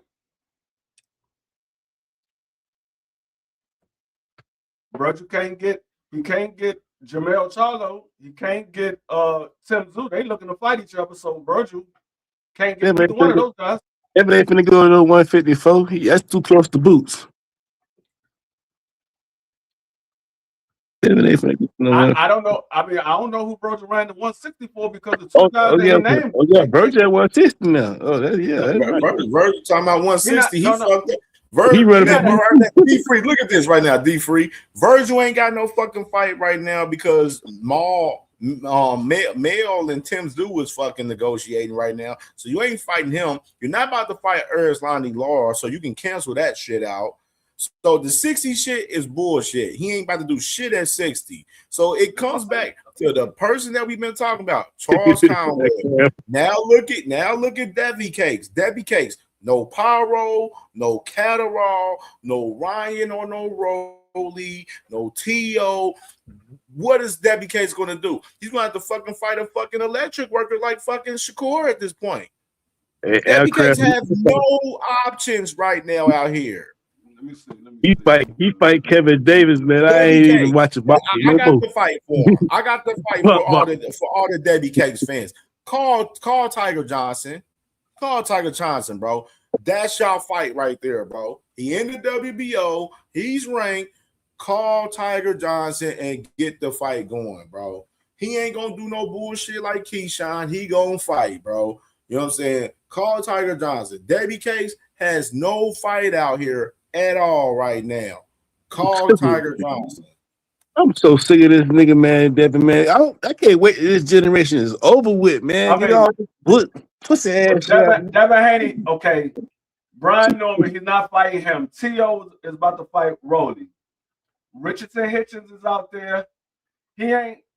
Manny Pacquiao is out there, but ain't nobody checking on the damn Manny Pacquiao. I don't think he's gonna fight Manny Pacquiao. Aaron Barbosa, Polanco. He's not fighting Keyshawn. He just ducked him. Alexis Rosa, Tiger Johnson, Patty Donovan. That's the top 10. This nigga to the number.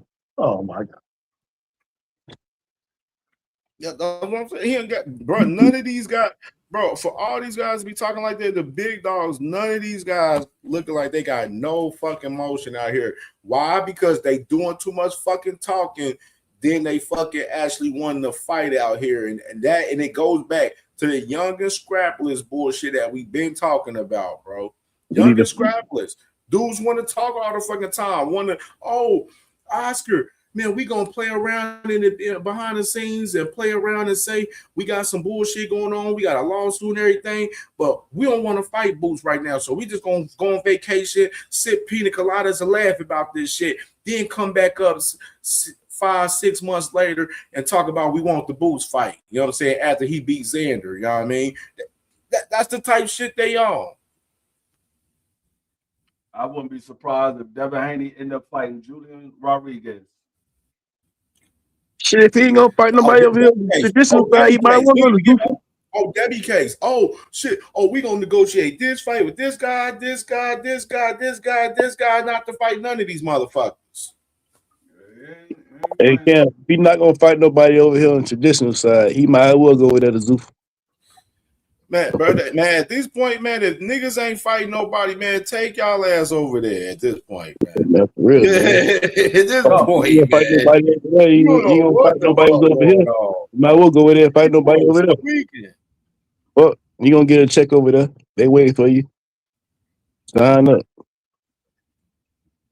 He said Devin should go to I 140. don't want to see no Jack Catterall. I don't want to see none of that shit. I'd rather see B Norm again. Hey, we know See one thing, Tiger B Norm.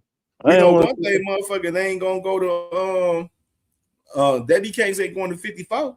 We know that for damn sure. Yeah, so he ain't doing that. I'm gonna say he should go to 54, fight Virgil Ortiz. Neither one of them got to fight that they want. Hey, I'm with that. Hey, put Virgil and Devin in the fucking ring. Go ahead and lock their ass in. Fuck it. Who think got no both of their ass fucking niggas drop this shit. Put both of their whole asses in the ring. That's a good fight. You got Virgil being able to fight against a boxer, and you got Devin fighting against a pressure fighter who can punch. That's a good fight. Both of them gonna answer questions that we got for them. We both got questions. Hey, look at Eric. Eric said he got Virgil badly. Tuesday say he need to go to 40. I don't know. Hey, Virgil might end up. I'm gonna be honest with you. Virgil might get beat by Devin Haney. I didn't like how he looked in that board check fight. He might get beat by Devin Haney. Said he might get. You think he might lose to Devin? Hey, he should have lost that fight to board check. Devin ain't fighting nobody with no power, man. He got dropped. Who you think is a better fighter, Boychuk or Devin Haney? Devin Haney, but Devin ain't fighting no power punches, man. What last power punches? No, I'm just saying if they was to fight, I think Devin Haney can possibly beat Virgil. That's how you know that fight ain't happening. I'm with you in a sense too, because my thing is that going man, Boychuk ain't cracking nothing. Boychuk cracking though. He ain't cracking nothing. Yeah, he ain't cracking like that. He ain't cracking like that, dog. He cracked Virgil ass. He ain't cracking like that. Virgil on his ass. That man ain't cracking that. That man used a spoon to crack an egg. He ain't cracking nothing. He cracked Virgil ass. He ain't cracking like that now. You know what I'm saying? Hey, but he cracked Virgil ass though. Sure. That's all that happened. That's why I said I wouldn't be surprised if Devin Haney beat Virgil. He ain't cracking like that now. Crush the motherfucking legend in the building. And salute to the panel, salute to the chat. Salute, bro. Preach, brother. Go ahead and preach that sermon. I mean, what more is there to say? You know, I just been saying what needs to be said for the longest, and starting to catch up to some people, and we still stuck on this situation where people got the ball bounce central going on by T.O. just overnight. This motherfucker turned into America's most loved professional boxer. I'm still trying to figure out where the hell that came from. I asked y'all last night, and none of y'all gave me anything yet. Y'all still talking about this? I still haven't heard your scientific, logical breakdown that makes sense, that think that this dude who ain't none of y'all said, well, I think T.O. would look good at 147. Y'all ain't never said none of that. I'm not going to keep on letting y'all forget that, because y'all be switching up. I ain't never heard of him. I would love to see T.O. go to 147 and fight this person. Come on, man. And y'all really think this dude's just going to go up to 147 and handle 147 like that? And y'all still didn't answer the question last night. Am I tripping? Or is T.O. really that good? Or y'all really think Brody is that ass? I don't think Brody that ass, because Brody can't be that ass. That can be your opinion, but look where he's at. Because if you say that Brody Romero is ass, and for where he's at, what do that say about the guys that's naturally better and more skilled and experienced than him? So y'all gotta watch what y'all say, because this is boxing. You know, it's gonna grow bad. It's gonna age good. It's gonna age bad. And y'all conversations is aging bad because it's not matching with what's going on. So y'all keep saying all this stuff, downplaying Rolly. It's not helping whoever you pick and pulling for. And we ain't got to say no names because y'all got octopus arms, because y'all pick and pull on a bunch of multiple fighters. Oh, I know who they are. Who's that? Escape 2.0, the softest brothers on earth. So, like I said, the only way T.O. win this fight, if the fix is in and the fix is in. I don't see him winning shit. What we say, you're only good as your last opponent. Well, since y'all trying to override that and act like T.O. just didn't get his ass waxed, then maybe we need to do his last 3 fights, 2 more fights up to that, because I don't know where y'all getting this from. Where's the confidence and having what we just seen what was done easy to this dude. Easy, people. He's getting hurt. He don't have no defense where he's going to be getting away. Y'all act like goddamn Rolly Romero is motherfucking Trey and he just be swinging that air. No, Rolly hits his opponent and he hurts him. He rocks him. He socks him. He rolls them up. He stops their asses. He puffers them up. He cuts them up. He make them bleed. Isn't this dude's skin softer than baby food?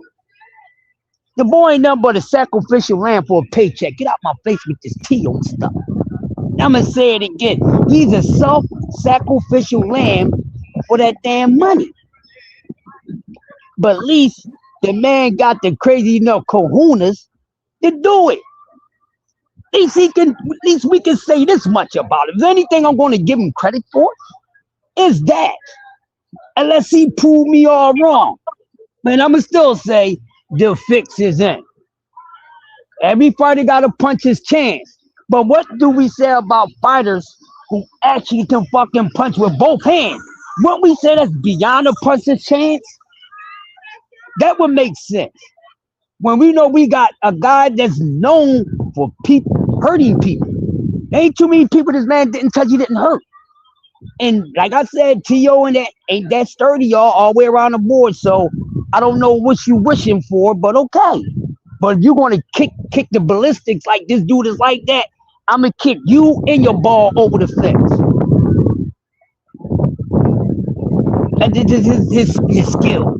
Will his skill be enough for Rolly? No, it won't. It's tailor-made for Rolly, in my honest opinion. And which I was saying, T.O. is good when he's working off the back foot, like he's a certain type of animal. If you corner him, he's gonna get busy. T.O. is not gonna be effective and gonna be able to do anything good off that back foot when he got a guy that's walking him down that has advantages over him, physical advantages. It's not gonna be hard to find. Y'all will find Waldo 3 times over before Rolly has a problem with finding him. How you doing? How are you? He's going to be right there. Hey, young man, how you doing? He's going to be there. And he better be there. And he better be there for the smoke. Because all that running, you're not going to see the same athletic T.O. that y'all seen against Josh Teller. Y'all ain't even see that T.O. against Shakur Sugar Smacks fucking Stevenson. So kill me with the athleticism. His athleticism has not been consistent, people. Okay. So the fuck what? This is a big fight in a bigger weight class. You can show up for a big fight. That don't mean you're going to fucking win. You're just going to put on a performance that you should be putting up every fight. Because, see, real fighters show up for every fight. This not one of those dudes. This dude got to be motivated and all that to show up, and then he don't even conquer shit afterwards. So I don't understand why he does that. But I'm going to turn up for this fight. You're going to fucking lose. Didn't he get up for motherfucking goddamn Shakur? He got up for Shakur, didn't he? He got up for Shakur. Wasn't that a big fight? Or y'all disagree? How did he look against Shakur getting ready for a big ass fight? Hey, that was a big fight. He got up for Shakur or he didn't get up for Shakur? I'm looking at because I got to remind some of y'all something. Yeah. That Shakur was a big fight for T.O. That was. And this is going to be a bigger fight for T.O. No, Shakur's highly skilled. No, because Rolly's in a higher fucking weight class. And Rolly been making noise. Sugar Smacks ain't been doing shit lately since the T.O. shit. And he really got overcredited for that shit because people were saying he should go on a pound for pound list for beating T.O. And T.O. was never, ever mentioned on a pound for pound list. Not from anybody I talked to. They saying I don't know. I mean, the 4 Kings. That's why.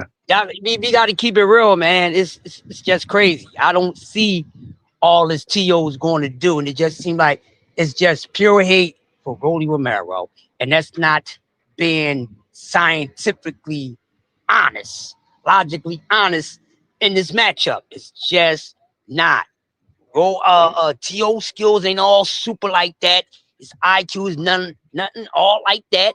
Unless y'all think Rolly's a fucking bonehead. And y'all learn, Rolly has way more smarts than what you think. Very intelligent guy. So I don't know what's going to work with T.O. You know, maybe I don't know, but I even if he wins, like I said last night, it's not good for 147. Oh, what did he do? This is a weak ass weight class. Any motherfucking weights. But his ass ain't gonna stay at no fucking 147 if he was to win anyway. Why would y'all want him to win? He's gonna fuck up 147. Why would y'all want T.O. to win? Who's not gonna be able to campaign at 147?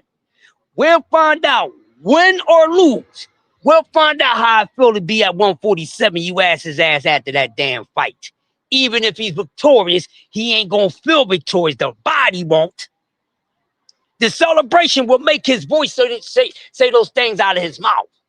But body-wise, oh, fuck no. We heard people say, man, I'm glad this fight is over because motherfuckers really had to do more than what they ever did or even, experience, with an opponent to get a win. T.O.'s not hungry. T.O. don't have that hunger in him, right? He's starving.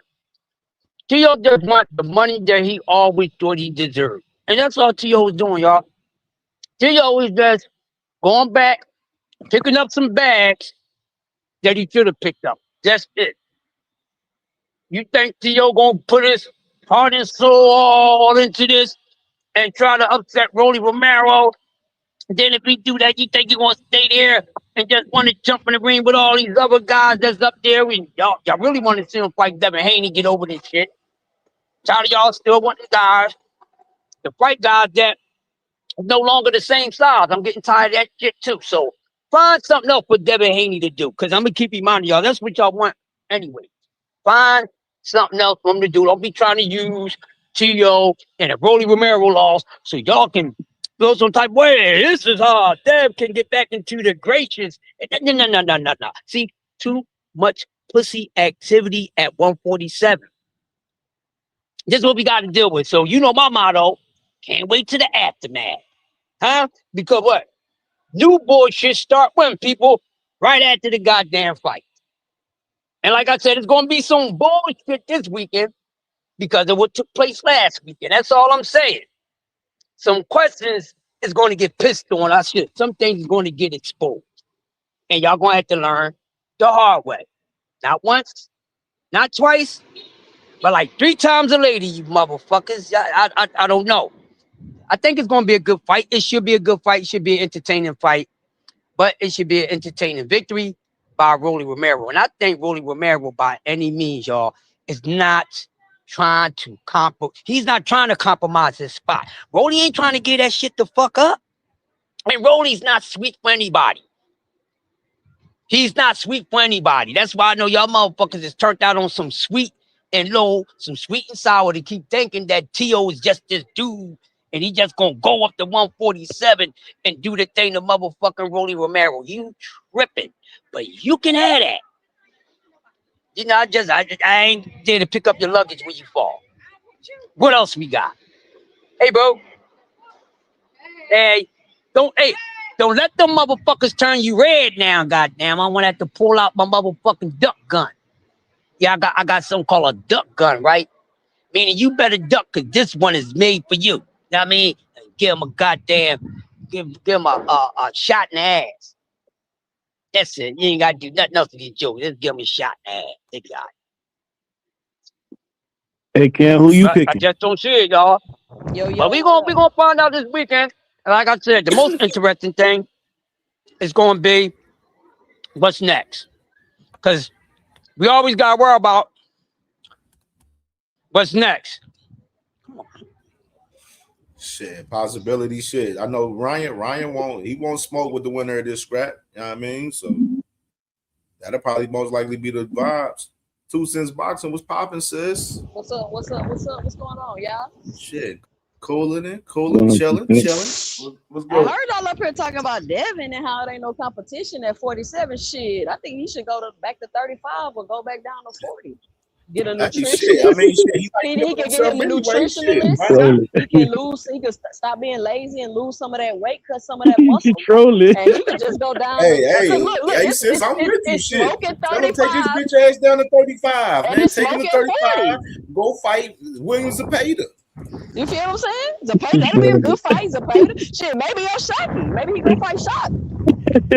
He trolling. But Hey, shit. Hey, hey, Y'all trying to get Devin Haney. Y'all trying to get Devin Haney He fucking with Hanna unalived in rematch. the ring. Y'all trying to get Devin Haney unalived in the ring. Loma.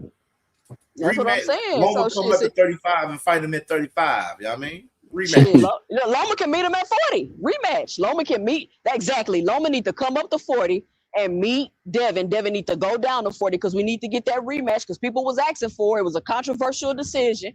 Some people think Loma won. Some people think Devin lost. So that shit, we can get that rematch. Ain't nobody else for him at 47. What we She heard talking about? about that. She heard about But Christian no, Fury.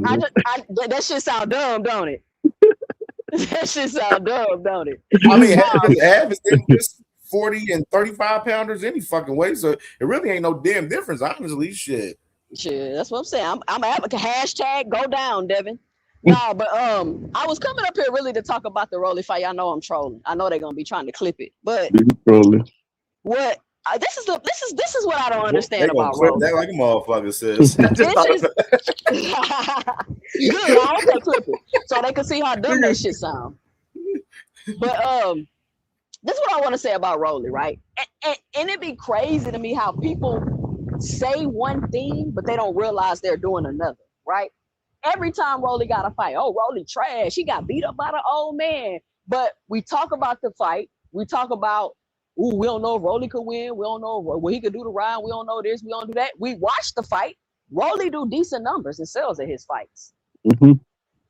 We're talking about this fight with him and T.O., another 50-50 fight. We don't know who's going to win. So Rolly is getting in 50-50 fights, which is what the fans say they want to see, right or wrong. They want to see fighters in 50-50 fights. And if Rolly is trash, like, how is Rolly still trash? At this point, Rolly has overachieved. He has exceeded what people believe his capabilities are. So in that alone, how is he still trash? Yeah, he became champion twice after a loss. Right. So I don't understand how we've been talking about this fight all week. We don't really know who's gonna win, but the census is still that T.O. is going to go up to 47 and knock out Rolly. Like I don't understand why people think that. I'm not saying it can't happen. It's just I don't understand the logic behind it. Now, on my 2 Cents After Dark, I did a whole show and broke down why I thought that Rolly would be able to beat T.O. I had graphs, charts, all kind of stuff. I didn't just say because he's trash. Can you tell me why? Like, how do y'all see T.O. beating Rolly? People say, oh, well, T.O. can outbox Rolly. Well, Rolly has never lost a decision. Whether he got a gift decision, with all of that, cool, it's boxing. But what I'm saying is, nobody has outboxed Rolly. Right. He's never lost a decision. So T.O.'s ain't over the Shakur loss. He having issues with his dad. It's just the fact that T.O. has so much that he has to overcome in order to win this fight. And if he's able to overcome it and win, I think that's a testament to T.O. If Rolly is able to come to the table, do what I think he's capable to do and win, I think it's a testament to T.O. And I don't think that if T.O. loses this fight, for some reason, if T.O. loses this fight, it's the end of his career because he lost to Rolly and all this other stuff. And I'm like, why do y'all do that? Why is Rolly beat Ryan because Ryan wasn't on PEDs, and if Rolly beat T.O., T.O. is trash and his career is over? Like, why? I don't understand why y'all do that to Rolly. Like, I don't get it. Rolly is a formidable opponent. So I don't think losing to him should mean your career is over. He's a tough fight for anybody, which is probably why so many people have been ducking him. Like, nobody wants to bring that up either. All the fights people didn't turn down, they don't want to fight against Rolly, including Devin. And if this fight sells out, Devin ducked Rolly. Like, that is the definition of a duck by my books. If Rolly sells out this fight because they said Rolly don't sell, he don't do numbers, he don't do that, that was their reasoning. If he sells and does numbers, we're going to have to classify that as a duck. Or at least I'm going to have to officially classify it as a duck, in my opinion. Oh, right behind you. This one thing I wanted to say. One thing I noticed though, with when we analyzing fights, man, I see people will analyze the fights where they be like, all right, we looking at this person's fights, but then we're not looking at the other person's fights. We have to look at both guys' fights when it comes up to analyzing these scraps, bro.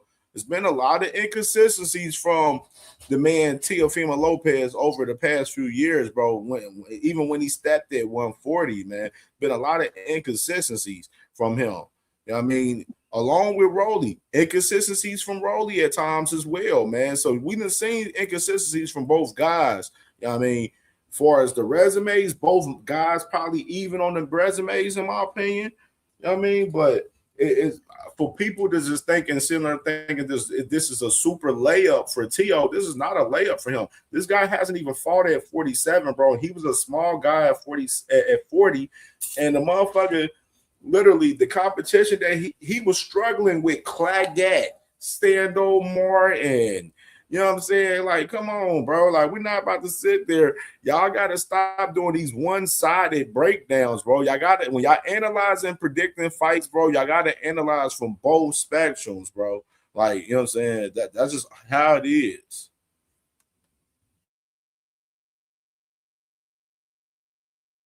Yeah, so I don't know. I think it's gonna be an interesting fight. I just, man, T.O. has a lot to overcome, and that's my final. Like when I analyze my fights, the last thing I look at is, okay, which fighter has more to overcome in order to win this fight? T.O. coming off a loss, moving up in weight, issues in the corner, mentally not okay. He's lost for real, having an identity crisis. Like he got a lot to overcome in order to win this fight. Rolly not no small guy either. And let me say this. I don't think Rolly, I think people not taking into account how Rolly was draining himself at 35, which I think why he was looking so chinny. And I think we got to take that into consideration about a lot of these fighters that we say are quote unquote chinny. I think the case just is they was cutting a lot of weight. Like Devin was cutting a lot of weight to make 35. Crawford was cutting a lot of weight to get to his weight class. So those fights we seen them getting clipped in, I think it's just like they was just cutting too much weight. I don't think it necessarily means that they chinny.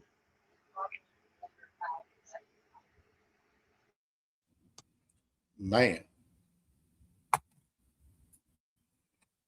True. That could be true. Yeah.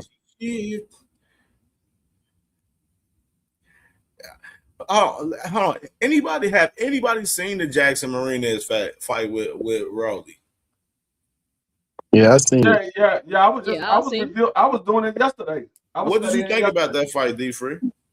I thought it was a lot closer than what I originally thought it was when I went back and watched it. I thought, because when I first watched it, and it's probably because I watched that fight thinking Rolly is not that good. And so I was looking at everything that Jackson did instead of watching what both of these guys did.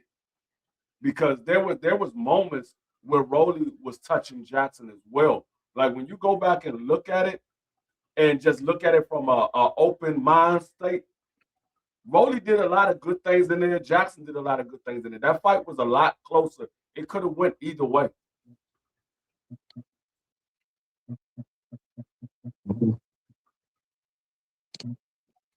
Did you think it was robbery? You don't think he was robbed, D-Free? Because everybody keep telling me he was robbed. He was robbed. He was robbed. No, that fight could have went either way. And I noticed too, it's a lot of people just repeating stuff. They ain't even seen the fight. But that was the old Rolly. We talking about the new and the smooth Rolly, man. This Rolly here is different than that Rolly there, man. This Rolly here way different. A lot of people be using the robbery word a little bit too loosely out here, man. Because I remember that fight, and it didn't look like no fucking robbery to me. I could do this heat. Yeah. I mean, like I said, when I watched it the first time, I thought Jackson won. When I watched it the first time, I thought Jackson won. But when I went back and did the film study on it yesterday, I was like, that fight was a little bit closer than what I thought it was originally, because there was moments where Jackson, he was throwing shots, but they was landing like on the back of Rolly. Rolly would turn, and the shots was hitting Rolly in the back. And then it was a lot of awkward moments in that fight. If you go back and watch it, you'll see there's a lot of awkward moments in that fight where you like, do I score that for Jackson or do I score that for Rolly? Because those rounds, there was no rounds that was a clear one-sided round, like where you could say, okay, this clearly Jackson round, this clearly Rolling round. There was moments in each round that one guy had the upper hand and then the tide changed and the other guy had the upper hand. The press conference just came on. Yeah, I ain't gonna try to play that bitch with everybody on this motherfucker right now. I'm gonna have to react to that bitch. You know. But it's all good. I'm gonna tap in and watch it though. Yeah, I'm gonna do some more film study on Rolly and Tio, because I was just while Crush was talking, I was literally watching the sparring session with Rolly and Tio, and Rolly really wasn't doing nothing. Tio was throwing shots, but when Tio was throwing, if you go back and look at it, just watch the sparring matchup. When Tio was going to Rolly's body, Rolly was just standing there, and then he'd throw a shot at Tio's head, and it would land, but it didn't have no effect because he had headgear on. He had 16-ounce gloves on. Now imagine with 8-ounce gloves with no headgear. Imagine what that shot does then. Yeah. I got a question. When the last time Broly fought in the ring? When's the last time Rolly got stopped, or when the last time? No, Broly he fought. When his last fight was? Ryan Garcia. You know that. Ryan Garcia last year. Last year, almost a year and a half ago, right? Right. You don't think there's no ring rust right there? It might be. No. I'm just asking. Yeah, Huh? I was letting you know. I like Big Dog. I'm just saying, I don't think it's gonna be a factor for him in this fight. I think it's gonna be a factor. No, I don't think it's gonna be a factor. You don't think coming off a devastating loss is a factor? Oh, it's But he didn't get knocked out. I think that law. I think that what it is. Hold on, let me finish. Let me finish. Your money, big dog, Willie. How much? Not this guy. What you want to bet? Not this guy. What do you want to bet? I'm trying to talk, but you ain't let me talk. Cam, control your channel, man. I don't think it's going to be a factor because I'm not trolling at all. You got a guy. $200 on the bid. You got a guy that's overtraining, and you got a guy that's coming off a year and a half layoff. I mean, how many times we've seen guys come off a year and a half layoff, and I know, but that's that's a rarity though. It's not. It is. No, it's not. Name the last person who came. Name the last person who came off a year and a half and beat somebody, a good fighter. Besides somebody like who? Sugar Ray Leonard. Somebody like Sugar Ray Leonard or Crawford. Let's be real. Let's be real. Long layoffs and beat the shit out of people. Who? That's a bet, Faye. That's a bet. Errol Spence. Another one. Name somebody that's a great fighter. I mean, not a great fighter who did it. Layoffs and beat champions. Who? Errol Spence. Errol Spence is not okay. Go ahead. Errol Spence came off a more like a year and a half layoff when he had. So Rolly's Errol Spence now. You said name somebody. I said name. I just said you said Sugar Ray Leonard, Crawford. I can name. Daggone Gary Russell came off a 3-year layoff and stopped his opponent at a bigger weight class. Gary Russell, who? Gary Russell, Mr. Gary Russell. Okay, you guys are talking about really good fighters, though. No, you said name somebody. I said name somebody. Now, okay, you want me to scale it back? Name somebody on Rolly's level that came off a year and a half. What is Rolly level?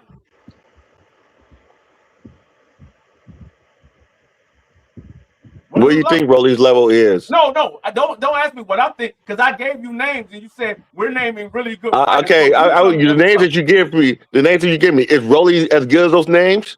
You give me a. I'm asking you that question though.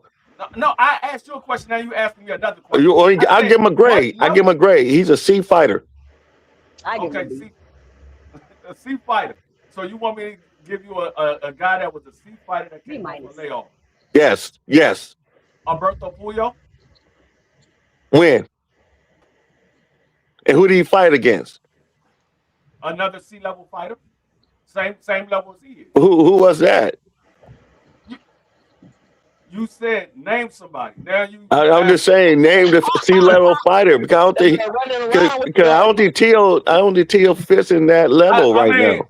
I mean, Rolly not a C-level fighter, bro. Yeah, he is. Rolly is a C-level fighter. Yes, he is. No, he's not. No, Well, then what is Rolly right now then? Don't say. I would say he's probably like a B. What up with you, Cam? Salute everybody. Hell no. Nah, listen, bro. Here we go. I'll give you another one. If you talk about Rolly's skills, yes, he's a C level. Virgil Ortiz came off a 2-year layoff. Wow, bro. Listen, man. Rolly been in more fucking pay-per-views than your favorite fighter. Are we talking about pay-per-views or are we talking about skills? Nah.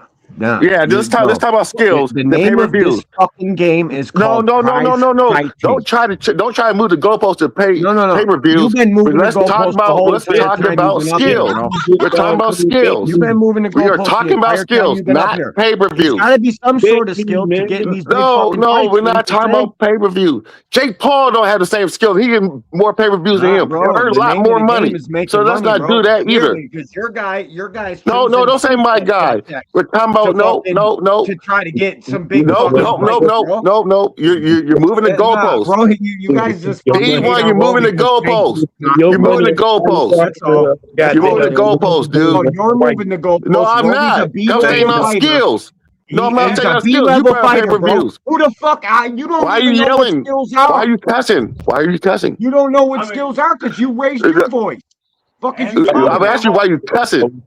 Antoine came off a year and a half. What are you talking about? And became a champion. You came up here talking about fucking pay-per-views. Grown-ups curse. I told you he's a B-level fighter. And I said he's not making money, bro. I say he's not. He's been in more big fights than Shakur.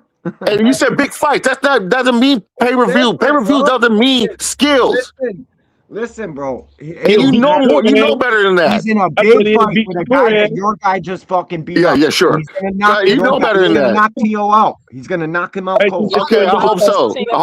Because if you don't, I'm coming on here and blaming all you guys. What's wrong with you, bro? I can hear you just woke up. I can hear you. Something being right. I don't have an obsession with being right. I'm not trying to be right. You don't. Give you my opinion. Place a bet, Big Dog Willie, man. Come on, let's see what you gonna do. What up, Mello? What's going on? Place a bet, Big Dog Willie. Hold on, real quick. The biggest hater on YouTube just said Rolly Romero was a B-level fighter. Who? Shot more. What? He's a B-level fighter, bro. I'm telling guy. Listen, I agree with him, but he will beat some motherfucking A-level fighters up. Wait, hold on. Maybe he's not as skilled as everybody because he punches harder. And I say this shit all the time. When you punch as hard as Rolly, you don't have to. Oh my god. You don't. What? Why is because we point out why? Because we point out Rolly's attributes and why we think he's gonna beat T.O. We pumping him up. It's facts, guys. No, I never said. I say he's a C-level fighter.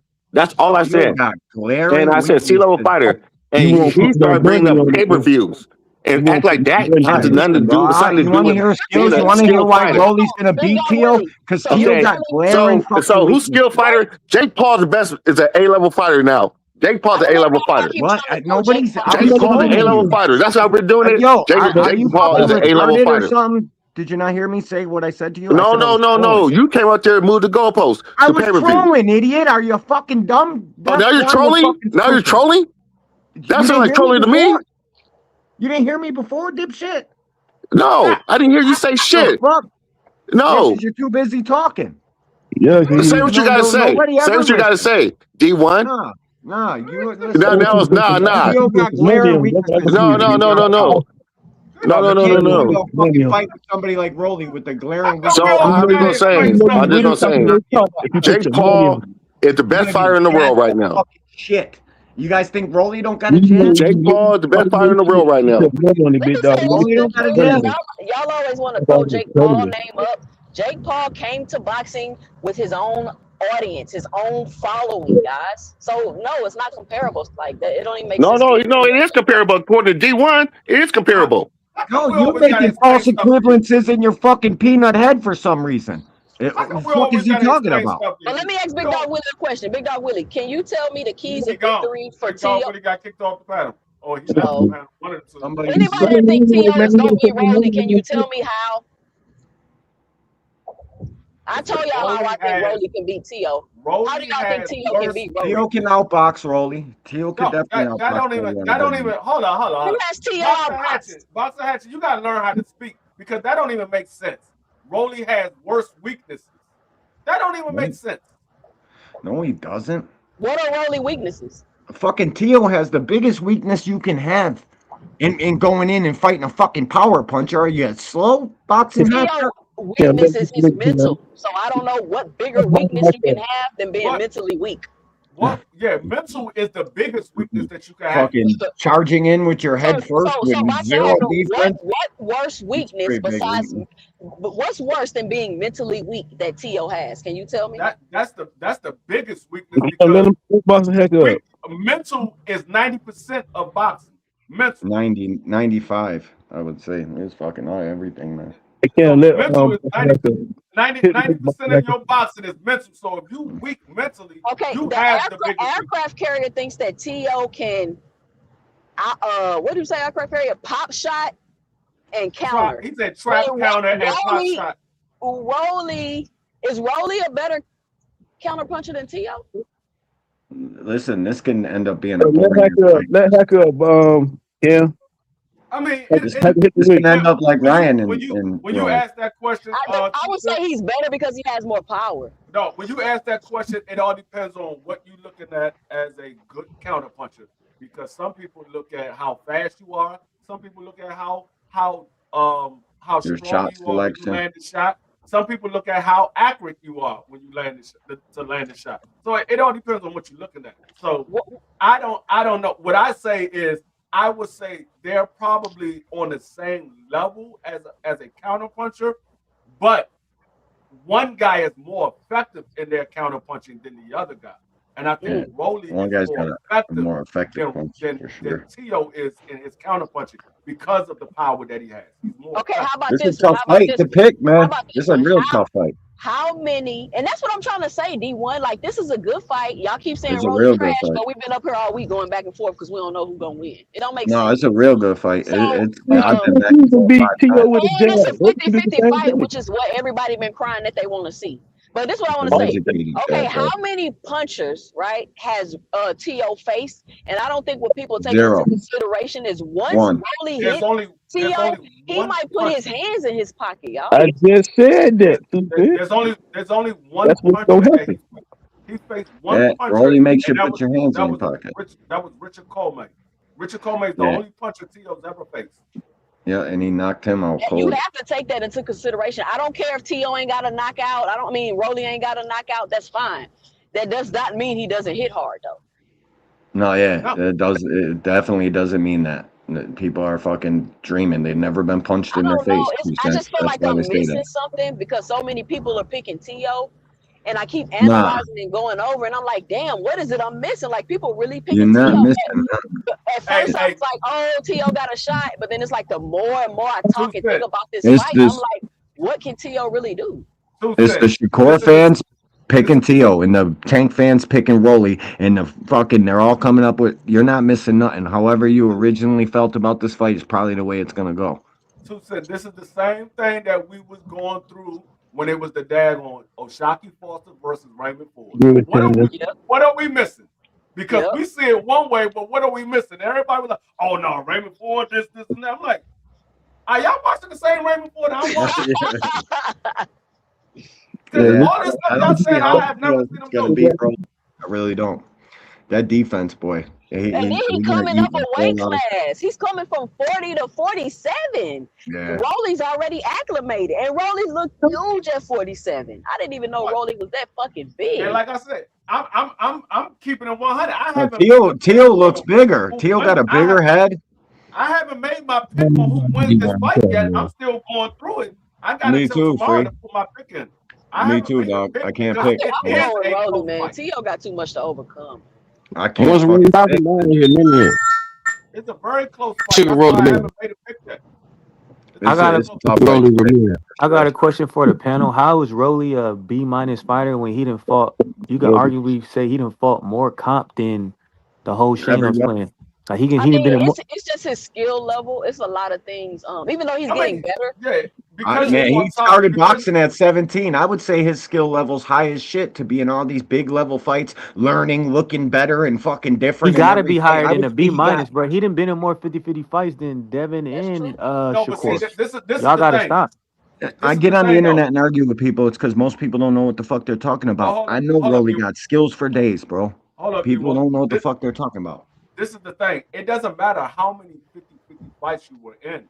It doesn't matter what your skill level is. You can still be a C-level opponent. You can be a D-level opponent. But if you on your game that day, that night that you get in a fight, you're on your game and your opponent overlooks you or your opponent is not on their A game, you can have an upset. You can have a close fight. It doesn't matter what anybody think because everybody judges skill level differently. You might see Rolly's skill level as a certain way. Somebody else might see it a certain way. Somebody else might see it a different way. So it doesn't really matter what the skill level is. It's a matter of I look at who gets up for the moment. Who gets up for the moment? It's a big deal. Which one I think is gonna tuck tail first? Do we look at Rolly as a guy that backs down from fighters? No. Not very often. Like I said, the only time he lost was the 2 knockouts that he got. The 2 knockout losses. But when he get in the ring, D free with these guys that are, I guess, higher level than him, it don't look like the gap ain't that close. It ain't the gap between them isn't as what they saying. So I get it. What you're saying, you're absolutely right. With just because you fighting higher comp don't mean your skill level higher, but the whole B-. This is the thing. This is the thing, right? And this is how I do it. Just because you're a B and you're an A, that don't mean I can beat you. That just means you're more skillful. And just because you are more skillful doesn't mean you're going to beat me. Well, that don't make you a better fighter because you got more skills, right? That's that don't make you a better fighter. So if I say, oh, he a B, it's because it's just he doesn't his things like his footwork could be better. He do be off balance, right? But that doesn't mean that you're not skillful. Like your skill is just you don't have a lot. You know what I'm saying? It's like some people say you got a lot of tools in the bag and all that. Because like D Free is saying, it's all about who responds to the moment. Like we got all these guys that are highly skilled, but they don't challenge themselves. So what makes them better than? How could you argue? You know what I'm saying? Casual is Devin automatically fans, better than Rolly because he's skilled? I don't think so. I'm just being honest. Casual boxing fans confuse athleticism and skill all the fucking time. It's crazy. You can't even argue Shakur being better than Rolly. Honestly, just because he got more skill, does that mean he better? How do we know? These fucking skills Shakur has. You would never know unless they get in the ring because the only way you say a person is better by beating them. Right. Just because I look at it and say he got more skill than him, that doesn't mean he's better than him. My son started boxing late. He beat people with more skill than him all the time. The size of the dog in the fight. I give you a perfect example. Before Roy Jones fought Antonio Tarver, everybody said Roy Jones was more skilled than Antonio Tarver. He's going to stop Antonio Tarver. Well, we saw the outcome of that fight. Roy's more skilled than Antonio Tarver, but Antonio Tarver landed the right shot at the right moment. Doesn't matter how skilled you are, you still can be beat. You can be the highest skilled fighter out there. Sugar Ray Robinson is one of the best fighters of all time. He's been beat multiple times.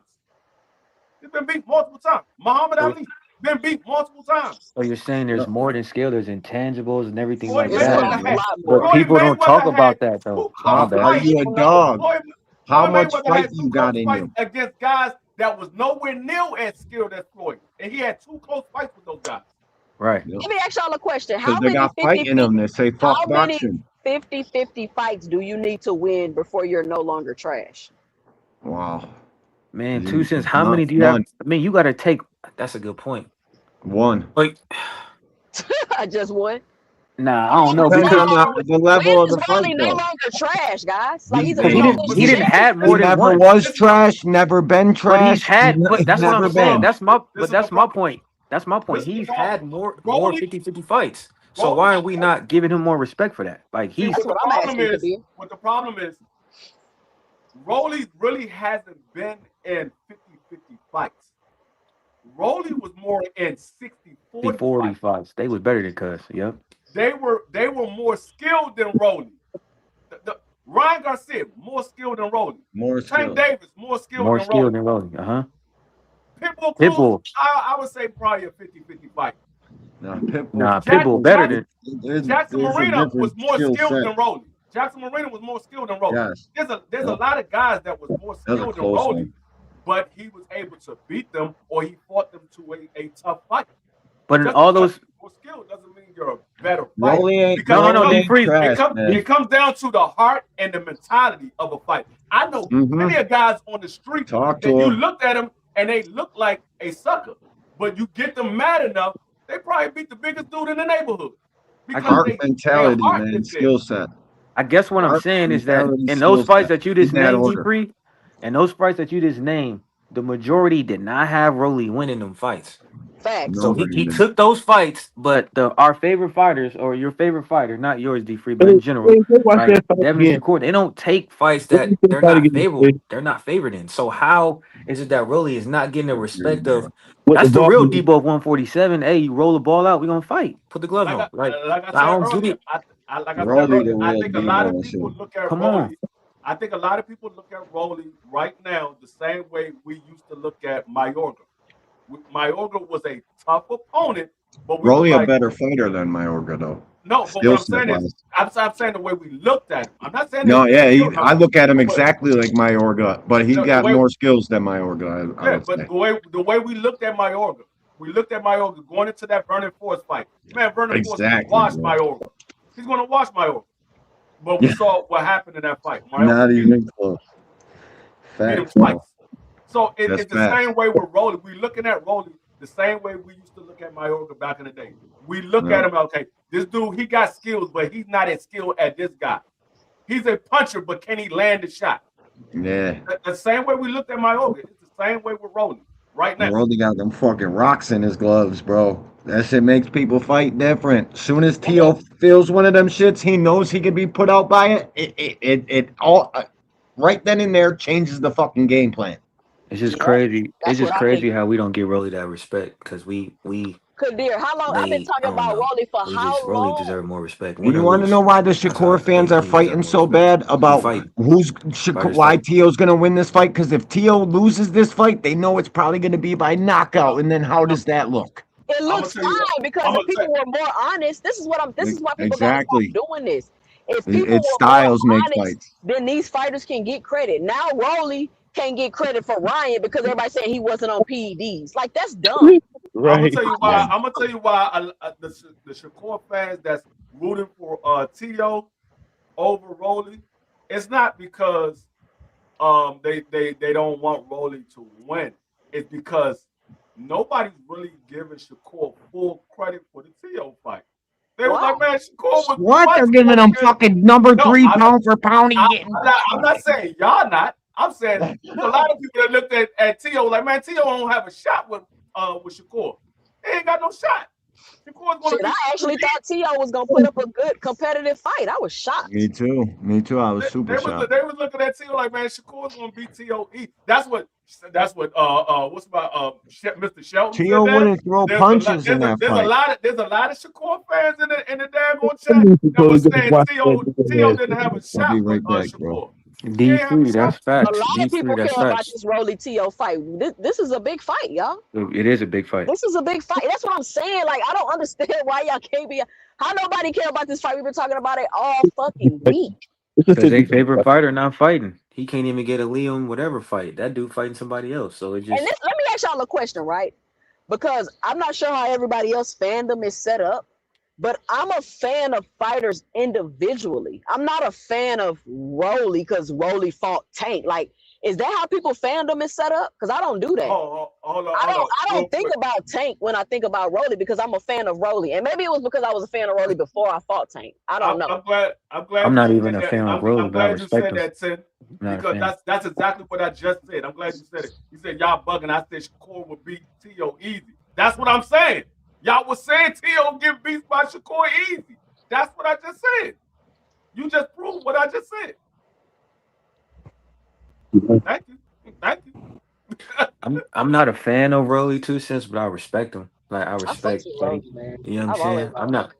I've never been I ain't gonna lie, I've never been a fan, and I'm still not, but at least he's giving us we know who is some fans of who right here. That's what it is. I just don't want no influence like the ref get in there and stop the fight for some reason and don't give a motherfucker a chance, some shit like that. That's all I'm saying. It's team takeover all day, man. Team takeover all day. Yeah, I'm with the takeover for the first time in my life. Let's get it. Yeah, I don't even fuck with him like that, but I'm with him on this one because he seemed like he's very sincere, that he's locked in and he learned. That's what I'm trying to tell y'all. Man, y'all just rock. Yeah, I'm with the takeover for the first time in T.O. my was all life. of us, It's crazy. man.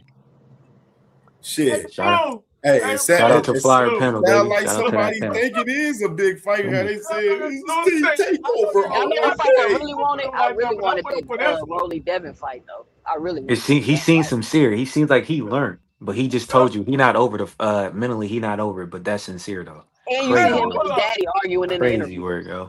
Hold up, did y'all just hear what this man Blue just said? Did y'all just hear what Blue just said? He said, man, I don't even back for this one. I'm waiting for this one. Dog, that's about the most craziest thing. I don't even rock with him like that, but I'm with him for this one. Damn. You hear that, bro? These motherfuckers is up there fans of Rolly just because they fight or duck them, and on top of that, motherfuckers is fans of Rolly because they just want motherfucking Shakur resume to get fucking boosted. If you don't rock with somebody, you don't rock with somebody. That man said, I don't rock with him like that, but I'm with him for this one. All that crying about Tito being racist, not a Johnson about. You see right there. You see the bullshit in these niggas in that shit. Not a Johnson bounce. That's crazy. These niggas picking fighters for certain reasons. They ain't that picking was fighters crazy, they Blue. believe the That was niggas crazy, will win. Blue. See, I'm gonna tell you right now. See, this is my point of that. This is my point. Niggas is picking fighters because they fucking favorite fighters is attached to them. They're not picking them because they truly believe these niggas can win. That's weird to me. I'm gonna tell you right now. I don't rock with Tyson Fury. You would never hear me say I'm with him for this one. Ever. You would never hear me say that. I don't rock I with think Tyson he gonna Fury win. I'm at gonna be all. honest, D Free. I'm not gonna lie. I would never say that. That's the wildest. Dog, Blue, I don't think you can say anything more wild than that. I don't think you can say anything more wilder than that. That was wild.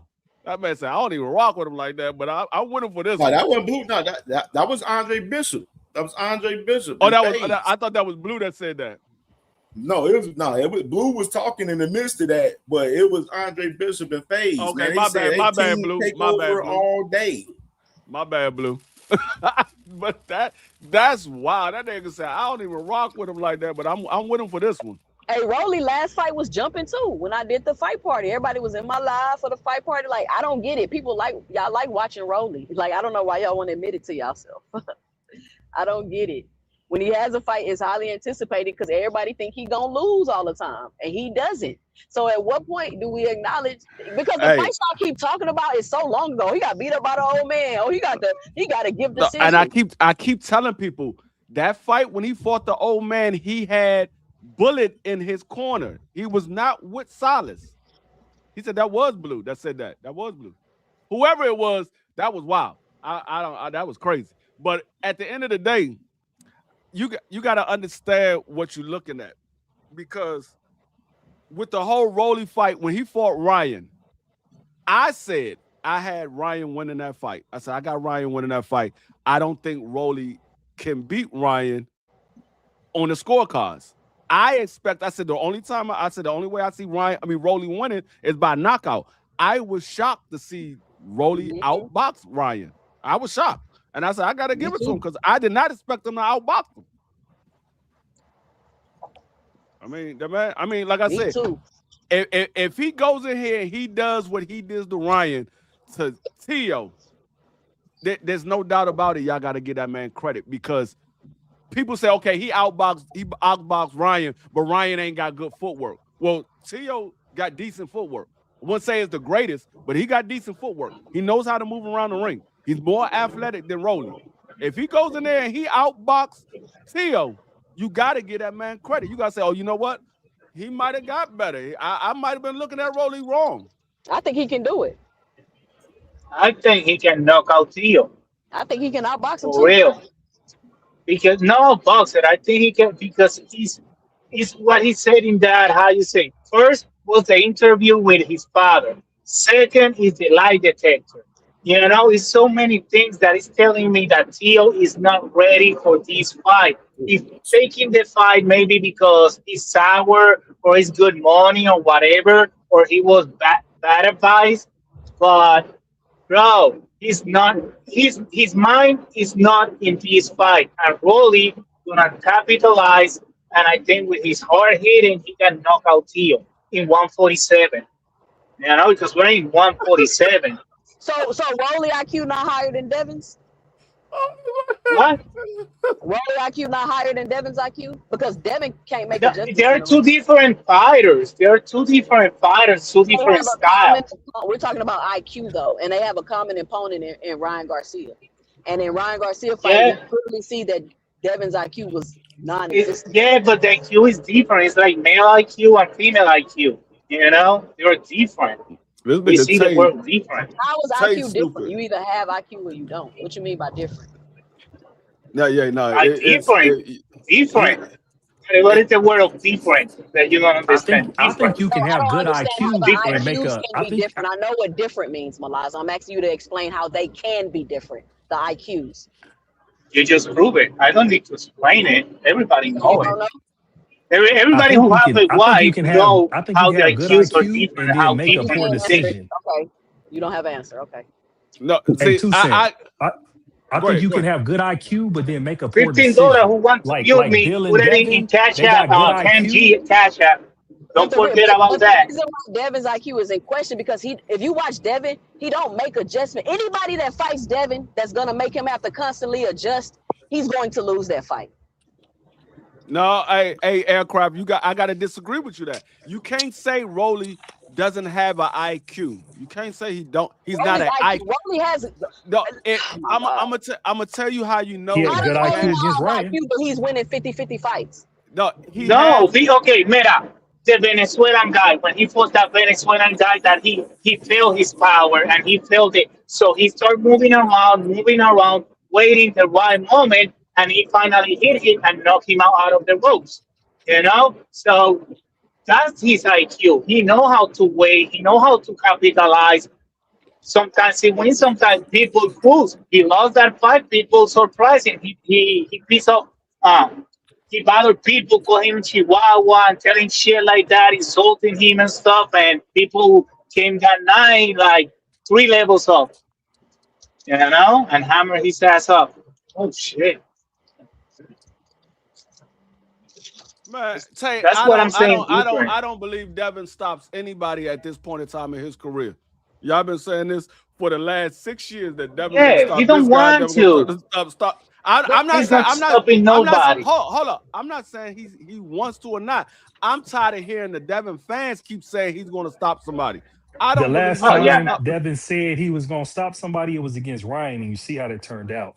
And what is an IQ fighter, Aircraft Carrier? Did I say Rolly was an IQ fighter? No, I said he has an IQ, and y'all keep saying he doesn't. That's what I said. Yes, for me, he showed IQ. He showed IQ against Ryan. He showed IQ against Ryan to me. And like I said, that's all I'm about to say. Look at the fight. Look at the technical aspects about how he won. He disrupted Ryan's lead hand the whole time, and then he kept his right hand up. But he said his hand was injured too, or his arm was injured too. So I don't necessarily know. So I'm interested to see what it's going to look like in this fight. You feel me? As far as, how he's going to approach it. But what I do know is that everybody's seen on tape with Tio is he keeps his fucking lead hand down. And against Rolly, that punch, I think that's going to be problematic for him because I believe Rolly boxes enough to, to Hold compete up. with T.O. Hold up. You tell Sala's not hold up. helping him out too. You tell me, Tay, you tell me who you think got a more suspect chin. You said Rolly got a suspect chin. Who has a more suspect chin? A guy that's been stopped by 2 punchers, or a guy that's been put down multiple times by guys that don't punch?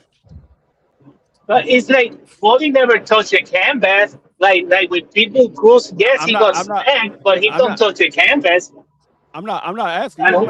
I'm asking Tay, because Tay the one that said Rolly got a suspect chin. Rolly's only been No, that's what I'm saying. I'm saying about that, the suspect chin. I'm not asking. I'm just saying he never touched like the canvas, like being knocked down out cold. Like, yeah, he's legal, but he never touched the canvas. So if they say suspected chin, that was against Pitbull, but Tank put him to sleep. Yeah, Tank definitely put him to sleep. Tank put Rolly to sleep. Oh, but damn, that's Tank Davis. Damn, look what he did to Frank Martin. That man fell into the ropes. He was on his knees and his chin was on the daggone rope. That man was all. It's the reason Pitbull Cruz is famous, because he's one of the few that don't win knockout cold with Tank Davis. Watch that fight. That man was all caught up zero ability, aircraft carrier. What does that even mean? Ryan has. He didn't even know where he was at on the way back to the dressing room. That nigga said he asked his father. He was like, "What happened?" He asked his father, "What happened?" He said, "Your ass got stopped. That's what happened. Get the fuck away from me." But you know what? Rolly makes me think of Marcos Maidana when he got with Robert Garcia. When Robert Garcia gave him that jab and he improved Marcos Maidana, we saw what he did to Adrian Broner. Ismael Salas. That's a little suspect. Ismael Salas is teaching the footwork and the jab to Rolly. Outside of the glove. You gotta give me another fight. I can't look at the Adrian Broner fight and not think about the gloves though. Do you think that Madonna fight was AB's best performance? Nope. Yep. AB's best performance against Madonna? No. The dog in him was a good performance, but it wasn't his best. Performance was DeMarco. I'm not talking about because he won. I'm talking about because of what he displayed in the fight. I mean, that Paulie fight, I liked him against Paulie. No, Antonio DeMarco. That was his best fight. Yeah, I was getting ready to say that. DeMarco? DeMarco was his best fight. That was his best. I was at that fight. And who said? Forget what was said. It was they were talking about Bullet Cromwell being in Brody's corner versus Salas. I was about to say Paulie myself. I was about to say Paulie was the best performance possible. Damn, AB got a lot of best performances. Yeah, I like the Paulie fight. He was looking just dominant. And at the end, though, Gavin Reed, he took his side piece. AB was a real 130, 135. That shit was crazy. Yeah, that was hot. Like AB was. You can do what you want to do. Don't talk about my side piece. People look at Rolly if he trash. Why they not jumping at the chance to fight him? Yo, hey, who is in the undercard of this fight? Who is in the undercard of this main event? One of the Gary Russells. Gary Jones Russell. Gary. Oh, no Antoine. Not Antoine and not Junior. It's the other one. There's another one. Okay. Yeah. I know. There are like 4 of them or something like that. I like the brother training the youngest one. I like that. He's a good trainer. He's a good corner. He know how to give good instructions. I think a lot of people Gary trying to fight Kid Austin. I don't listen. What is if Gary beats Kid Austin? Then what happens to Kid Austin? Hey, did y'all hear about what happened with Kid Austin and I mean the purse bid? They pulled away from the purse bid because they came to an agreement. But it's a 50-50 split. What's wrong with that? It makes sense. It's good. He got a make a lot of sense. He got a 50-50 split with Lucas Body, but he wanted $10 million for Abdullah Mason. Abdullah makes $10 million. You see the $10 sparring million.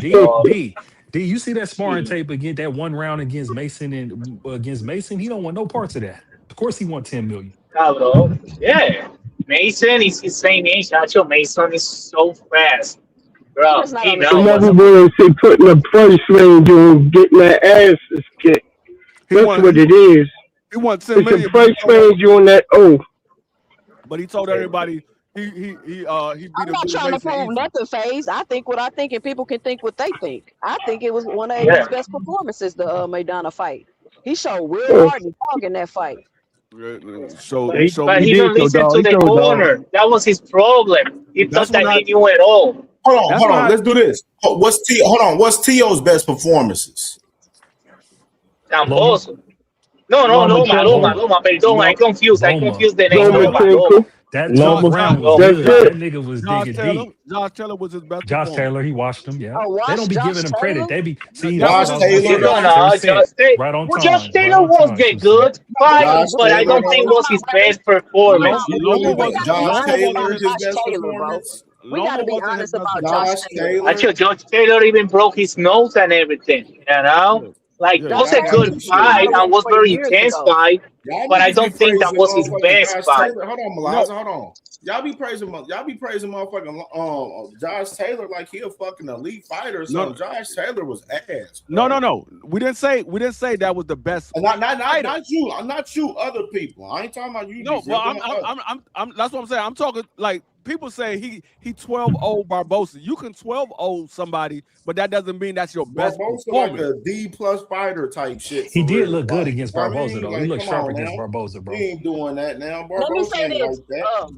I think that Josh Taylor win really gave T.O. a false positive. That's what I think. Because, yes, Josh Taylor, at one point he had the accolades, but that's just like fucking beating Earl Spence at this point. Hold on, but this is my thing. But they say Loma was his best win. But that was at 35. What happened at 40? Like, what happened to all of these other fights at 40? Like, this is what I'm talking about right here when we talk about context, when we talk about fights in general. He missed his opportunity, you know, to get Maria out of the court. My bad. This is what I'm talking about right here with some of you guys. Some of you guys, y'all be talking from one side of the motherfucking spectrum. Y'all don't talk from both sides of the spectrum, bro. You know what I mean? We look at all of these, we gonna nail out a whole spectrum of fucking fights from fucking Teofimo Lopez, and we can talk about it. Let me say this, Cam. Hold on, FaZe. Hey, FaZe. Did you watch Teofimo Lopez with Steve Claggett, FaZe? Answer that question in the comments. You wasn't here when she left.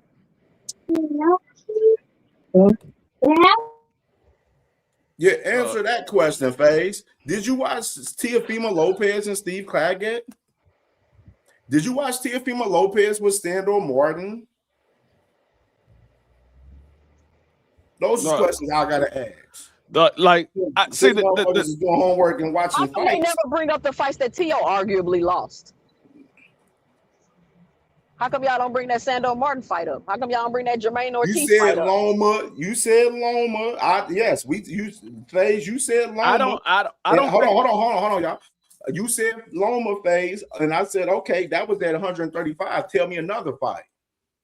I'm saying, have you watched? Hold on. I'm telling you, have you watched motherfucking the fight that Teofimo Lopez had with Steve Claggett and Sandor Martin, and you can't even answer the question?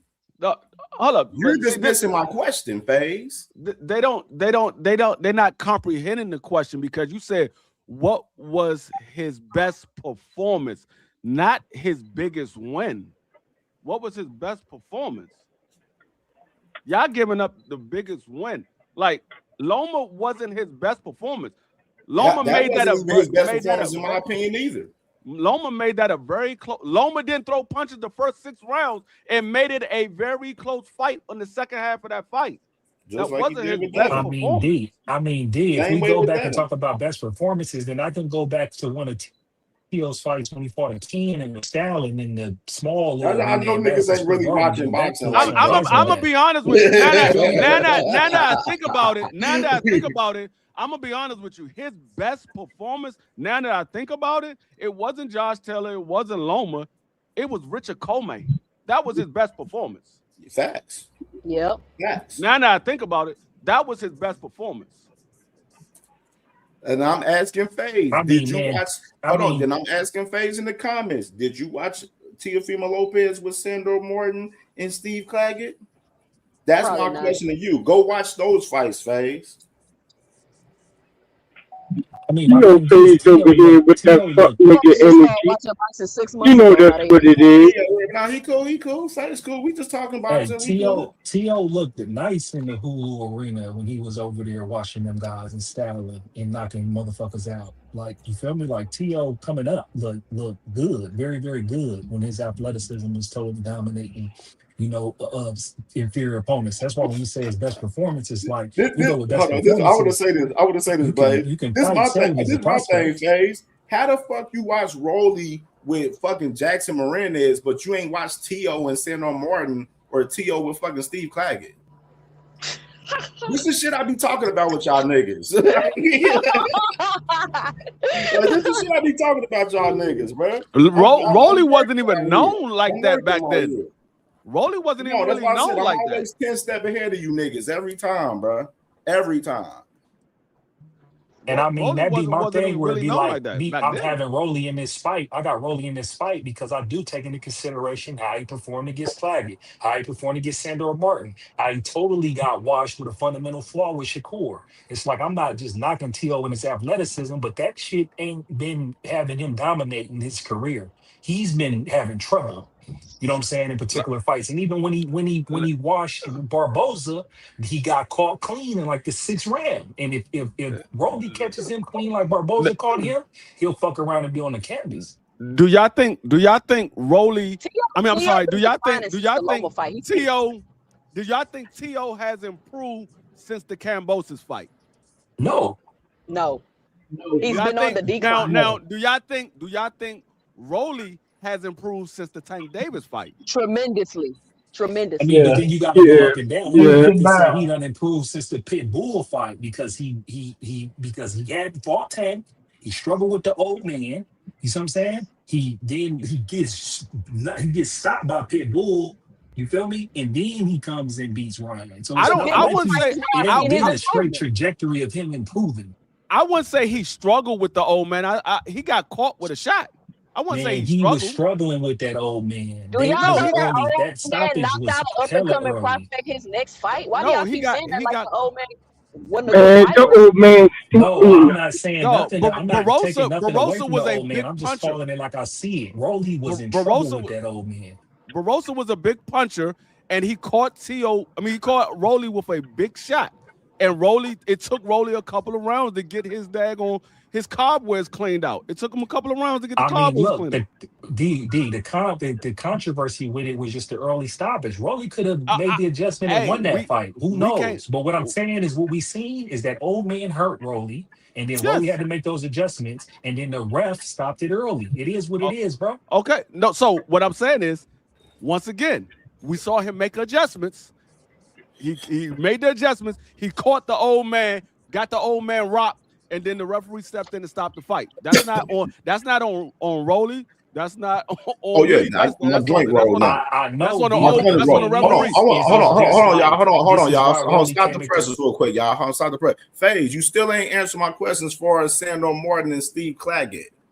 And you talking about other shit. Then you say, look at my comment. I look at your comment. You talking about Arnold Barboza. I didn't ask you about Arnold Barboza, nigga. I asked you, did you watch Steve Claggett and Sandor Martin? And you ain't never answered my question. And you sitting there giggling in the comments and shit, nigga. No, answer my question, nigga. It don't work like that over here. Yeah. I got it's a the real question one too. over here. I got a question too. I'm glad you brought that up, FaZe, because did Sandor Martin drop T.O. once or twice? Twice. Okay. So would y'all agree that Sandor Martin is a much lesser puncher than Rolly? Yes. What Who else without a doubt. dropped T.O.? Who else dropped T.O.? You ain't answering shit. And we seen T.O. Cambosa knocked him down too. twice. We Yeah, Yeah, seen Cambosa T.O. dropped get him too. outboxed and Teal dropped got dropped twice earlier by on in his career Sando Martin too. and arguably lose that fight and get gifted a win. And who else you said dropped T.O.? Cambosa's dropped him. And There Cambosis was a dropped T.O. and he lost the fucking Cambosis. and T.O. got dropped earlier on in his career too. When he was a prospect, he got dropped and got By back up off lesser the canvas punchers, and though. won. That's the point I'm Yeah, making. I know. He's never even I'm just fought adding on punchers. to your point. I'm adding on to your point too, Sam. And that's but the thing is, what I'm telling you is he be getting caught because he keeps his lead hand down. I Like know for you real. hard on that lead hand. Listen, because I've seen it glaring because you've seen it when he because when I was going in the Shakur fight, and then you watch the Sandor Martin fight and looking because he's southpaw, and then you see Shakur and you see what he did.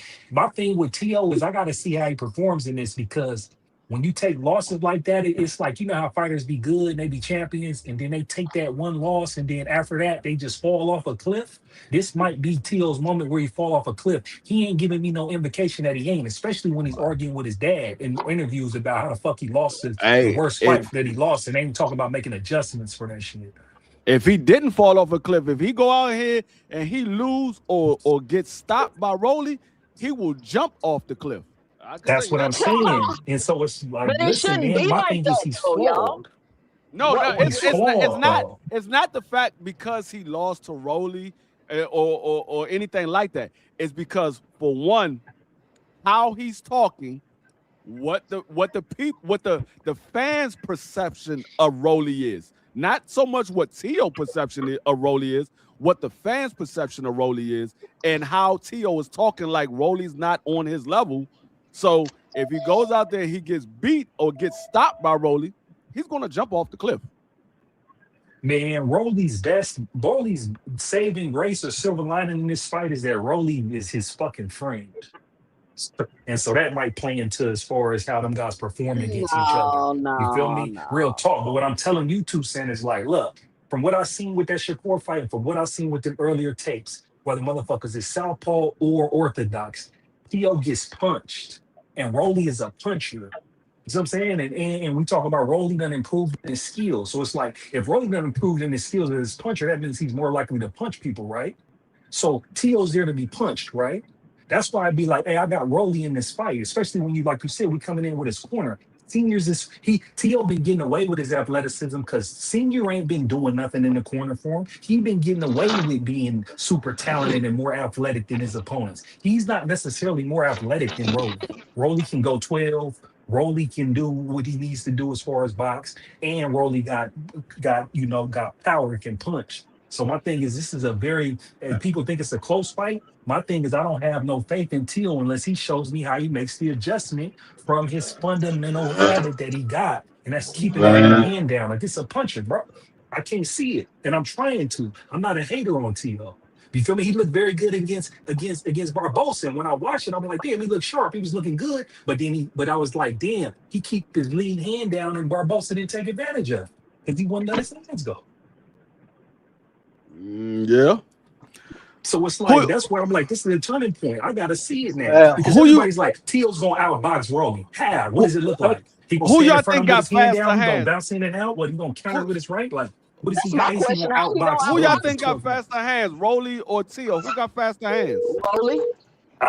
Listen, I would say my thing when it come to faster hands is again with that lead hand with me is like even if T.O. is fast, his problem is he's bringing his lead hand up from his waist, bro. Because even if you was talking about punch, people were saying he got more punch than Shakur. But the problem is with Shakur is the niggas, this nigga's in the high guard shooting his jab over his jab at his waist. So your speed ain't gonna matter if you take longer to shoot your punch than your opponent. Like that be my the punch speed ain't gonna matter if you don't protect the left side of your fucking face, bro, and your body, bro. Period. You're really gonna be doing them bombs. That boy gonna be bleeding. You gotta let bleed all over the place, all over the map. It's gonna be a bloody Rolly, a bloody Teal, Teal bloody Steve, Teal bloody. Man, I hope ain't nobody got no secret injuries that we don't know about. I don't want to hear no excuse. And Till better lock his ass in. Stop doing goddamn lie detector tests and fucking Jerry Springer style shows. He gotta be locked in. Do not. He definitely gonna get his ass whipped. And what's weird about this fight is I've never seen somebody get dominated like Tio get dominated and then go up against an opponent who was good and won their last fight and then be considered like the favorite and shit. Because Tio didn't just lose against Shakur. Tio got washed against Shakur. It's because they disrespecting Rolly, bro. Like, I see. And T.O. moving up in weight, Blaze.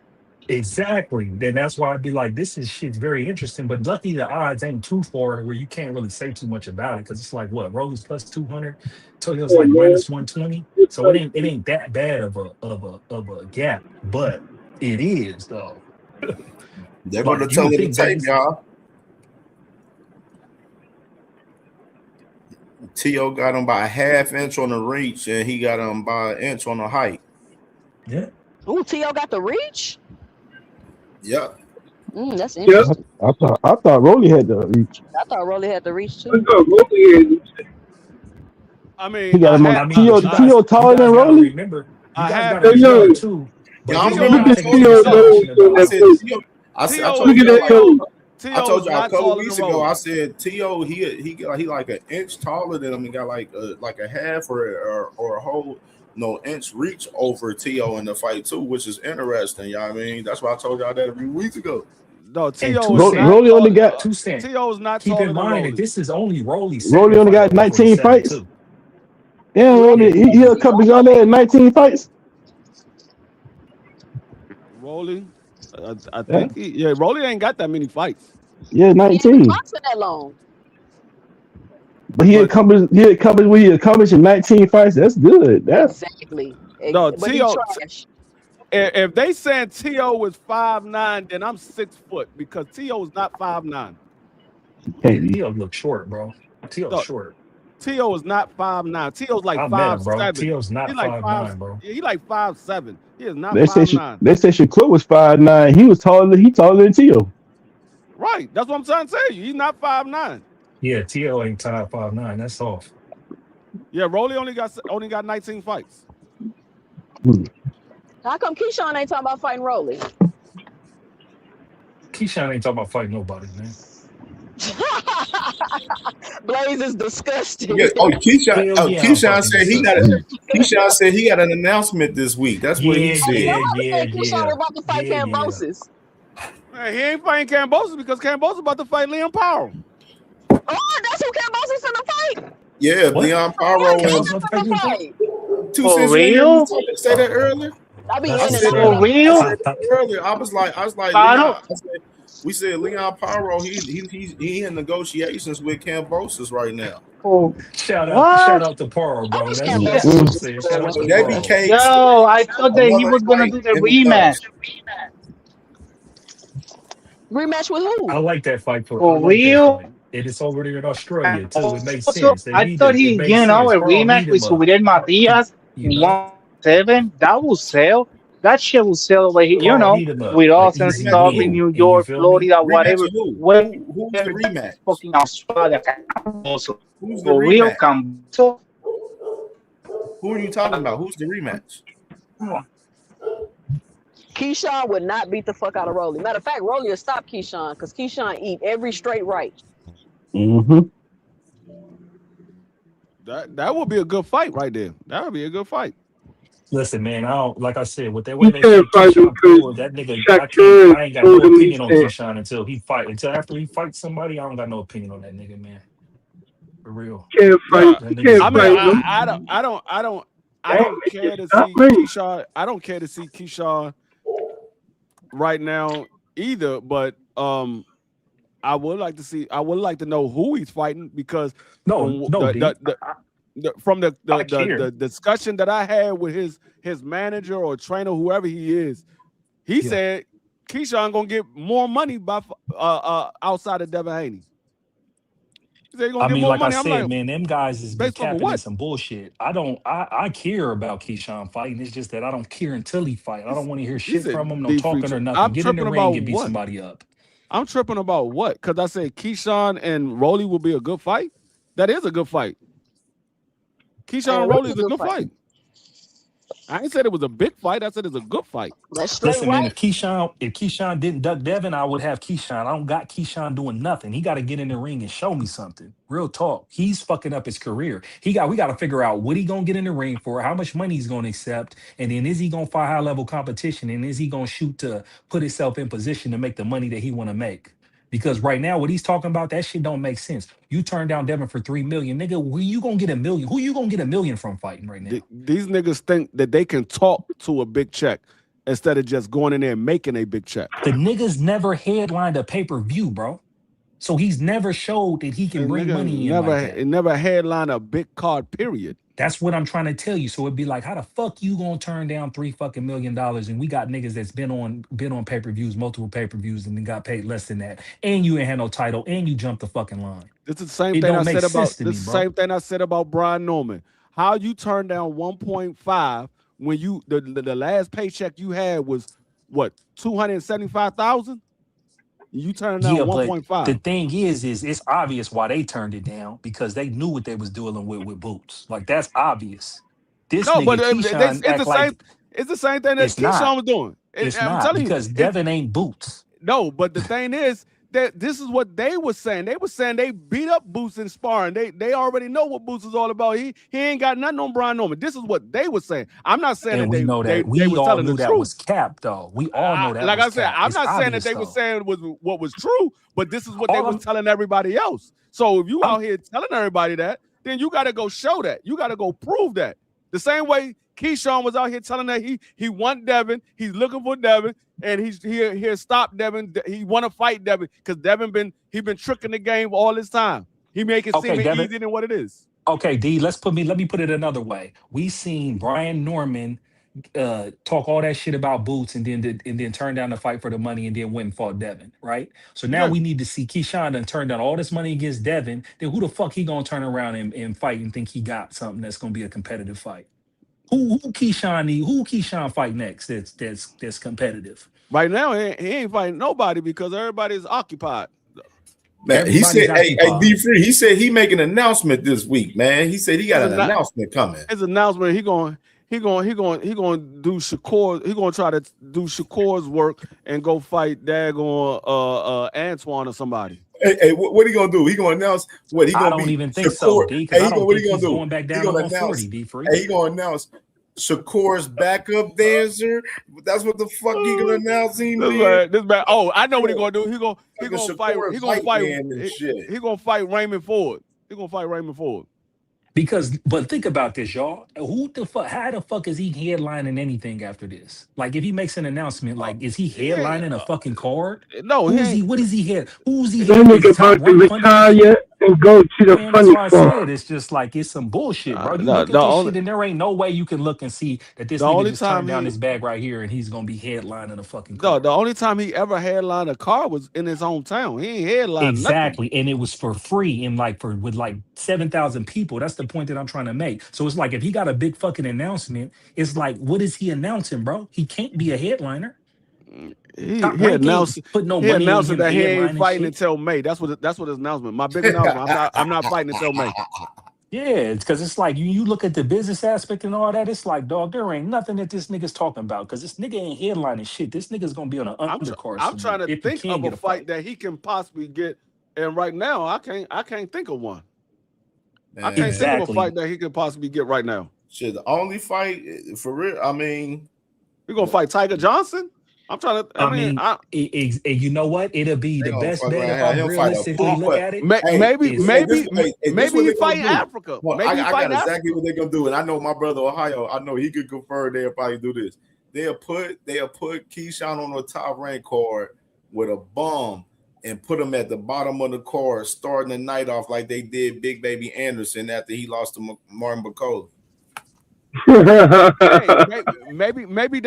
that's the announcement. He's gonna fight. He's gonna fight Africa. They don't like each other. He's gonna be starting off the prelim. then D3 is gonna be on TNT too. It's gonna be on the fight card. TNT. Get in there with Africa. I mean, that's a good fight. Yeah, Big Mo. You gotta mute up, Big Mo. Hit the mute button, man. What's the mute button? You making me have to cover my daggone nose, and you ain't even in my face. That shit right there, man. Let me hit that shit, B-Mo.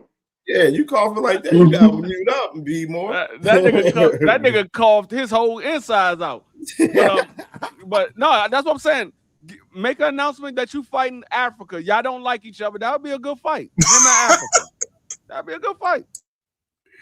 Oh, Ayo, what's good, bro? What you think about that shit? What's good, man? What's going on with you? Man, y'all is off the chain. Y'all got me rolling over here, bro. Yeah, bro. Chilling.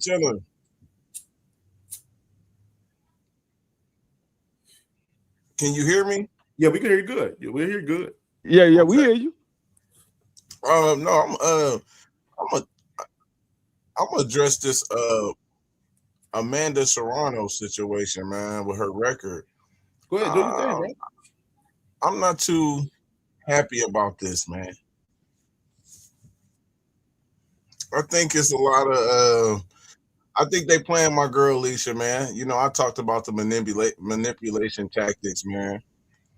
I'm getting an echo, man. Hold on. Let me see if I got another page open.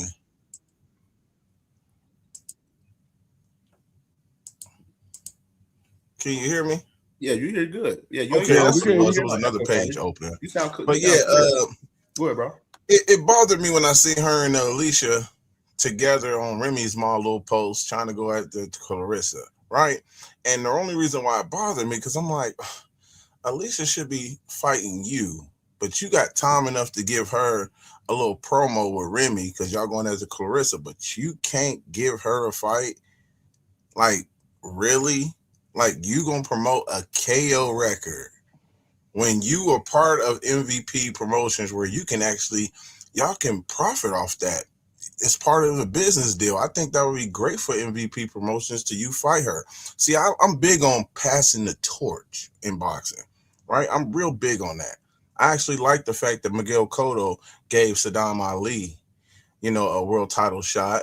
And, you know, he won that world title shot. And, you know, he didn't have a title defense. You know, he got knocked out by Jaime Munguia, but it was the fact that he gave a fighter an opportunity, a younger fighter that we was looking at. So I'm big on passing the torch. Manny do it too many times. He retire, he fight these young dudes. So Manny all over the place, but he fight the younger guys. You know what I mean? He tries to pass down the torch, and I like fighters like that. So Serrano for me is kind of strange to see that she's promoting a KO record. It's like, that's the first thing you don't want to do, because now you're fighting a girl who probably is going to be dancing all night and ain't even giving you the opportunity. So she might lose, but you don't get the KO record. You do not. No, she going to get the KO record.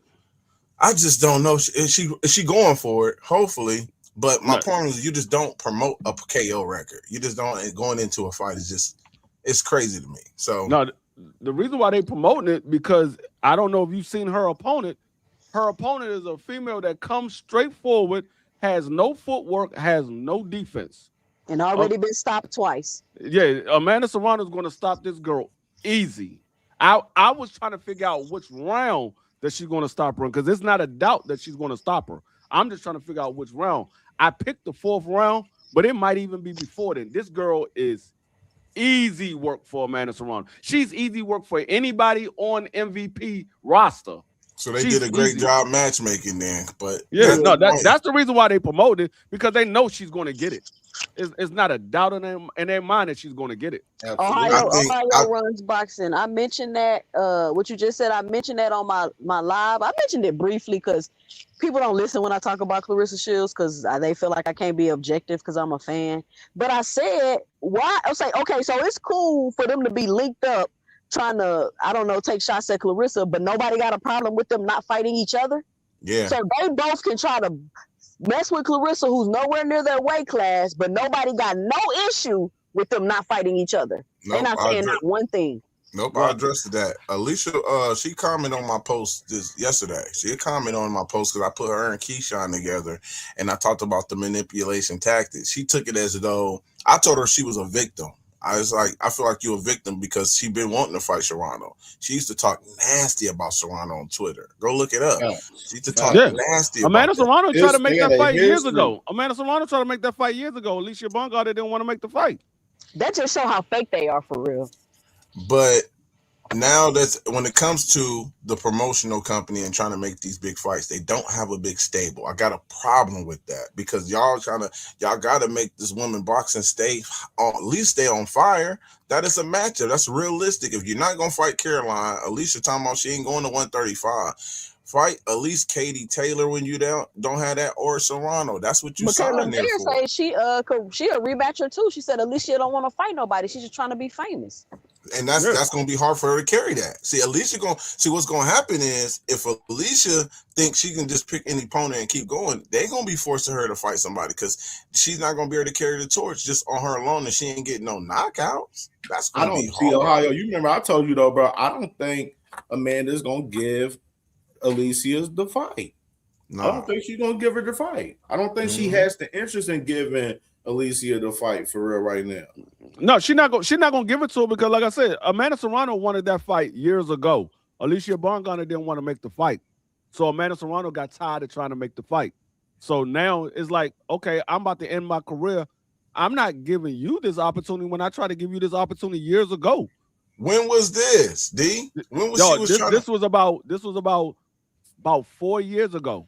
She wasn't. So was she with Matchroom or Serrano was with leaving Matchroom? I'm trying to understand because it wasn't on MVP, bro. No. This was before MVP. MVP wasn't even in. So, existence. But see, D, that's my problem. If the fighter you trying to fight come over to the network on the same company, you should have been pushing for that. So was that a deflect? Was that really her really trying to fight?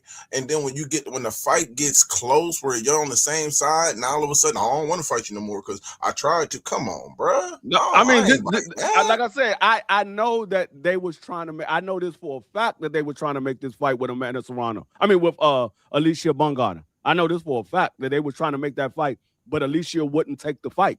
They had the offer. I got to look more into that. That makes no sense, though. It just makes no sense that she come over drawn there. Up and everything. Alicia Baumgartner wouldn't take the fight, so Amanda Serrano got tired of chasing her. She was like, she don't want to fight, so it's over with. It's over with. Was anybody in the media talking about Alicia and Serrano? Serrano chasing after Alicia and want to fight. I don't remember seeing that. I have my man come up here. He's close to the camp. He No. DD. That's what I'm not asking. I'm not asking that. I'm asking the panel. Nobody calling he's for that. He's for not. fight. He's Why not. nobody He's calling not for these fights for Alicia? But y'all want Alicia and Shields to fight. Like, it doesn't make any sense. Alicia Baumgartner, and she listen. She's missing her moment. Alicia is missing her moment. She needs to fight the Serrano, fight the Dubois. She's missing her moment. She's like, I don't know why these fighters do this.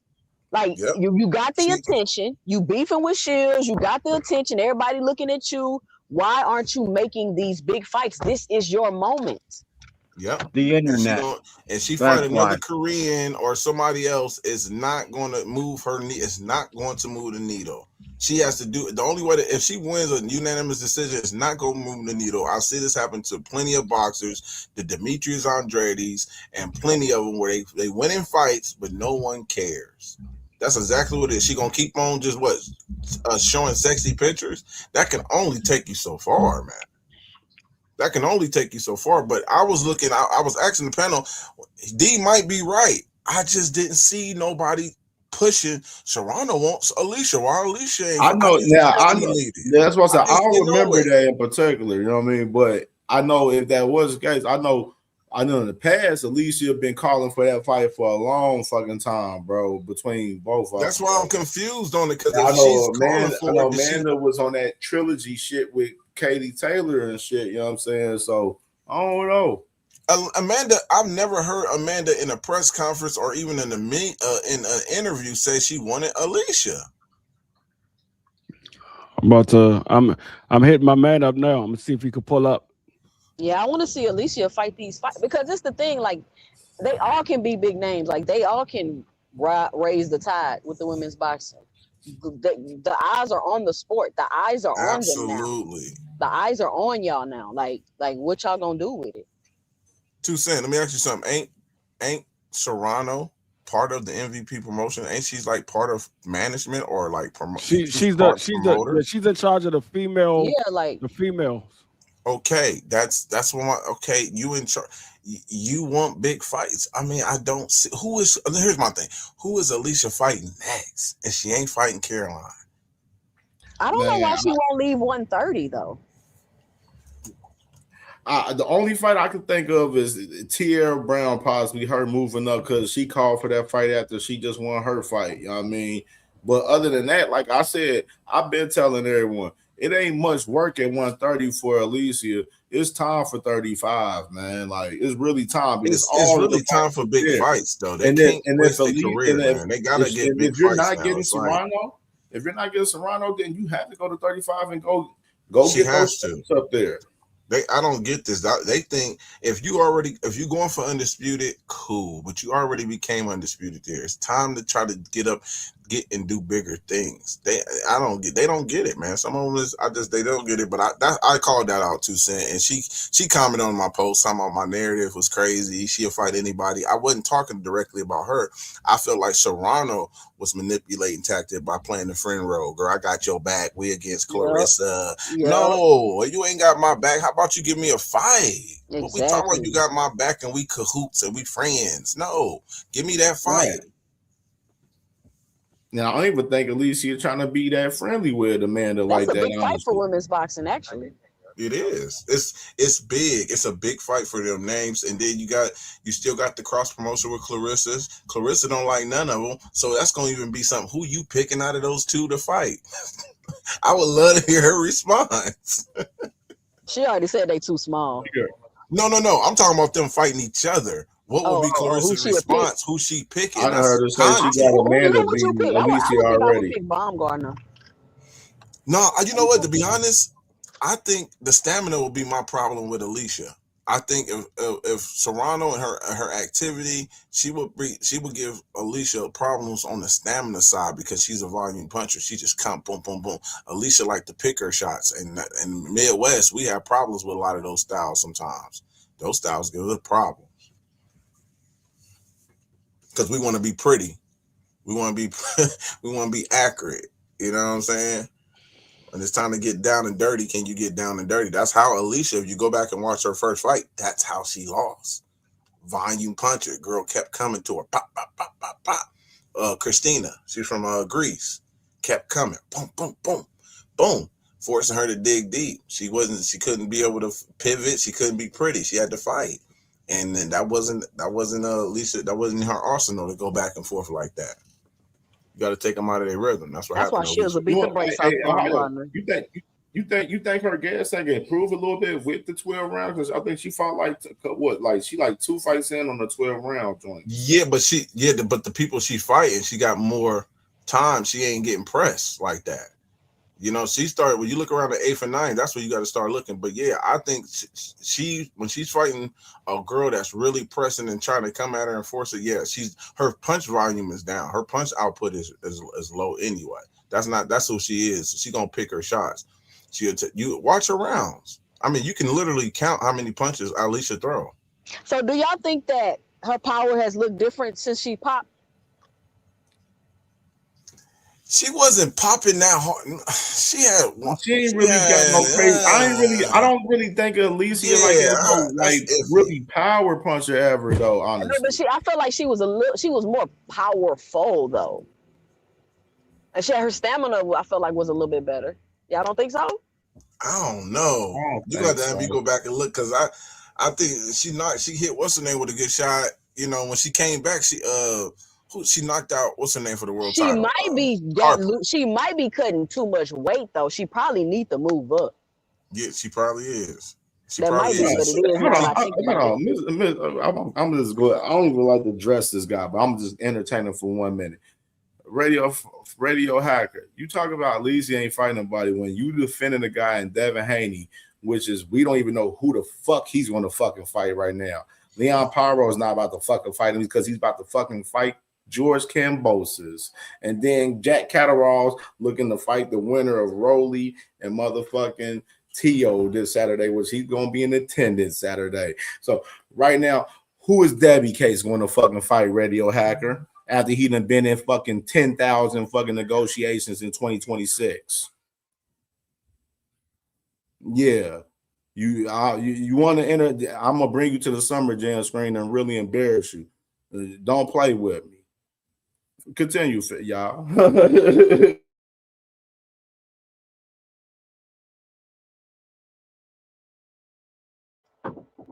I don't know. Why they was talking about Serrano sold out 80,000 tickets in 30 minutes or 30 seconds or some shit they said.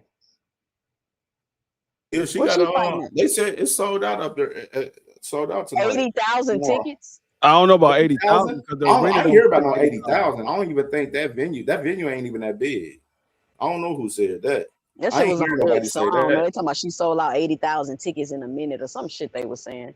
Nah, that ain't nah. Like, the venue she's fighting at ain't even that big. I ain't even never heard anybody say that. Nah, I send you the tweet. But motherfuckers probably gaslighting. It be them random motherfuckers on Twitter and shit. But nah, but the venue that she did fight at, that she is fighting at, it is sold out though. I think it's a smaller venue though. It's not that much of a big venue if I recall though. No, I'm not lying, Dondrick. When do I lie, Dondrick? Stop it. I seen the shit on X because I wrote a comment and said, "Is this the fucking Super Bowl?" Yeah, somebody's probably trolling with a tweet on there. That venue ain't even that big that she's fighting at for as even 80,000 capacity. Let me see if I screenshotted that tweet. Man, Eric Crab, yeah, man, you gotta watch the motherfuckers on Twitter, man, especially on Facebook too. Shit, Facebook is even worse. Shit, motherfuckers be trying to break news and shit. Be saying any motherfucker thing. I definitely got Rolly. They'd be like, I just watched that conference. I definitely got Rolly. No, you didn't watch the press conference. You weren't. I've been talking to y'all. I'm gonna watch the press conference. I ain't watched the presser.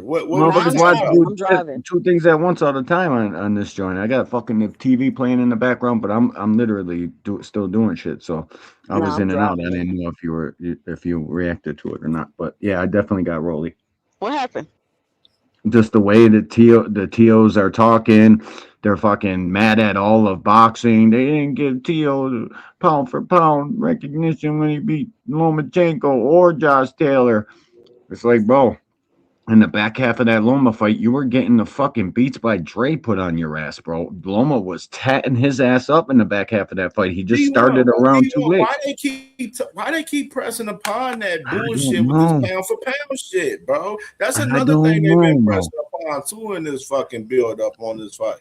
They still talk about, they ain't give us no pound for pound recognition because of the Loma and Josh Taylor win. Man, shut y'all bitch asses up. Yep. Hey, Ohio, I just got finished getting the information. So it wasn't Amanda Serrano. It was her coach that said he wanted that fight for Amanda Serrano with Alicia Bungard. It wasn't Thank Amanda you, D. I appreciate that because I've never seen that anywhere in the media or nobody talking about it. I appreciate that, brother. Hey, Radio Hacker. Hey, fucking Devin and Tank on the same path. They both ain't fought in 2026. So shit, look like they might not both be fighting in 2026 either. Dumbass. Yep. Devin's a duck. Fucking placebo Debo. Duck. Duck fucking Captain Duck. The biggest duck of 2026. And nobody's saying shit about it. Who just had a press conference? With a bold-faced lie. Rolly and Teal. Oh, Rolly and Teal just had one? Yeah. Fucking Salas and Teal Sr. were going at it, bro. I couldn't believe it. Salas? What did he say? Yeah, bro. Yeah, he was like, go back to Cuba, and fucking they were just going at it. You couldn't really hear. It was kind of fucked up. I hope that was just Fight Hub and not. I wonder, is they doing this for the cameras or is this? No, it seemed organic, Freak, because the way they came out at first, we'll see you tomorrow. It needed to pop off, bro. They were treating each other respectful at first, and then a couple words. Shit. You know what I mean? Shit went left. It seemed organic, bro. To be honest, it didn't seem forced. It didn't seem like, you know what I mean? And I'm big on shit like that. I'm watching for that. It seemed organic, bro. Like shit just popped off because the shit that Rolly was saying in the lead up, Tio got mad. You only took this fight because you think you could beat me. And Rolly's like, why else would I take the fight? Fucking Tio and his feelings. So I got Rolly. I just how calm that kid is, bro. He said I got Rolly. I got Rolly. I got Rolly. I got Rolly. Yeah, I think he's gonna win. I don't know, bro, man. I just listen, bro. I just said that, and then I thought, like, damn, I don't know. I don't know, bro. This my thing, man. Vegas got Rolly winning by decision easy right now, bro. The way they got this shit set up. Oh, you mean losing? You got him losing by decision. I mean, they got Rolly losing by decision. My bad. They got Rolly losing by decision, bro. By Tio man, and the shit, man. So I just don't know, man. Hey, they was wrong. They was wrong in the Rolly versus Ryan as well. Yep, they were way off. I mean, they was. They definitely was. Kurt Hurd, salute to my boy Kurt Hurd showing love in the cash app, man. Salute, Brody. Salute, Kurt. I like money. That's my dog. Hey, I'm gonna say this. Well, let me ask you this. Did you see anybody else up there with Tio far as like another trainer? Or was it just I gotta go back and watch that. I'm gonna react to the press conference tomorrow. I ain't gonna do it today though. Free. Nope. He was up there, just Tio and him. I don't like it, bro. Do y'all think Rolly hits too hard to outbox him? That's why he's never lost a decision.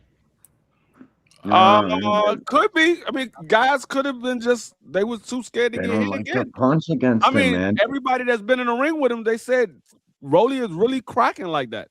He's really cracking like that. It's just that first initial feel of the punch. One thing I will say, everybody that's been in the ring with Rolly and they've been in the ring with Tank Davis, they say Rolly hits harder than Tank Davis. Yep. And man, he just don't know how to set up the single shot counters to get the electrifying knockouts. That's why he don't have crazy knockouts like that. Rolly, what you see is what you get. He's gonna box. He's gonna fucking throw that jab out there for sure. Tio gonna run into that shit just like he was doing against Shakur. I don't know why people think in 5 months, 4 months you can fix something like that. Like that's a glaring weakness for me. That's why I got Rolly in the fight, man. The kid, there ain't no way he fixed his fucking defensive problems. No way. And you get punched by a guy like Rolly the same way you did by a guy like Shakur, that could be a real problem, man. Eyes don't heal well, man. His eyes swell up real fast. I don't like Tio's chances. I don't give a fuck what Vegas say. Yeah, I don't know. It's close though. It's for sure. I'm gonna tell y'all this prediction. I actually see Tio knocking Rolly out, right? Really?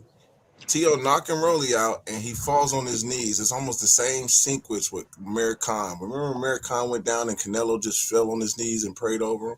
I think that's the scene that Tio gonna give to him because it's like it's a religious thing, man. It's a spiritual thing. So and how does Tio knock out Rolly? When he knocked out Rolly, because everybody ain't expecting this, man. They're not expecting this knockout. Nope. So when he knocks him out, what will happen? He falls down. He makes sure they're gonna make sure he's all right. They're gonna wake him up. You mean Rolly knocking out Tio? Man, no. Lopez is gonna put that boy to sleep. I'm telling you. I could see that happening too. I could definitely see that. I can see that, bro. I'm talking junk. No, I'm actually picking Lopez to win though, but I don't. No, he ain't knocking him out. I think he gonna. He could, bro. Yo, I don't think he's knocking him getting knocked out by Tank and Pitbull. Listen, Tio got some snap on his shots. He's just too busy boxing. He ain't stopping shit in this fight. The only motherfucker getting stopped in this fight is Tio. I don't see Tio stopping. He got crack on his punches. He definitely did. Tio don't have enough punch for that though, bro. When was Tio's last KO? When was his last knockout? When was his last knockout? I mean, he couldn't even knock Lomachenko down. He couldn't even keep climbing off of him. Rolly has been knocked out multiple times. By punchers. And it don't matter. Tio got some sting on his shot. Don't come at me with that bullshit. Tio last knockout was in 2022 crack hard enough. Campa. 2022 against Pedro Campa. Yep. That seems about right. I thought he And got which the round? other. And which round was that knockout? And which round was that knockout? The 7th round and a 10-round fight. Wow. Mm. Wow. And if you go back and watch that Pedro Campo fight, Pedro Campo was fighting in that fight like he was scared for his life. Oh yeah. So he basically quit. Yeah, he was. Yeah, he was. Yeah, he was. I remember. So hold up. Wait, hold up, D. Hey, was that a knockout or was that? Did he get stopped on the stool or what? No, it was a TKO. It was a body shot. It was a body shot. He knocked him down before that, though. Almost knocked him out. It was a body shot that he stopped him. He knocked him down. No, he only knocked him down once in the 7th. No, I thought he knocked him down in the second. No, I'm looking at it right now. He knocked him down once. I'm saying but T.O. doesn't have the cadence or punch volume for that though. You know, he ain't got the he spot shots. Like he doesn't have combos like that. And then if he get into a phone booth or a firefight with Rolly, he gonna get clipped. Yeah, I think that's probably not wise to get a firefight with Rolly, but you don't see people doing that. I said that earlier. I don't see T.O. trying to go in no firefight with no fucking Rolly in this fight Saturday, bro. I do not see him doing that. His best bet is point fighting. If he point fights for 12 rounds, and I don't know if he can't be on this bike, he wither away by the 7th and 8th round, he will get stopped. No, bro, it's both guys can get stopped in this fight. I don't know how people. Rolly, bro, not with Rolly's power, bro. Not with Rolly's power, dog. Nah, dog. Tank, bro. The first and second round of him and Tank's fight, Tank was like, bro, I was trying to get out the way when I threw that counter strike, because Rolly ran right into Tank's right. I don't know if it was right hand knockout. Left hand knockout. Right, left hand knockout. Correct. Tank was like, I was trying to get the hell out the way. That motherfucker can punch. And that's what I'm saying, bro. Any punch can knock you out. It hits the right place in any fight. I've watched boxing too long to count out anything. I give it all could happen.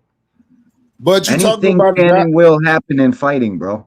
Right, but when you got a guy, when you bring up fights like Amir Khan and Canelo, if you look at that fight closely, Canelo was catching him to the body all night, and when he caught him with that overhand and just slept Amir Khan, Amir Khan doesn't have power. He has punch volume, but T.O. has neither. T.O. has neither. Right now. I'm looking at the fight right now with Campa. Campa took a shot backing up and fell down. He wasn't hurt. He got right back up. But then T.O. hit him with a body shot. They still fighting right now. But I knew he got knocked down, bro. He got knocked down once. He only got knocked down once. You just said he got knocked down, got back up, and now they're still fighting. I'm saying, he only got knocked down. He only got knocked down once. Knocked down. Bro, look, like if T.O. had power like that, bro, he would have finished Lomachenko, bro. He would have finished Lomachenko. He never hurt Loma. He never hurt Loma. He didn't even exactly. That's what I'm saying. That's what I'm saying. So I mean, finish him. And he got you need to land that shit. Martin. I'm saying that's what I'm saying. It's to my point of which is his best scenario in winning this fight is point fighting. Yeah, he's gonna pot shot and try to take it to the cards and win a decision. I think he's gonna win on this. But the power of Rolly, he batting 100. That's another dude that's just his punches is choreographed. You can see him at this always. He's never changing his motherfucking timing at all. And I don't know if y'all pay attention, but I'll look at it and say a slick boxer when you fight against a Rolly like that, he's awkward. That's the one thing about him. He's awkward. That's how the fight ended. The referee stopped the fight. Yeah, he's awkward. He's very awkward. That's the one thing I give Rolly, being he has an awkward style. The question is because some people he can punch hard look on at the him. move. He's gotten better. I will honestly say I've seen Rolly he's gotten better with his every time you see him. The last clean knockout T.O. got was Richard Comey. That was the last clean knockout he got. That was the last knockout he got. This fight with Pedro Campa, the referee stopped the fight. Yeah, so I definitely don't see T.O. getting a knockout this fight. I think he's gonna definitely box and win. But if there is gonna be a knockout, you gotta go with the guy that's the powerful. You gotta go with Rolly, man. Rolly is strong and he's big. I just don't know if he's gonna be able to land that. I think T.O. might be able to see every shot, and if T.O. is able to see every shot, it's gonna be a long night. Shakur jab? No, but that's the different. But see, that's the thing. Do Shakur jab like Rolly? I think they're Rolly not the same. They're not the same. No, they're not the same. They're not the. I think he struggles with the jab. Period. They're not the same though. Like Shakur is the most foolish boxer you can find. You got some people who committed to the jab. Then you got some who will throw a jab every now and then and go back to who they are. Rolly Shakur ain't no jab artist. He just used the jab against T.O. He brought it out because he needed it. Shakur don't fight the way he fought against T.O. That shit was crazy, bro. All they did was posture at each other the entirety of the fucking fight. It was the most overinflated bullshit fight I've ever seen, bro. People talking about Shakur whipped T.O.'s ass. I didn't see that, bro. I'm sorry. Maybe it's from where I'm from or something. I didn't look at that as an ass whipping. I just didn't. Yeah, he won, but I agree, D1. He won, but I was about to leave it the fifth round, sixth round. Real shit, dude.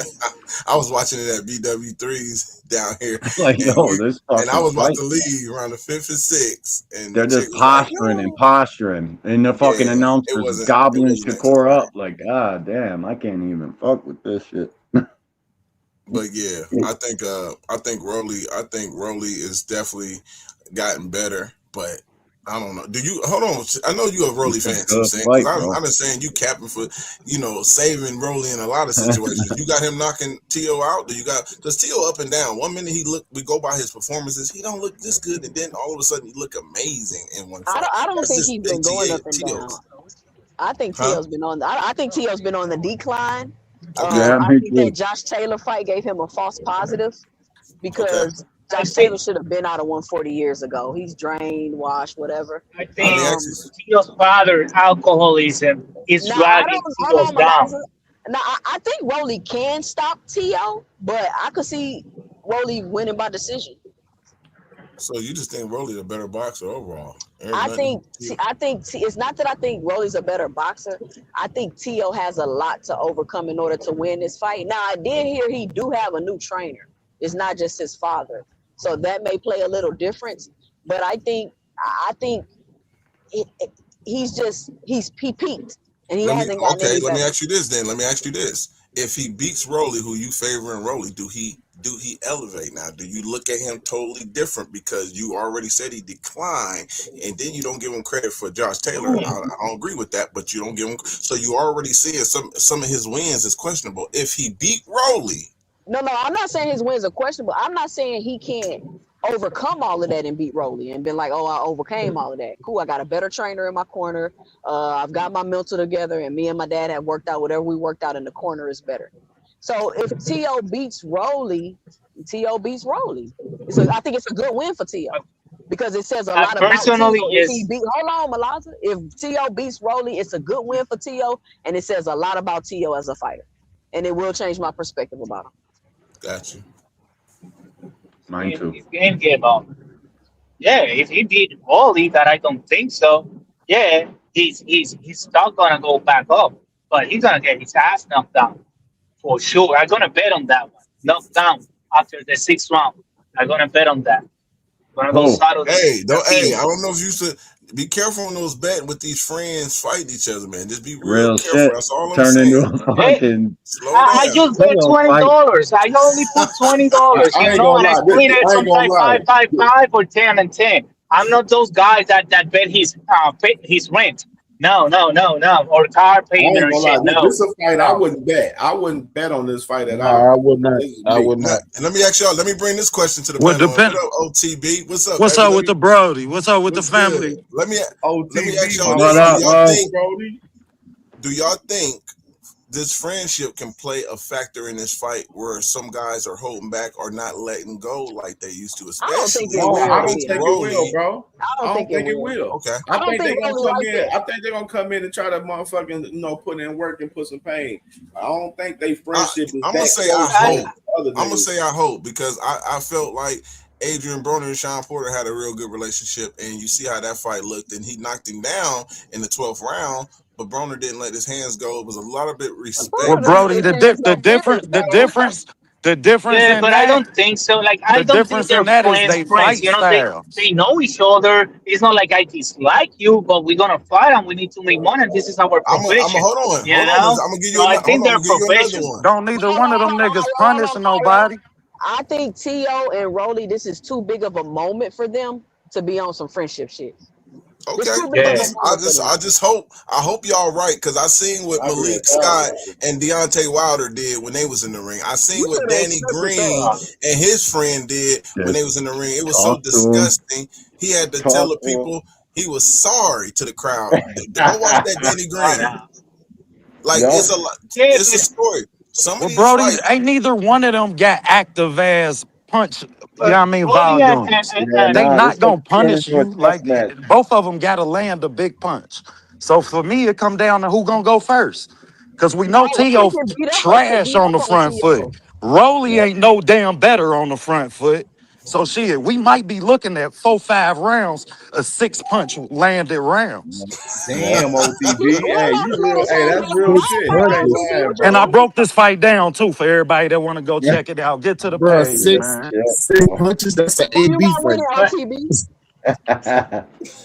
I know Wally like to get close I in the got Teo clinch. You winning. know, he like to clinch and then hit you in the clinch with those offers and hooks like he did to Ryan. He like to do that too. So he don't need to box you to get closer. He can clinch you and then hit you and push you out and hit you. You know, that's how he caught the distance too.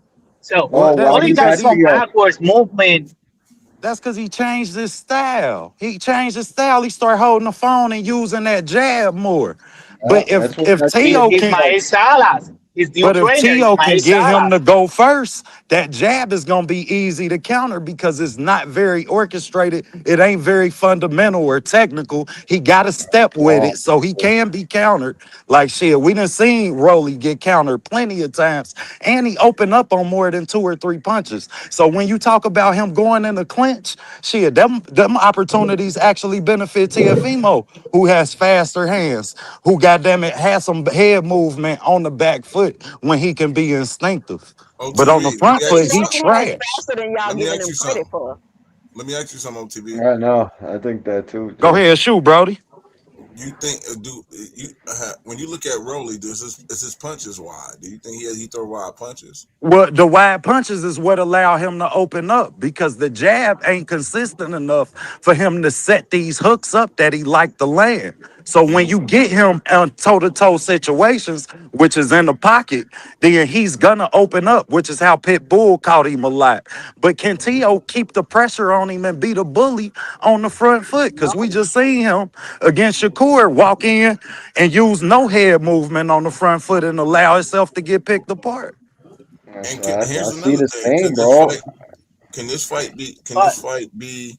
Have they sparred a lot? Has they sparred each other? 15 rounds. Okay, so They say they haven't sparred in like 10 years though. Yeah, oh, we can watch the sparring. It's on YouTube. I've And watched it they a couple both different times. fighters at This this is a point. very Yeah, hard they fight to both. pick. You right This about is that, very sis. They hard both fight. two totally different fighters. gotcha, Oh, gotcha. I've been back and forth in my head probably but five, Theo six will be times. that fast with 12 extra pounds because now he's gonna go up seven. That is That 47, matters. and you're gonna put like 10 more pounds to be gentle.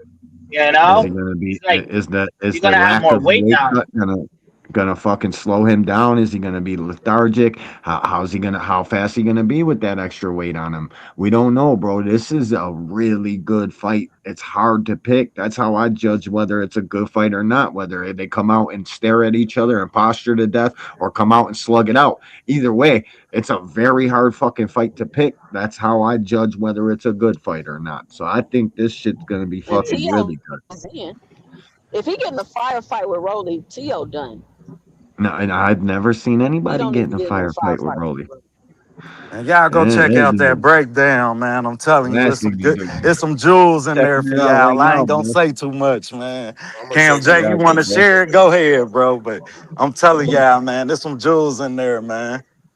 I'm gonna definitely check that out. And this, Post it. and as far as me, T.O. can only be T.O. gotta make Rolly go first. If he can make Rolly go first, we gonna know early in this fight. If you come out and see Teofimo dancing, dance. You see him Yep. getting it on this dancing shit, then it's gonna be a long night for Rolly because you Yep. allowing him to be instinctive off the back foot. He don't have no head movement on the front foot. That's how Sandor Martin picked him apart. Everybody picking him apart because his head movement trash and he don't have an active jab. So how else am I gonna hit you across from the club? I'm gonna hit you with an inner club punch.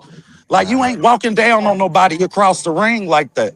That's why I'm picking him But based that's on not the that. Teofimo that I hear in the interviews. That is not the Teofimo that give me that confidence that he gonna do that. Like this Teofimo that I listen in these interviews and the lie detector, he's a pussycat. He's a I don't know. I don't know. I don't feel confident from Teofimo when I listen in these last interviews. You gotta That's be me, careful. You gotta be careful though, man. You gotta be careful Yeah, because I ain't this judging the by no same. interview. Hold on, this the same dude that said he didn't think he had it no more after his fight too. You remember? He felt like he didn't have it no more because I guess he went the distance with somebody. I think when he moved up to 140, Guys the are gonna first be the time. fighter they are, man. Yeah, They you just gotta be are. careful with that. Sometimes it's a mind, it's a spiritual warfare, mental warfare too, man. Where you got to put stuff out there for people to eat on and hope they bite the bait, even your opponent. So those are tactics before the fight. So we got to be real careful with that sometimes. But I Yeah, and I got another counter for y'all. What if Rolly take Teo punch early yeah, and walk through it? Is Teo mentally tough enough to I think that's what reorchestrate he a gonna do. plan? But let me ask y'all, If Tio he, hasn't really had no crack since 35 for real. I agree. I agree, Two Sizzle. You right, sis. he But hasn't. at that same pace though, it's still Teofimo. Yeah, I mean What it's does that still mean? Teofimo. So you say what does that mean? Yeah. Th- You That got mean you gotta skills. respect He it. got You skills. gotta respect the resume. You gotta respect what he did. Come on now, we can't ignore what he did because he ain't did it in the last. You feel me? As a Now, fighter, you can't. here's If you another Rolly thing. Romero, you cannot walk in there saying, I'm gonna take his best punch and then. Yeah, no. I think Tio is a lot durable than Yeah, people like give him credit for too. I didn't see him get clipped and get right back up. I never see him to the point where he was just, oh man, he knocked But he out. getting dropped by lesser punchers though. No, but that's still durability because you can get dropped. It's almost like flash Off a knockdowns. weight transition. That doesn't hold on. That doesn't always mean you when you get hit doesn't mean it's a power shot. Sometimes it's your footing. You get set down because if you getting dropped, I had the same argument years ago with Mikey Garcia. Got dropped in a smaller weight class, moved up to what? 47 and fought Earl Spence Jr. Niggas was talking about Earl punching, Earl gonna stop him.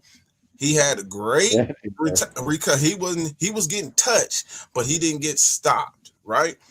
Some guys are just durable. You got to And look that's at why the he got body. the career beat out of him. Yeah, That was because no, but Earl wasn't trying to stop him. that's why it's important to talk about those knockdowns because that was a flash knockdown in his career. Earl, let's go to Terrence Crawford, Gamboa. Terrence Crawford has never really been hurt where he just like, oh snap, it's his recovery rate, quick. Hurt for about 8 seconds, he good. Snap. You can't hurt him again. You don't get that shot again. They Mean got Machine Floyd dropped him like Mayweather. that. Floyd Mayweather, you hurt him, rocked him. Ooh, you don't get to hurt them again. They get hurt. This the boxing game, but you better count their recovery rate because if they can recover, you probably ain't gonna get that shot off again. Those are great guys who can get hurt, flash knockdowns, get back up. That's Tio. Tio is not Amir Khan. Tio is not AJ. These guys' recovery rate can't come back once they get down. That's what people don't pay attention to. That's important in boxing. Than seeing a guy getting clipped and say, well, Crawford got hurt. What you think Earl gonna do when he move up? But Ohio, it's also about who you get hit by. If a guy like Tank is telling you Rolly hits hard, and if let's just say T.O. runs into something, it's not gonna be no recovery. He's going to sleep. So Yeah. are you But basing when it? have Hold we on. Is you seen basing it Rolly on? run He's You got a anybody basing down? it on? chin, Hold on. bro. Is you basing the take that Tank said Rolly can hit? So you're basing it off Rolly. If Rolly get touch T.O., he's automatically gonna go down because T.O. can hit. Is that what we basing it on? Is that how No. boxing works? I That's what I'm said trying to that. understand. Give it Okay, to me. so I'm saying if we know Rolly has solid punching power, right? That's Yeah, verified. absolutely. So Yeah. I'm saying if T.O. runs in, if T.O. like try to point fight the whole fight, and I'm saying if T.O. runs into a Rolly punch like Manny Pacquiao ran into Juan Manuel Marquez and got slipped. So that's the That can, comparison I'm drawing. that can happen to anybody. I can give you a better one. Deontay Wilder is considered one of the hardest punchers. How many times has Tyson Fury been clipped? Has he ever been knocked out? Who? T.O.? Tyson Fury has been knocked down, fell on his back. But I Yeah, want y'all to look look at something. crazy as shit. He I looked want you to crazy as look shit in at the something Usyk fight. because I'm standing on this. His recovery rate. Now that he's older, Usyk, I'm starting to be concerned with him now because he's starting to get older. Most guys that get knocked out towards the end of their career. His recovery rate was concerning when Usyk hurt him, and he was still hurt. That wasn't the same Tyson Fury I seen when he fought Nicholas Fota that hurt him. Steve Cunningham that hurt him. Deontay Wilder knocked that man 3 times, knocked him down, probably, what was it, 3-4 times, and he got back up like the Undertaker. What I want you to focus on is recovery rate, even when he was fighting a knockout artist. Now, I'm not saying that T.O. can't get knocked out. Anybody can get knocked out in boxing. I'm not debating that. I just think we need to focus more on their recovery rate when these guys go down, because what we do is we'll see a guy get clipped or drop and say, well, he got knocked down in this fight. I think he'd get knocked down by this puncher. That's not And I that. done seen Rolly knock down Ryan Garcia and then get up and get hit with a left hook from Ryan Garcia, fresh off the standing 10. Take the And the left thing hook, is, walking right into one. Like, so shit. and Rolly That's ain't knocking out everybody. I mean, the man got 2 robberies on his darn resume too that he didn't, period. and guys that we felt So didn't does even know who they Theo. was. Yeah, Theo but got 2 robberies the on his reason why resume he don't too. got all them knockouts, the Who? people feel the Theo, punches and so they don't fight run into fucking Jermaine No, I'm different. not. Ortiz. But that's not. I'm not doing the comparison to cent. I'm Yeah, I just know. talking about this devastating power that they talking about. He ain't knocking Because everybody. But you but know you know what? why though, He bro? got the I Listen, don't think power. the the devastating reason power he's necessarily means he gonna knock you out. I think the devastating power is an issue because you don't want to get hit, so it makes you put yeah, your hands in your pocket, so your punch you volume fight ain't the different. same. I Exactly. That's agree. to me when That's I speak accurate. about his power. That's what That's I'm talking exactly what about. happened I'm in not all saying his he gonna fights. knock you out. It's That's respect. what I think it is people respect. are too. Listen, Well, I that's like also That's what done it is. seen him get bullied by somebody smaller than him in a pit bull cruise. Just bullying nah, around the Rolly was whole ring, boxing. Nah, taking Rolly him was off No, his he didn't boxing front get trying to foot. get Rolly in the bullied. was ring, boxing. He bro. He didn't was get doing good in bullied. that fight. Rolly I was gotta admit. boxing moving, man. He was trying to move. That was his game plan, and he just got caught. I couldn't believe some of the punches fucking Pitbull was taking in that fight, bro. That's I what I couldn't said. even believe it. Pitbull was eating some of them shots, but He Rolly was said he was fucking drained. Yeah, Rolly because was he kept him on looking his off. back foot. He kept him on Dude, his back But foot. I'm yo, gonna tell you this. Rolly hit Pitbull with 2 left hooks in different times of that fight. I literally, I couldn't fucking believe how he like paused for a second and that was it. But what he do, D1? What he I do? mean, Link, that young close Pitbull the gotta chill. distance, Yep. and kept the Mm-hmm. pressure on him. And Rolly Yep. couldn't. So yeah, I mean, if you could, like, he got some flaws there. Like, and I don't Yes, see he how. can't deal with pressure. He's not good against a Yeah. front-footed So, fighter that knows but what he's we've never doing. seen Teo fight with that pressure. Nope. Yeah, that's a Nope. We've You style. never never seen seen T.O. Teo fight bully what That's why this punches is nobody. he such a good what fight, bro. punches You have you don't seen know. T.O. fight, OTB? I ain't see it. Comey, that's it. Yep, That's Richard it. Comey. That's So Yeah, we it. don't Richard see Comey. we don't know how T.O. gonna act in there with getting punched on. Yeah, because he Tio knocked actually out that Richard brought Comey out the for that Gordo moment. in Tio. That was one of Tio's best performances. Yeah, I thought He Richard he Comey was really gonna looked stop good. that boy. I ain't gonna Me even lie too. to you. Yeah, I but ain't gonna even lie. this what I was saying though. My thing with T.O. ain't never. This is probably the biggest puncher T.O. has faced. If you look at the resume, as far as the guys he's faced, you know what I'm saying, he hasn't Going faced a up. puncher as much as Rolly Like, though. why would But you the fight your knockouts don't biggest puncher you equivalate to ever the fought power. moving up in weight for your first fight? Y'all He's don't got think more that's power than his record indicates to Well, the me. knockouts don't equivalate because he don't have an active jab to set this power Yeah, up. Rolly do got a jab.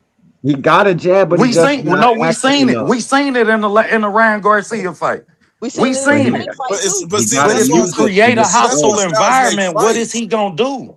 But see, that's why style make fights, because when you got certain guys that sparred these guys and then go in the ring, we see a whole different mentality. And it's like, Yeah. man, he looked good. Oh man, Rolly doing this, he jabbing, but he knew Ryan. He knew he can beat Ryan. That was a different Facts. mindset when it came to that fight, you know, and not taking nothing away. He beat Ryan, but I want to see if he's going to be able. What is his mindset? And I know that I said that was years ago when it comes to sparring, but these guys fight totally different. Shakur Stevenson, Jamel Herring, he knew he can walk. That boy was dog walking Herring.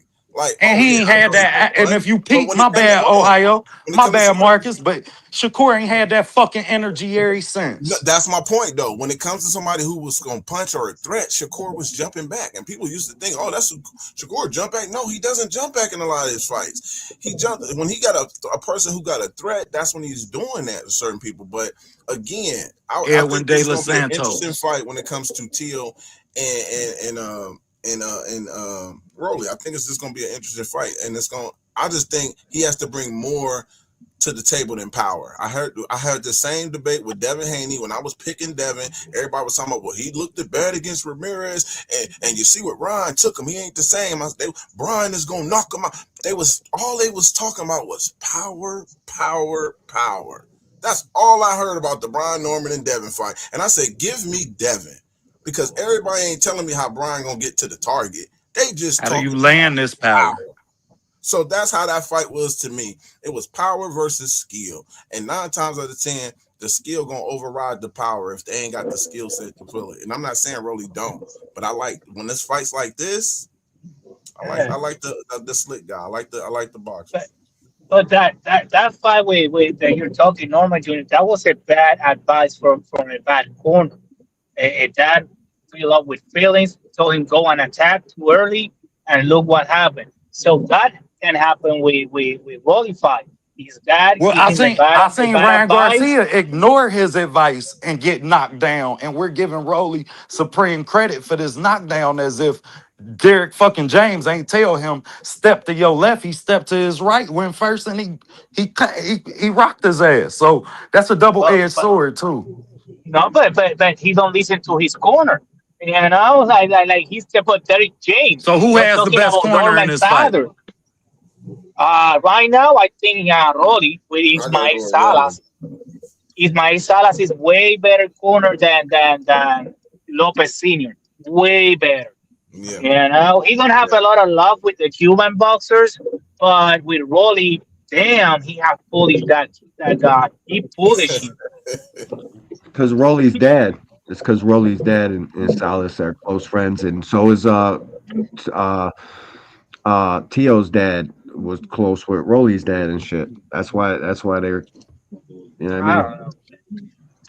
I got a And that question for instance the when panel. he told to his dad and say, but you have a lot to do in this stuff, you know. I said, yeah, I let you down, and yeah, you've been drinking, getting drunk before the Yeah, fight, and people are he making got his fun of ass. you, and you keep feeding them, and that shit, how you say, because Theo is emotional. He's an Set him off. emotional guy, you know. Yep. So Truth hurts, it's a bro. lot of Truth hurts. emotions here.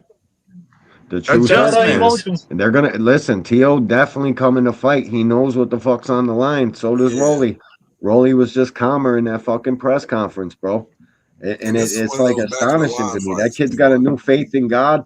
And when you really believe in God and really have a faith in God, bro, you let this, you live by that shit. You go in there and fight the best you can, and let's see what the fuck happens.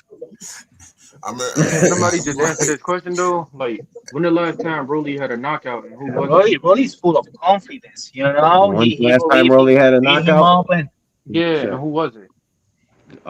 Shit. Jackson. Oh no, he got a robbery That was a decision against robbery with no, Jackson. with Jackson. Yeah. Ryan, and then Yeah. Jackson with Ryan, and Martinez, then yeah, Ryan that went back too. Ryan, but he didn't knock Ryan out. I'm looking for at. I'm No, looking Rosa. at. no, don't out Shit. because Ryan chicken out and he went to the back foot and avoid confrontation for how many rounds? Like 10 rounds? Shit.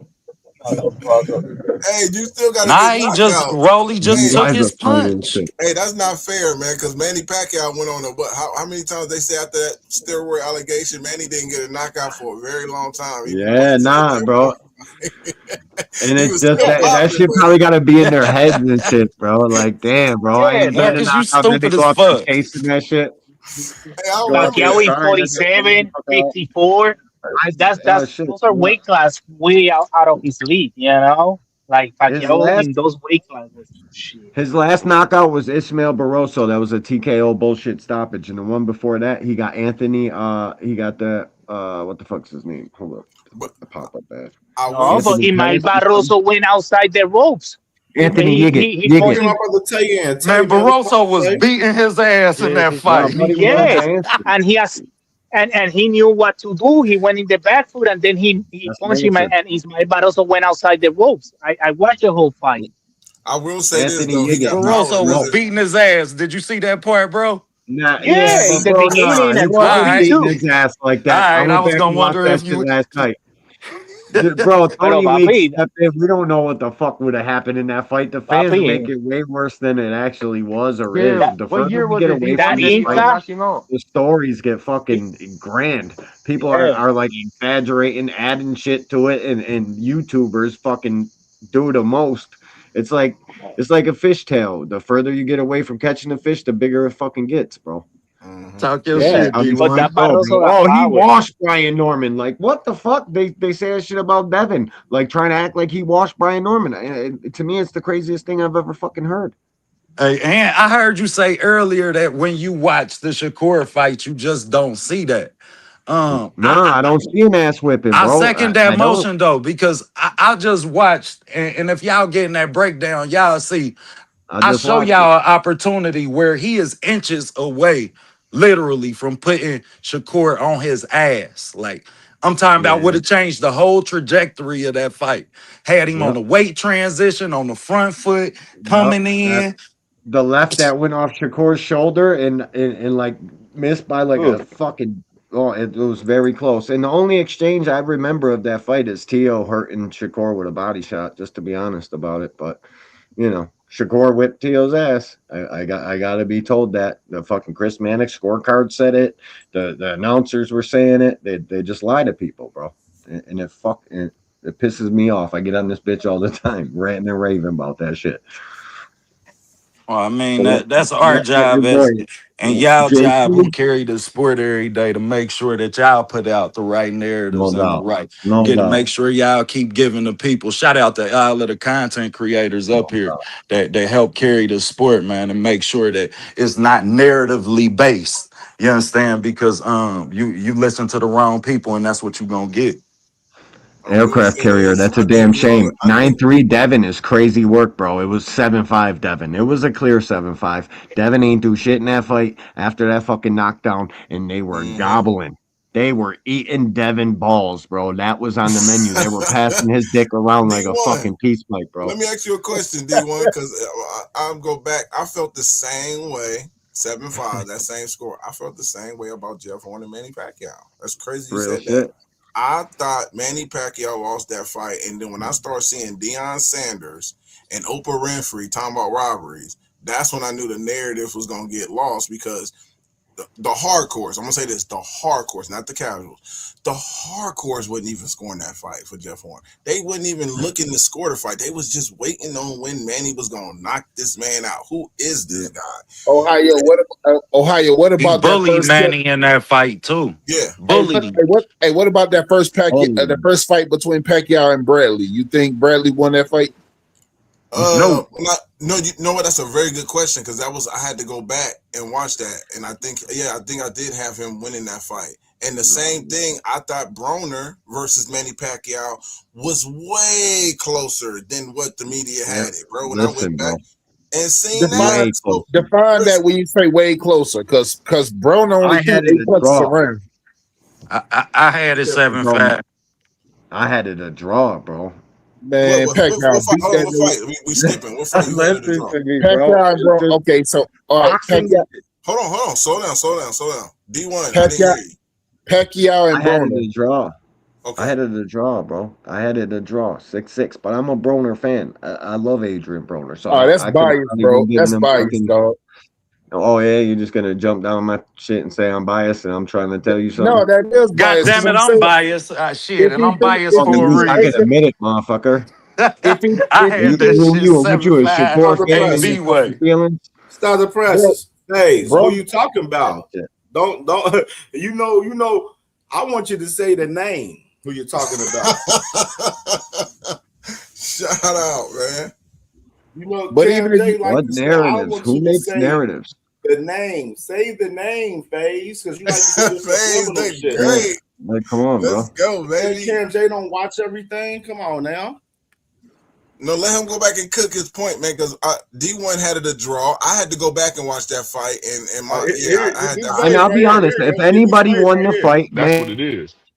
I just don't want no influence like the ref get in there and stop the fight for some reason and don't give a motherfucker a chance, some shit like that. That's all I'm saying. It's I team hear you. Now, takeover Broly, all day, man. Team takeover all Yeah, I'm day. with the takeover for the first time in my Takeover, life. baby. Let's I'm with get the it. Yeah, I don't even takeover fuck with him like that, but for the I'm with Takeover. him first on this time one in my because life.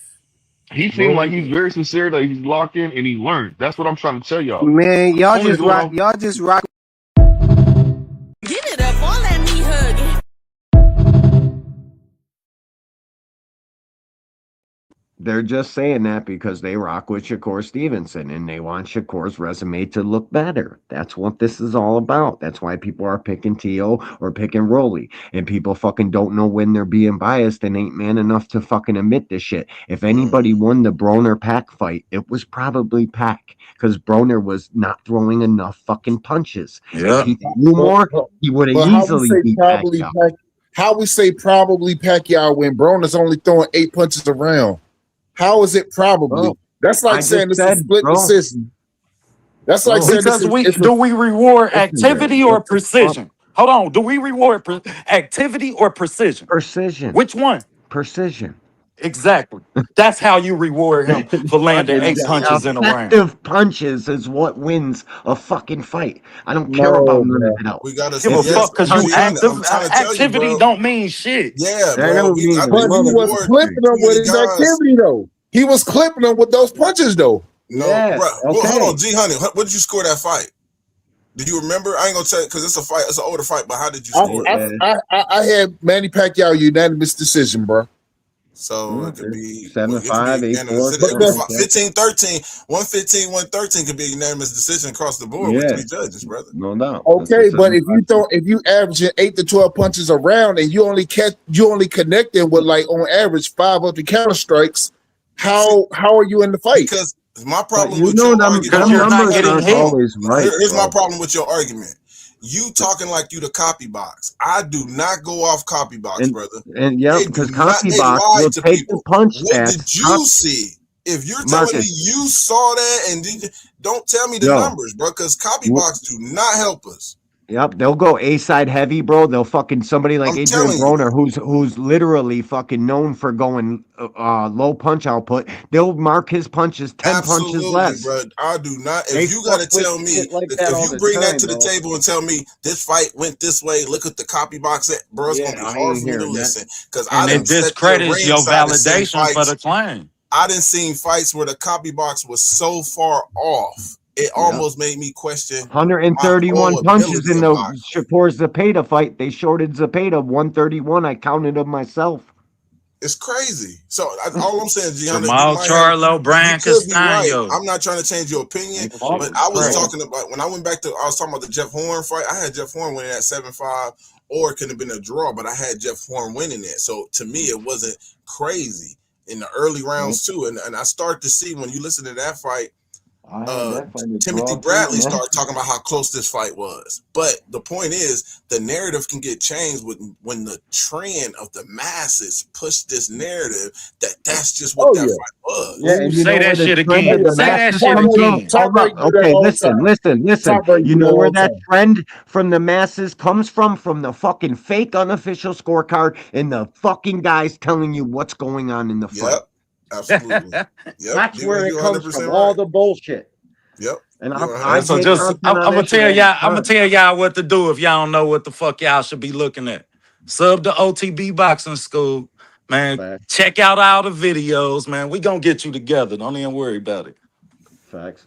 That was a good breakdown too, bro. Gotcha. I just watched it, Drake. That's what's up, man. We I got knocking the Rolly, cobwebs off. No doubt.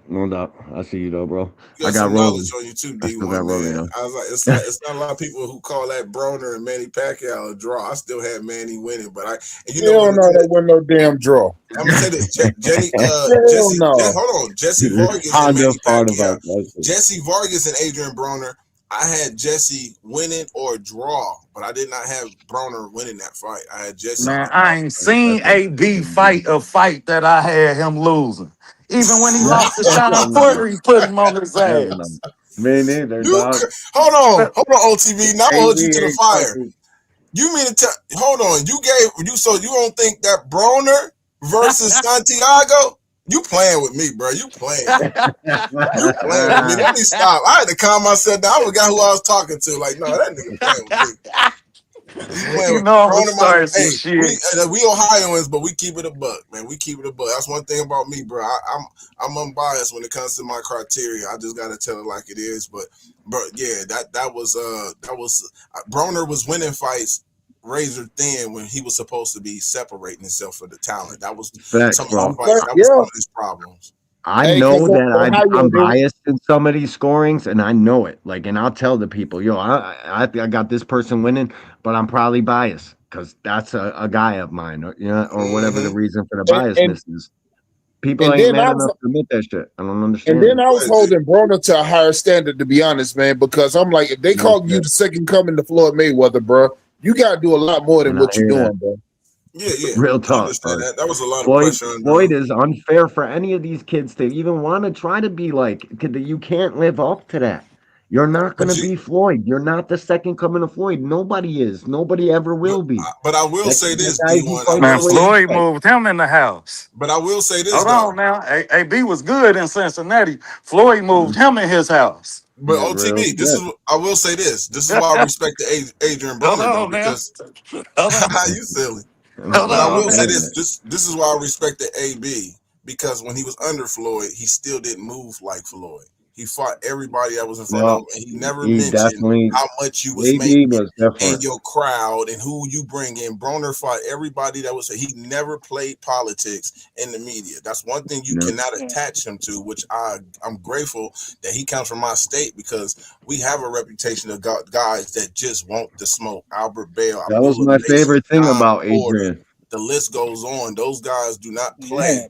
They'll fight anybody, and that's one thing about Adrian Broner. He didn't win the fights he was supposed to, but thank God he took those fights. You know what I mean? Yep. Yeah, but that happened to and get away with it. AB was on your ass, and if you were somebody serious to fight, he was giving you contracts and getting at it, bro. Adrian Broner was different in that aspect, for sure. But you don't remember Sabuda? The can man. When he was coming out that he was the second coming of Pernell Whitaker, they did that to Sabuda, and they fucked his career for that shit. Oh, he's the second coming of Pernell Whitaker. No, nobody's the second coming of nobody.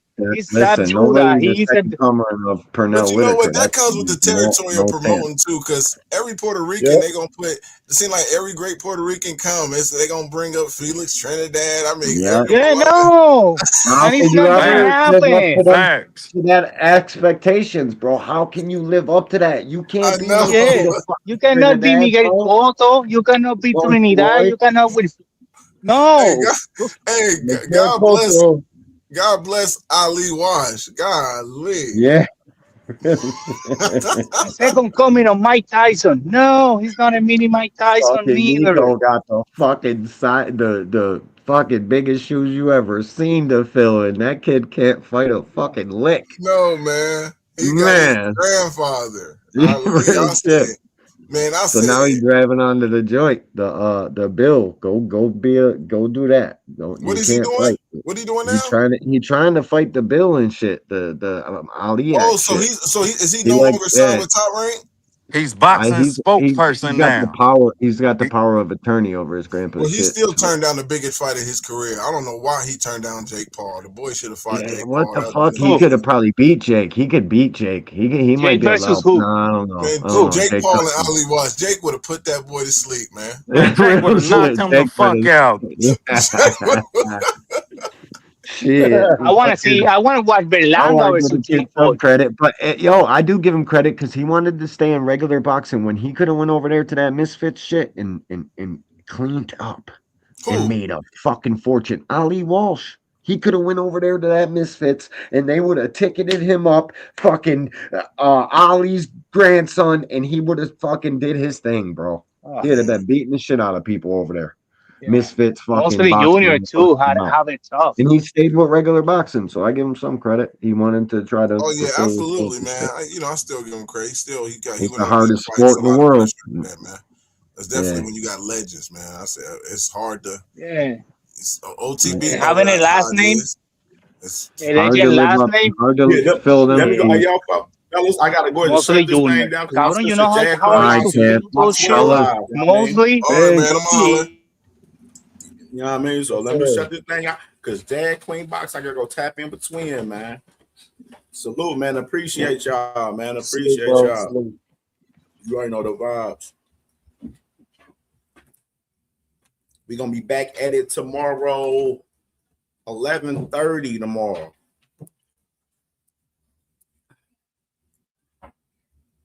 So back at it at 11:30 tomorrow.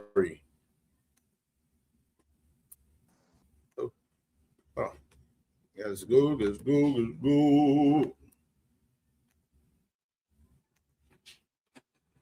All right, man. Salute. You already know the fucking vibes, man. Fire show today, man. We're gonna be back at it tomorrow about 11:30, man. Salute, Rosella, man. Salute. You already know. Yeah, man. Been here for a minute. I'm about to go tap in with my sister Jag Queen. We about to go over there and tap in with Jag Queen Boxing, man. My twin live. You know what I mean? He said, "Why would I be in FaZe?" I said, "You know the vibes, FaZe. Don't play with me, FaZe. Don't play with me, FaZe. That's all I gotta say. Do not play with me, bro. You know I would embarrass you just like I embarrassed the rest of the clowns that you be hanging with. You would be no different, FaZe. You would be no different. I will embarrass you just like the pussy ass clown niggas that you be hanging with. So it won't be no different. So just chill out and just enjoy the show. Don't do that goofy shit over here. You already know. All right. Holla at y'all 11:30 tomorrow. Tap in with Jag Queen. We lit, man. Y'all know the fucking vibes, man. Peace.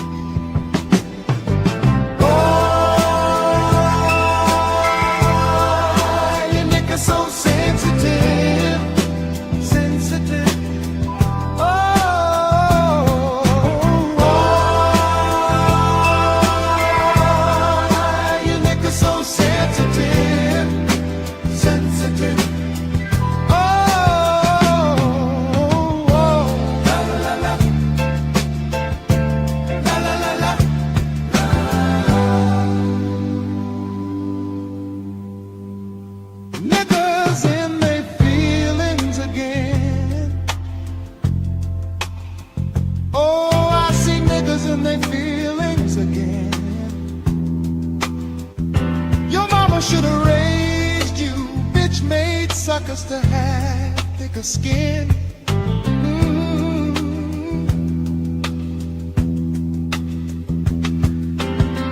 I'ma always tell the truth.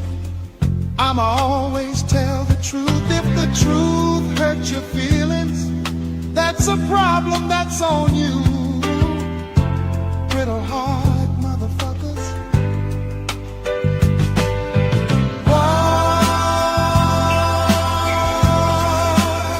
So sensitive. Oh, why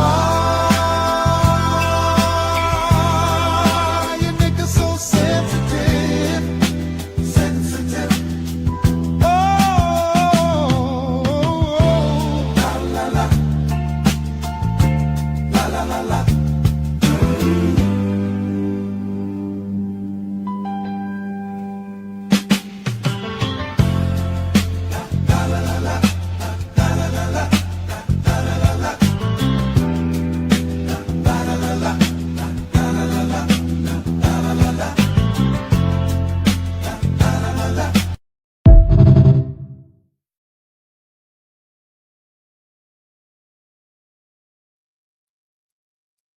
Like I said, Faz, you won't be no different from the rest.